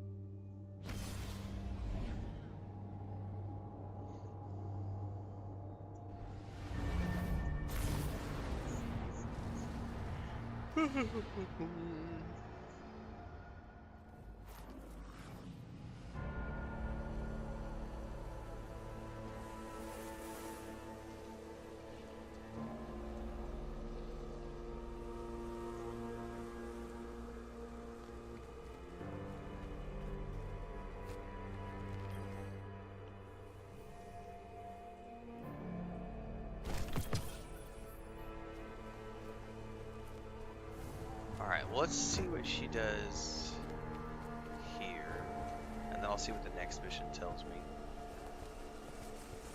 Yeah, I've been selecting normal every single time, so I don't know what was up with that. Finding Sagira brings up a lot of. Maybe I accidentally clicked on a higher tier of difficulty by accident? You were able to access something left behind, a psychic fingerprint. I believe the relic awoke a new ability within you. One that reveals what lies beneath the surface. One rooted in darkness. Something tells me this witness Savathun mentioned is directly tied to her theft of the light. We need to hear more of that fingerprint. Which means you need to strengthen that ability. We've learned from the pyramid on Europa before. Head there. Eris will guide you. If my instincts are correct, this ability could be just what we need to solve this case.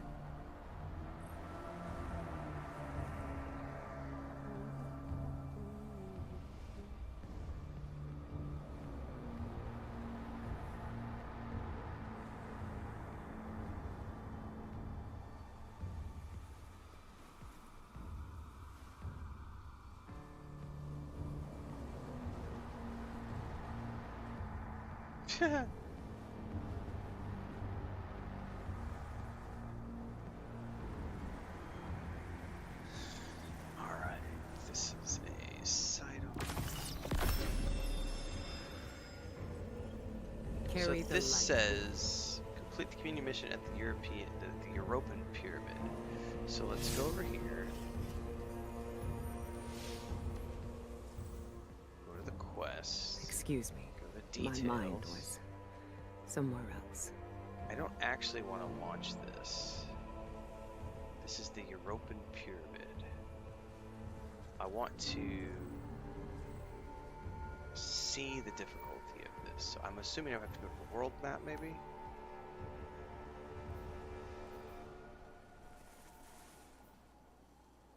That's not it.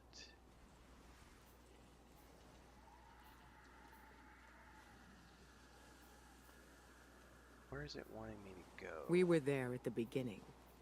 You and I will be there at the end.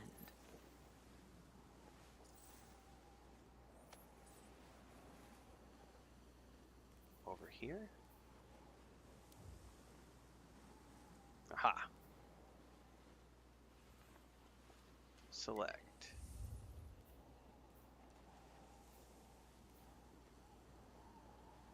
Customize your activity by changing the difficulty or selecting modifiers. Everything, I've never seen the customize button. It's always just been normal. My mind was somewhere else. Okay, your power is significantly below the recommend. Transcendence says hit launch. No, I don't want to launch though. I didn't want to launch. I didn't actually want to launch it though. It's still not telling me where my it's I gotta go back. I chat delay and stuff, so hang on.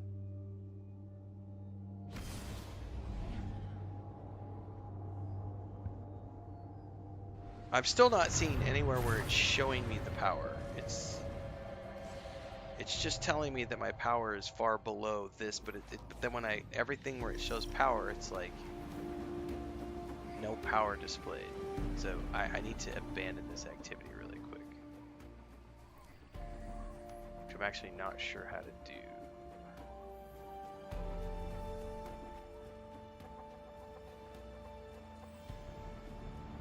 How do I back out of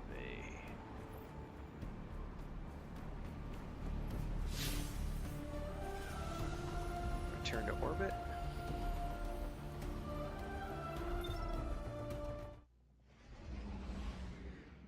Okay.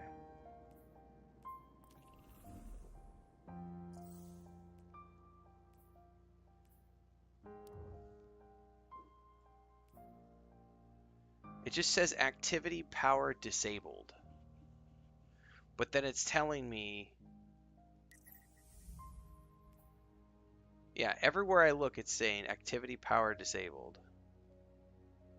Combatants are less challenging is what it tells. It says easy combatant difficulty easy. But then when I actually get into it, it's telling me that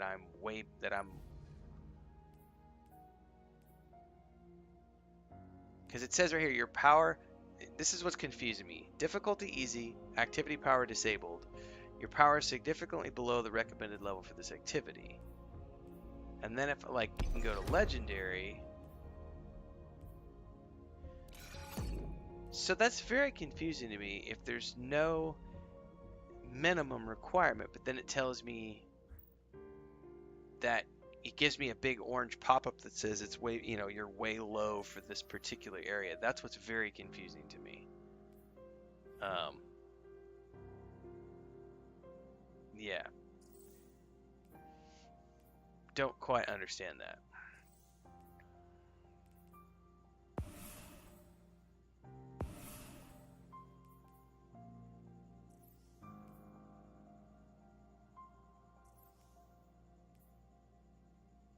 It's all good.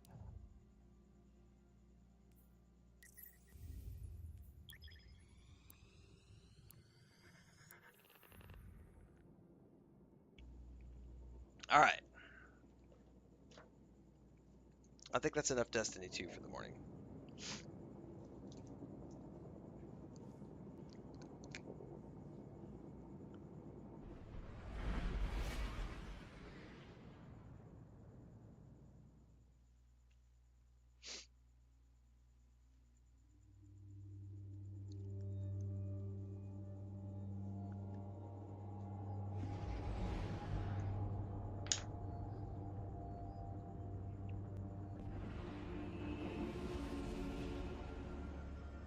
That's a false positive because the old system is still kind of there. Yeah, I think that makes sense to me.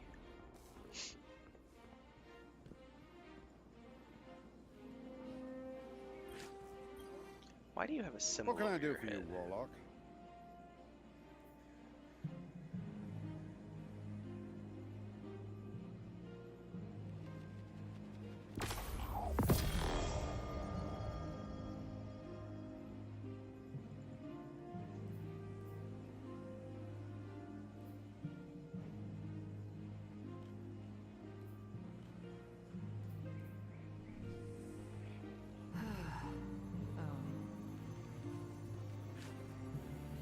Come check out the...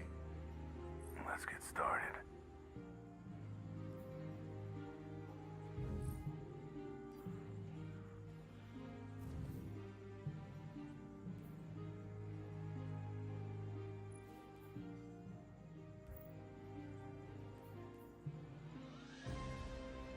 get a bow in this game? What the hell?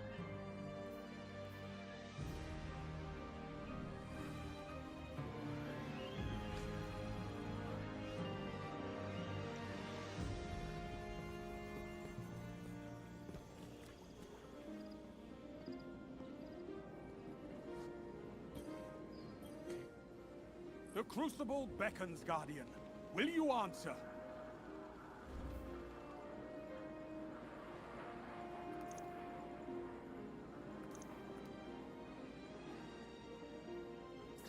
Careful with that. Be safe out there, Guardian.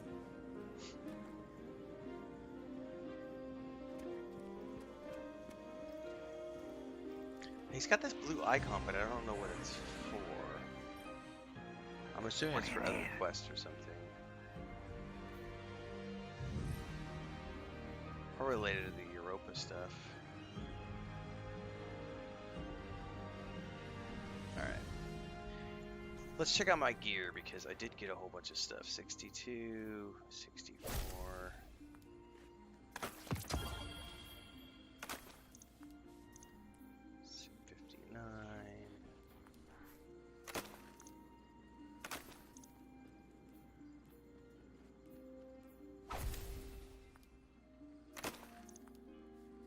Construction is underway on the new library wing, Warlock.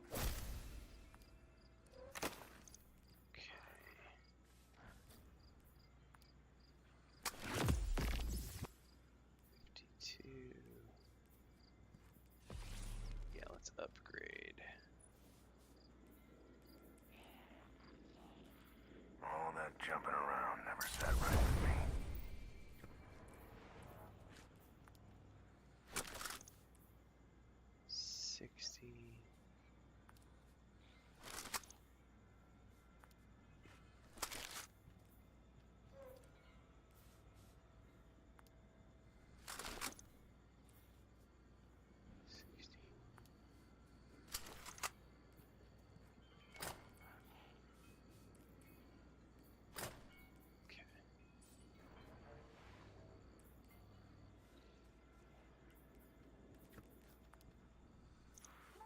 It's a freaky looking helmet, man.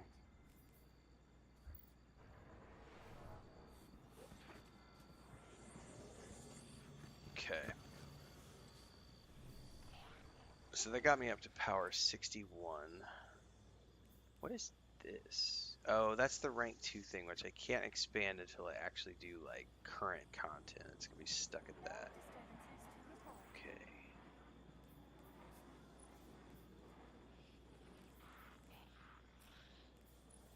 There's all this stuff.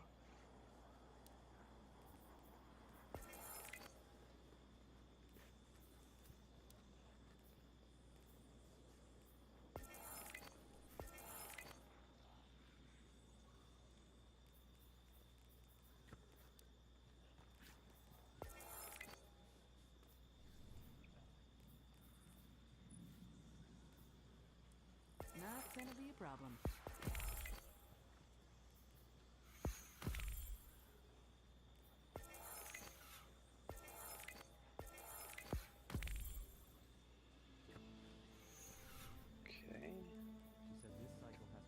All that jumping around never sat right with me.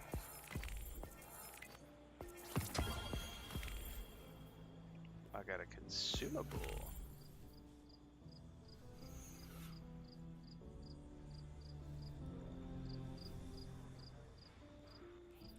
I kind of want to hold on to that helmet because it looks really cool. I think, which one was my vault? Was it this thing? This was the vault.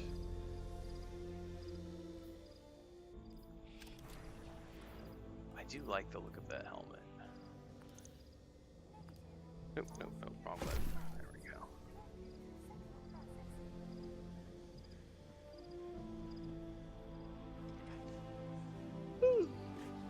Excuse me. Alright. I gotta get into Dune Awakening.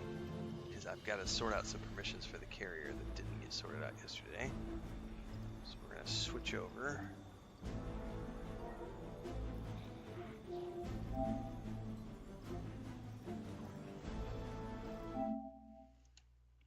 And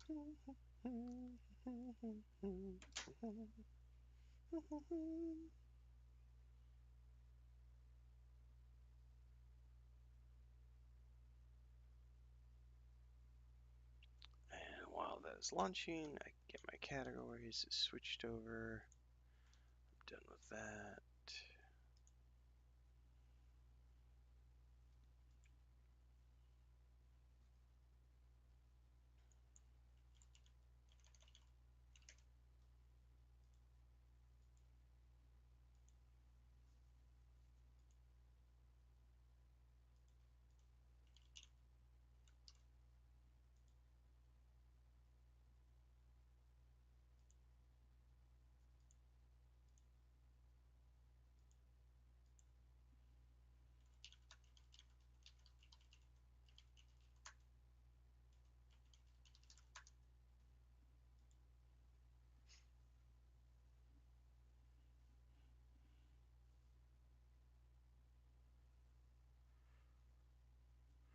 Okay, that switched over, that switched over, that switched over. Grab the other controller.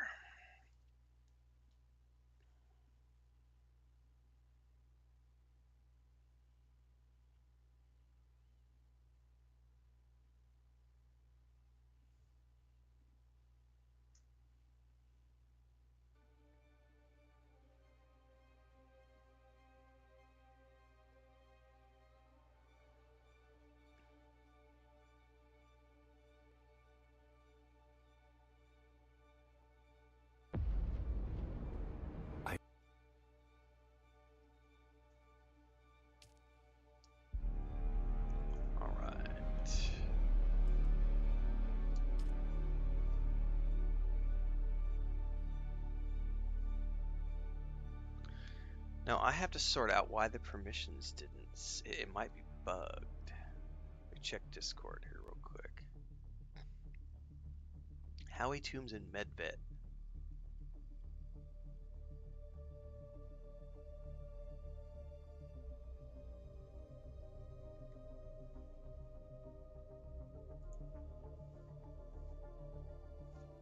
I probably better grab the mouse and keyboard.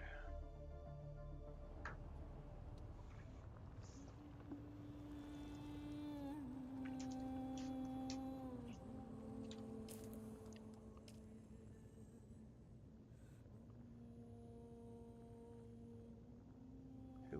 Howie Toombs and Medvet. There's Toombs. Edit permissions. Carriothopter. What the heck?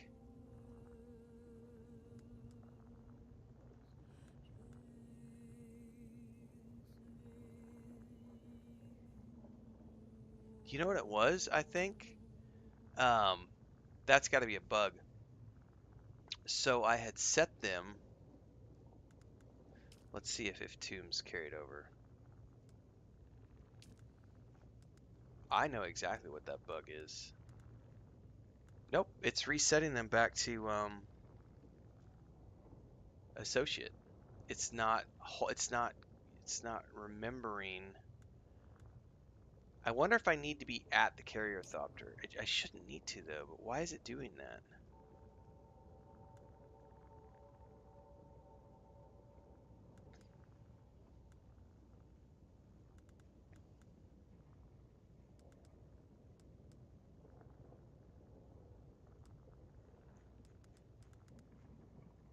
Look, it just reset it. So it's resetting it for some odd reason. I wonder if I need to physically go to it.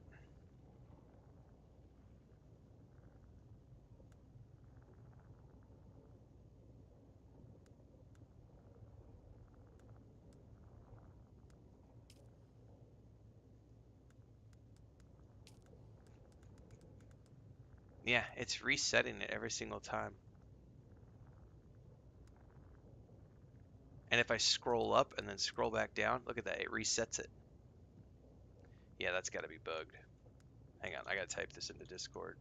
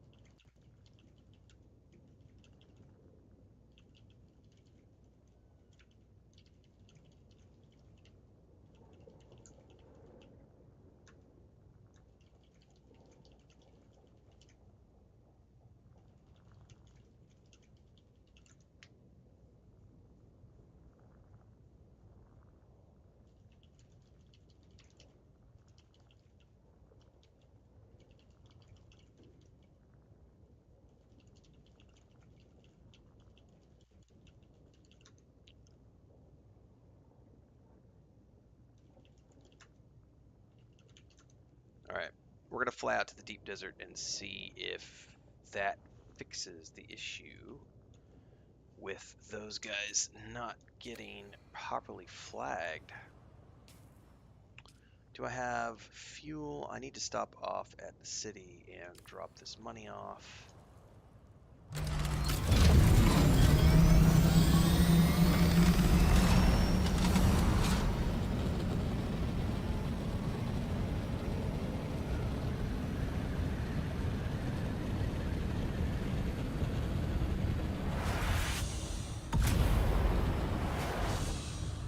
And then we will boogie out to the deep desert.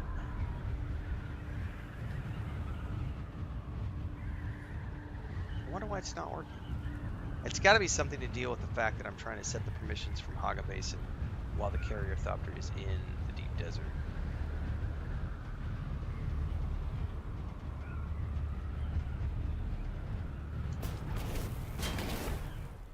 That's got to be it.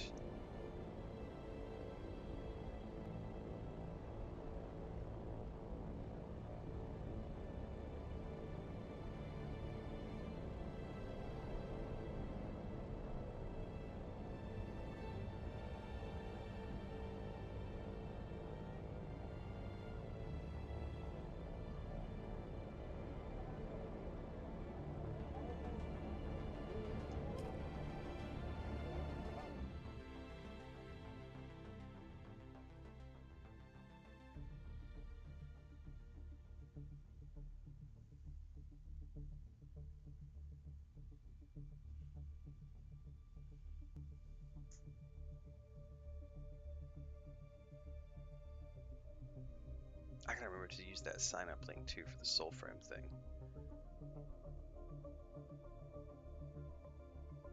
Oh, I do have it written down. Okay, cool. I was like, did I write that down? I did. It's right next to my Soulframe gameplay clip. Timestamps. Perfect.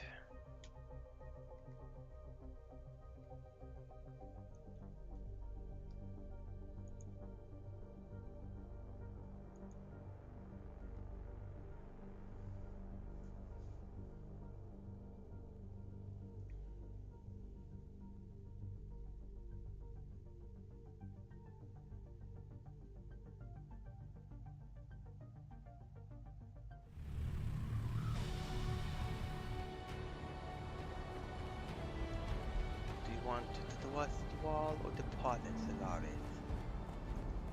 I want to deposit. Take all my Solaris.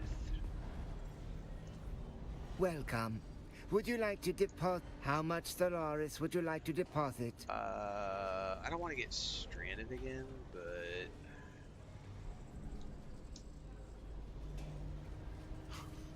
take it all anyway.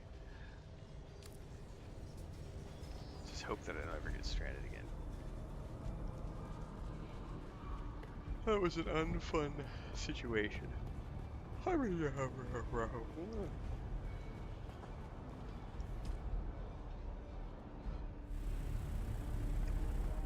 Alright, back to the deep desert, and let's see if I can't get these permissions sorted out. I wonder if I can do it from the entry point, or if I'm going to have to physically travel to the... We'll try it from the zone line first, and see how that works.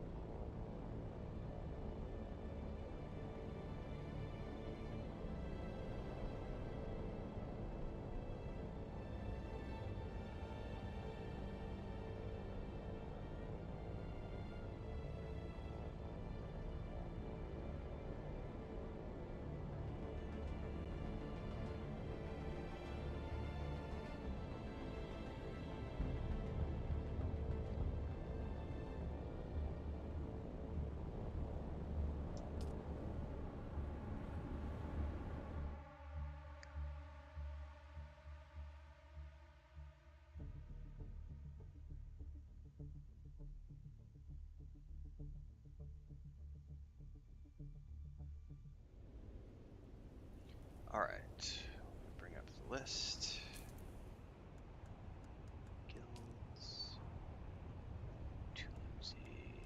Edit permission.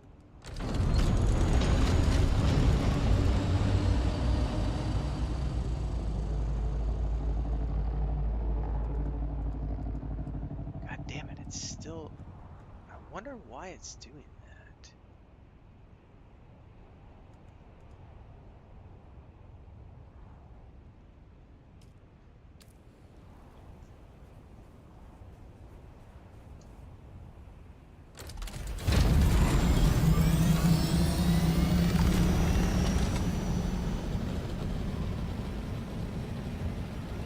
It's also acting like it's grayed out.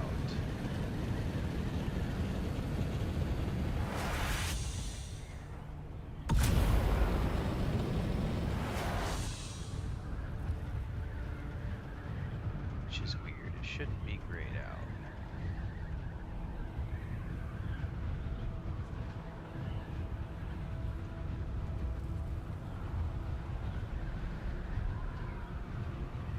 Find out what sort of bug is going on.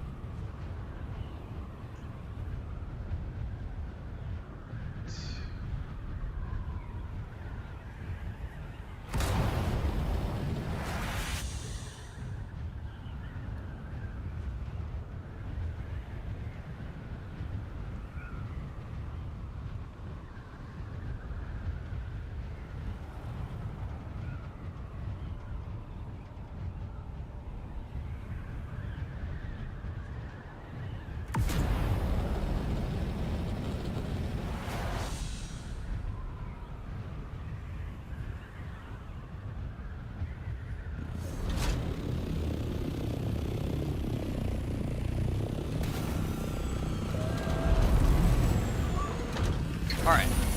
What is up with this? You stupid vehicle. Manage vehicle. Okay. Peoples.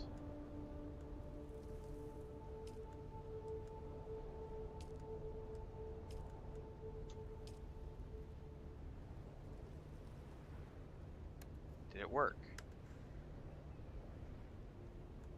It worked. Okay, so physically doing it at the Carriothopter seems to have fixed it.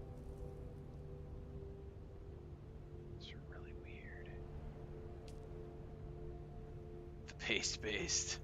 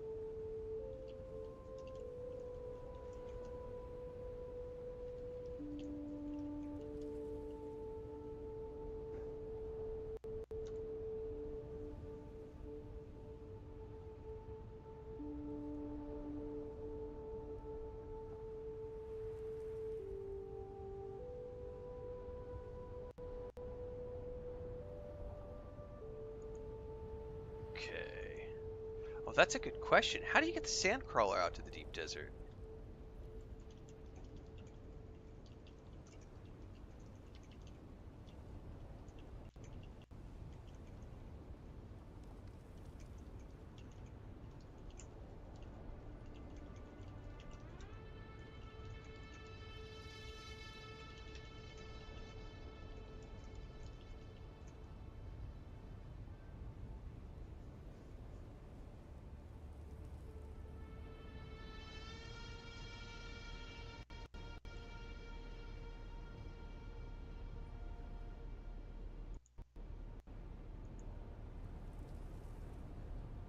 That's a good question, man.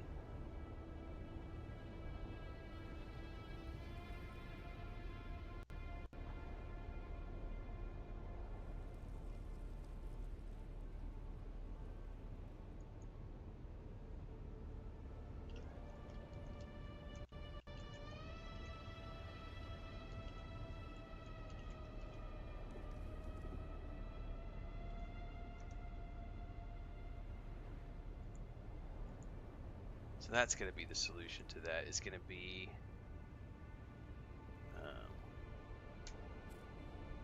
okay.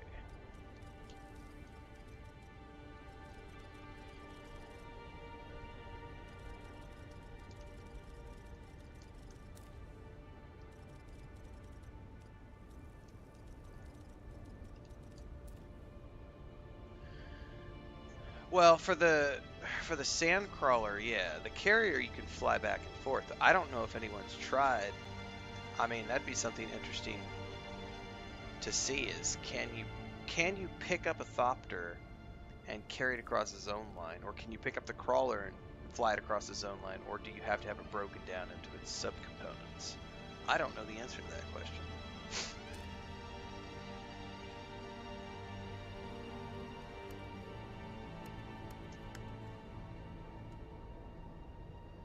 Alright, it lists everybody as co-owners now, so...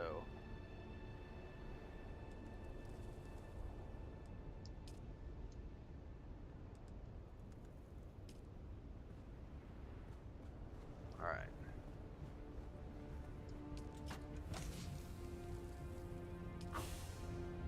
Okay, yeah, so here's what we probably need to do, Blackthorn, is whenever you fly the carrier back on Tuesday morning,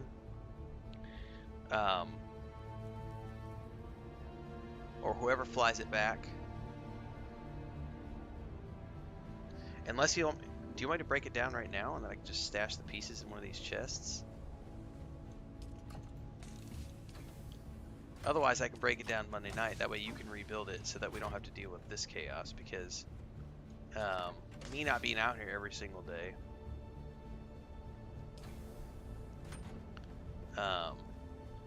makes that a pain in the butt. That was something I hadn't considered, but the permissions thing, because it's not letting me adjust the permissions from my home base, nor from the zone line. Like, I had to fly all the way out here and physically touch the carrier to get the permissions to set. Otherwise, it was just resetting them. Like, you could watch it in real time. It was like you would set it to co-owner, scroll up, scroll back down, and it had reset it back to associate. But now that I've been out here, I was physically able to get this to work now.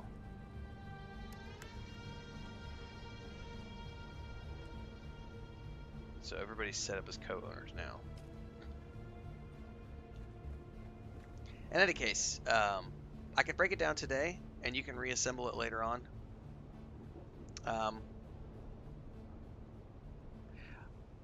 Why don't we wait to break it down until Tuesday?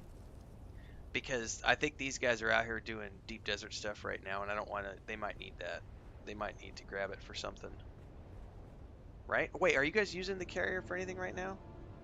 Because we're not using the sand crawler. We don't have a sand crawler built.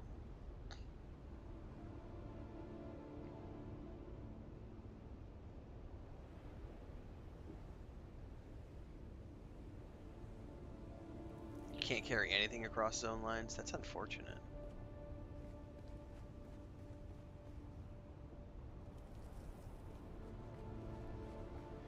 But thinking ahead, when I build that sand crawler, what I'll have to do is when I build the pieces, I'll just keep them in the storage chests until I have all the pieces, and then I'll grab the assault thopter, bring the pieces out here, and then you guys can assemble the sandcrawler out here. I'm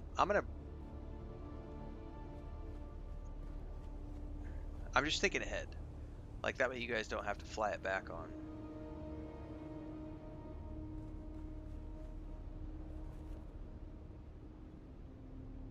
Either way, you gotta fly it back. Because you can't leave anything out here.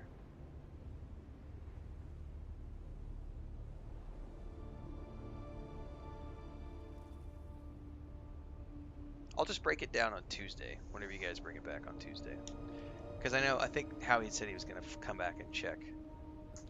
That way I'm not messing with the flow of what's going on this weekend.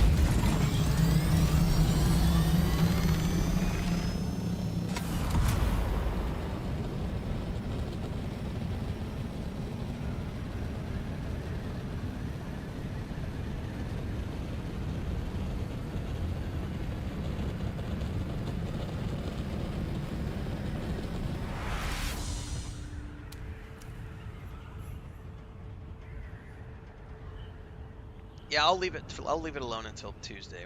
Whenever everybody brings things back to Tuesday, I'll break it down on Tuesday so that it has all the parts on it, and then Blackthorn can reassemble it.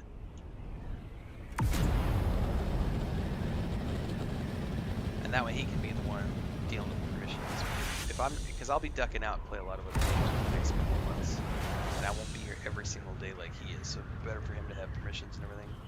Gray just joined YouTube as a member. Wanted to join the green team. Nice. Thank you. Appreciate the support. We got a new member video up last night. By the way, for those of you who are new channel members on YouTube, don't forget to check that video. That was yesterday's member video. And I had quite fun time with the title.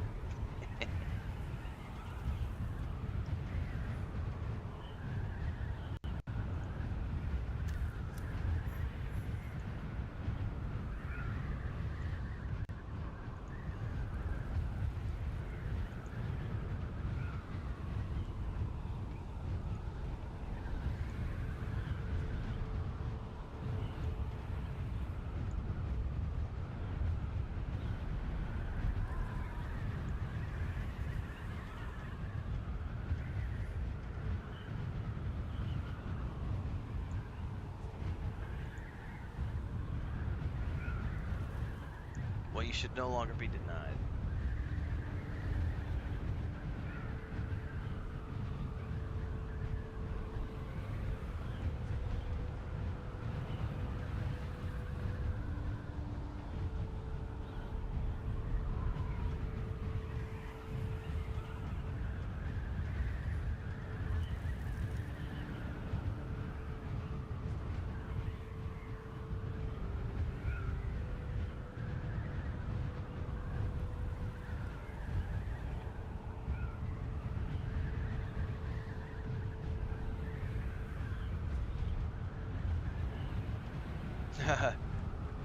The plan to take over the world.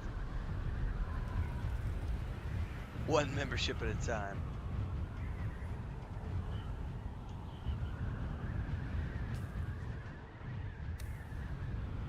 What's up, minion?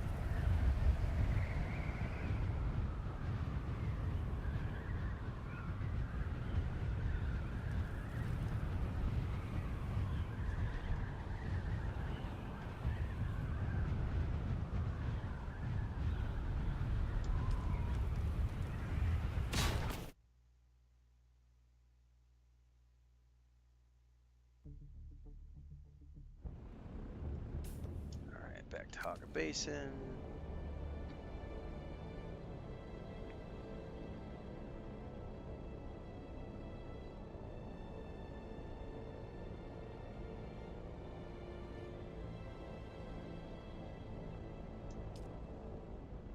I need to start looking at what we need for the sand crawler. It's probably going to be all the same pieces we needed for the...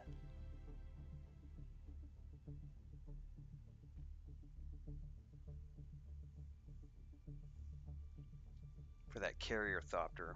So all like the plasteel stuff, which is going to be a lot of shipwrecks.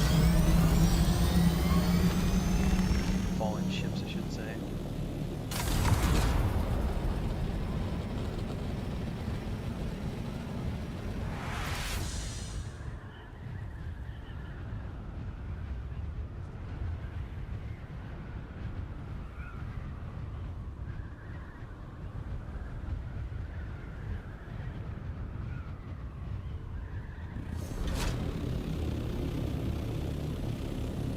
That was probably the smoothest landing I have ever done.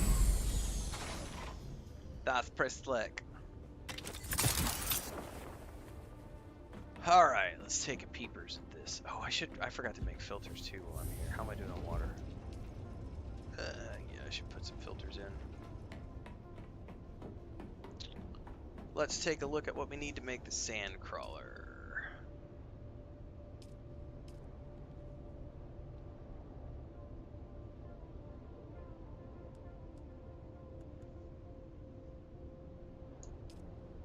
Yeah, see, it's going to be plasteel composite armor plating is going to be our weak point. And a boatload of spice and cobalt paste. Ingots, we'll have plenty of ingots. Carbide scraps. Triforged hydraulic pistons, complex machinery.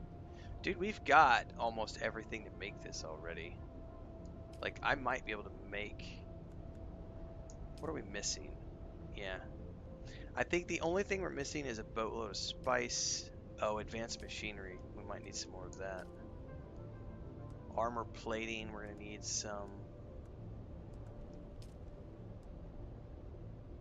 Yeah. I think it's going to be cobalt paste. Everything will get brought back from the guild base on Monday night or Tuesday morning. I bet I can make this thing first thing Tuesday morning.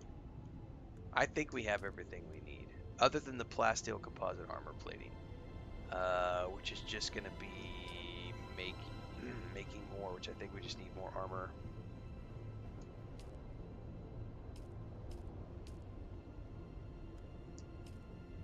Yeah, it's going to be more armor plating. Yeah, I think I'll be able to make the sandcrawler first thing Tuesday morning.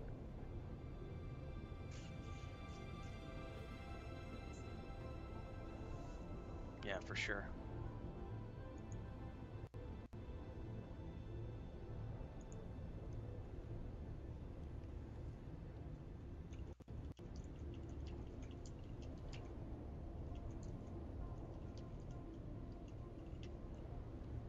Let me type this in Discord.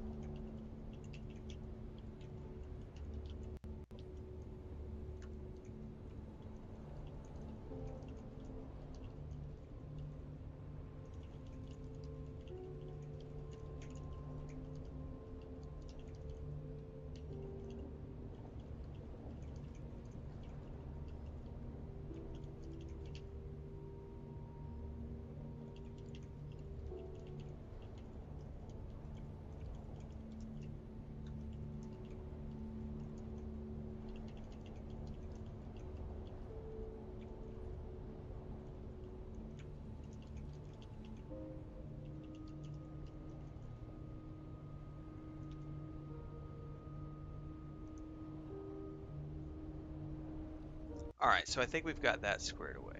Cool.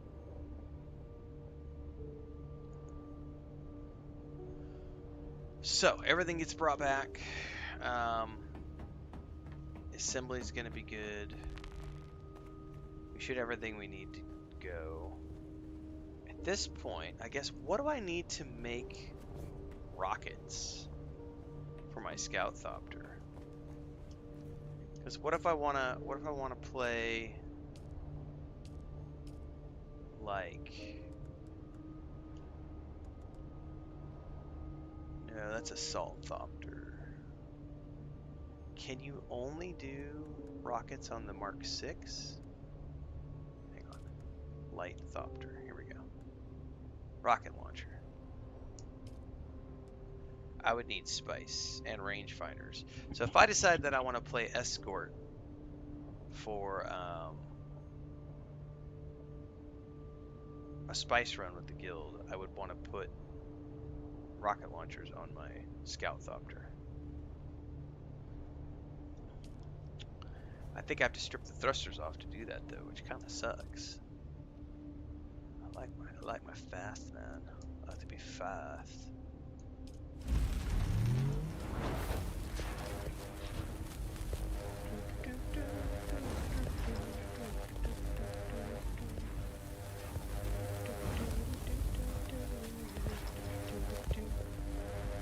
Make sure you submit a report, Jacob side, because if you submit the time, the place, and the ID of the vehicle and all that stuff, you will get reimbursed. Might take them a few days, but they have been pretty much on the ball with replacing lost ornithopters for those types of things. It does take them about a week sometimes to get back, but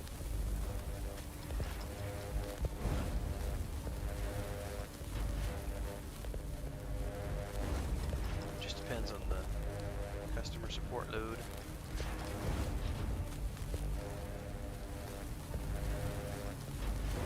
Okay.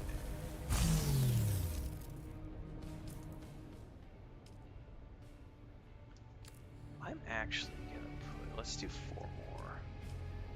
Well, I don't need any water production at the moment is the thing. We're good.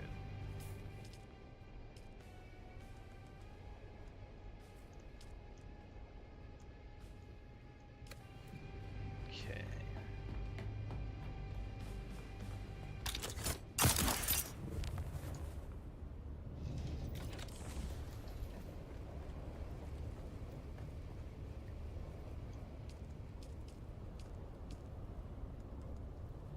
No, wrong thing.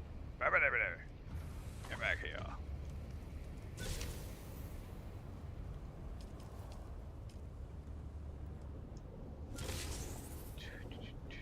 I have not published my server information, Pistol Palmer, because I don't want stream snipers. So that information is not public knowledge. Although some people have sussed it out. But I do not readily provide that information to anybody, since I'm playing on a public server.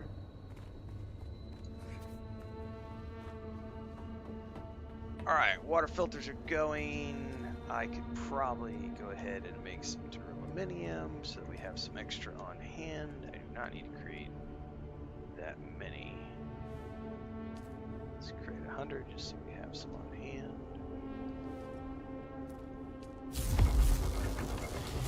Oh, I should make some more filters.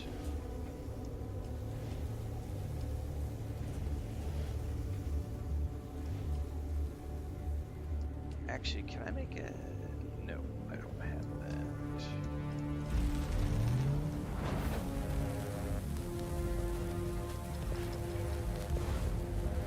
I will make 4 more because this will run, because I just drained it down to 11,000, so this will run it all day.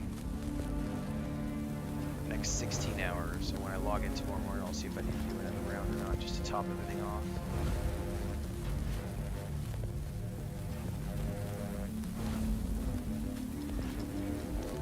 Because I am going to need a full tank for Tuesday morning when we go to do the sandcrawler creation.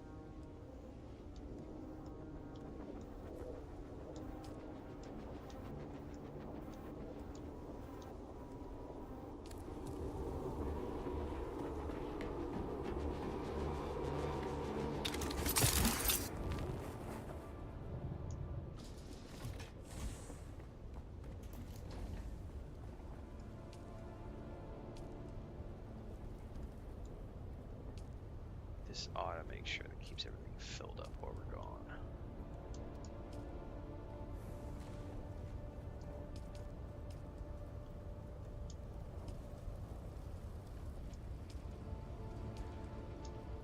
Okay, that's taken care of. We've got water production squared away.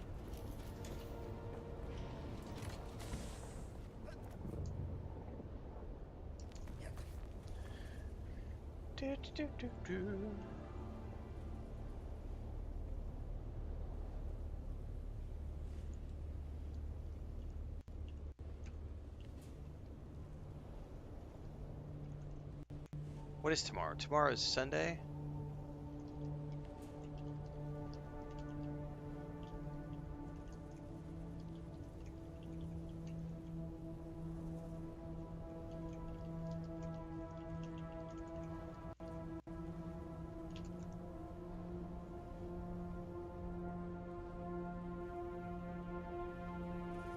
Yeah, I was just checking the Discord, Blackthorn. I forgot that you get the part. I forgot when you guys do the teardown, you get everything back from that. What's up? Sure. Tu panza está mal o bien? ¿Vas a la iglesia hoy? Sí. Voy en un rato porque estoy terminando en unos minutos. No te preocupes. Pero, look. Yeah, en 15 minutos, más o menos. Te veo. Okay. Okay. So tomorrow, because anyway, let me go back to what I was saying. I forgot that you guys get back everything when you do the breakdown. So yeah, we've got excess. So and plus we've got some spice already. I think we have some melange here. I think I brought some back the other day to do I built something. What the fuck did I build the other day? Oh yeah, I finished the Caryoptopter. So I think we've actually got some spice held over here. Yeah, I've still got like 85 melange here on hand, plus 80 ingots. So what I'll do tomorrow is I'll go ahead and bring some stuff back and see what I can't get built for the sandcrawler tomorrow. Because I forgot, you don't need anything in those chests, so I can make a few loads and bring back subcomponents, plastinium, and spice. So I'll plan on doing that tomorrow. Blackthorn is I'll start bringing stuff back tomorrow morning, so I can get most of that stuff out of there for you guys, so that you only have a little bit left to bring back on Monday night, and then see what I'm missing for the sandcrawler, because we're going to be really close, because I already have enough to make most of the pieces for the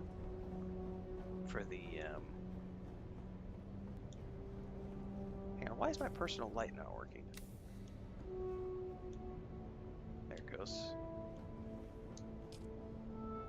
Honestly, because I have most of the pieces I need right now. But I'll possibly need more Triforged hydraulic pistons and some things like that, which I'll know more tomorrow when I actually go to do the build. But yeah, we'll get the sandcrawler sorted. If not tomorrow, then by Wednesday, I think we can, or by Tuesday, I bet we can have the sandcrawler completely built. Cuckoo!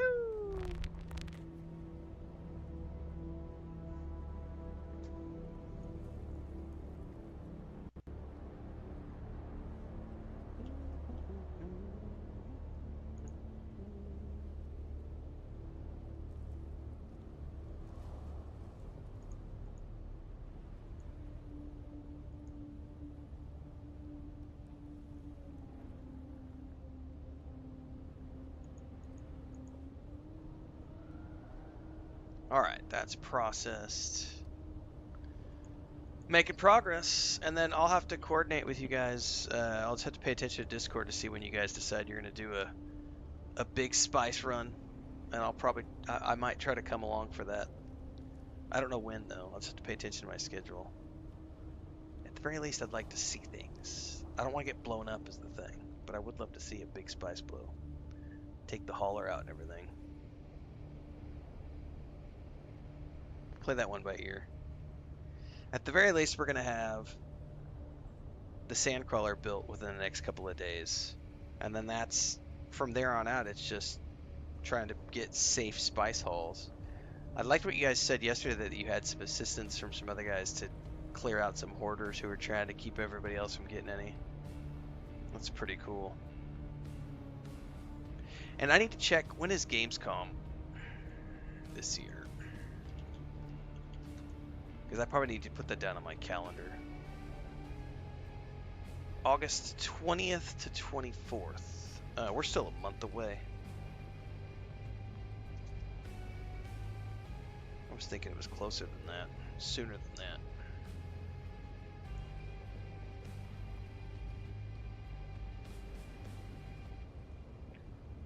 August 20th to 24th. We'll have to see what we can get for that.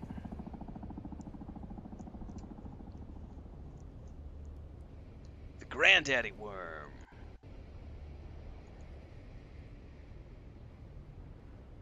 Alright, cool. Well, that's a wrap, everybody. If you missed any part of today's stream, we did a whole bunch of shit today. We played Death Stranding 2 for a bit. We played Destiny 2 for a bit. We played Dune Awakening for a little bit. I'm going to go clip videos right now. So we've got the Soulframe playthrough. I'll have that out on YouTube later on. We've got the Grounded 2 gameplay. We'll have that later on. And there is the Subnautica 2 lawsuit stuff that I'll have coming out. So all of those videos are going to be coming out on YouTube over the next, well, the rest of the afternoon. I got to go clip them first and get them to export. So I will catch you guys tomorrow morning bright and early. We'll be back for more. Tomorrow we'll do Destiny 2 and Dune Awakening will be the routine for tomorrow. And probably Tuesday morning as well. Wednesday, I'm not sure about yet. But Monday and Tuesday, we'll definitely get Destiny 2, Dune Awakening. Both of those days. At some point, I think we have the 29th is when Grounded 2 is hitting. So we've got till next week. So probably until next week, it's going to be that routine every single morning. Destiny 2, Dune Awakening. So it's about 3 hours of Destiny 2, about 3 hours of Dune Awakening maybe tomorrow. I might not do 3 hours of Dune Awakening tomorrow because the only thing I need to do tomorrow is haul stuff back, get the sandcrawler built, play the alt for a little bit. So it might be a shorter Dune Awakening session tomorrow, but that is the plan. Start off with Destiny 2, move into Dune Awakening. Yeah, Deeks, I mean, we'll see how it continues. We had really good turnout the first week. The second week it was less turnout, and today's the turnout was even less.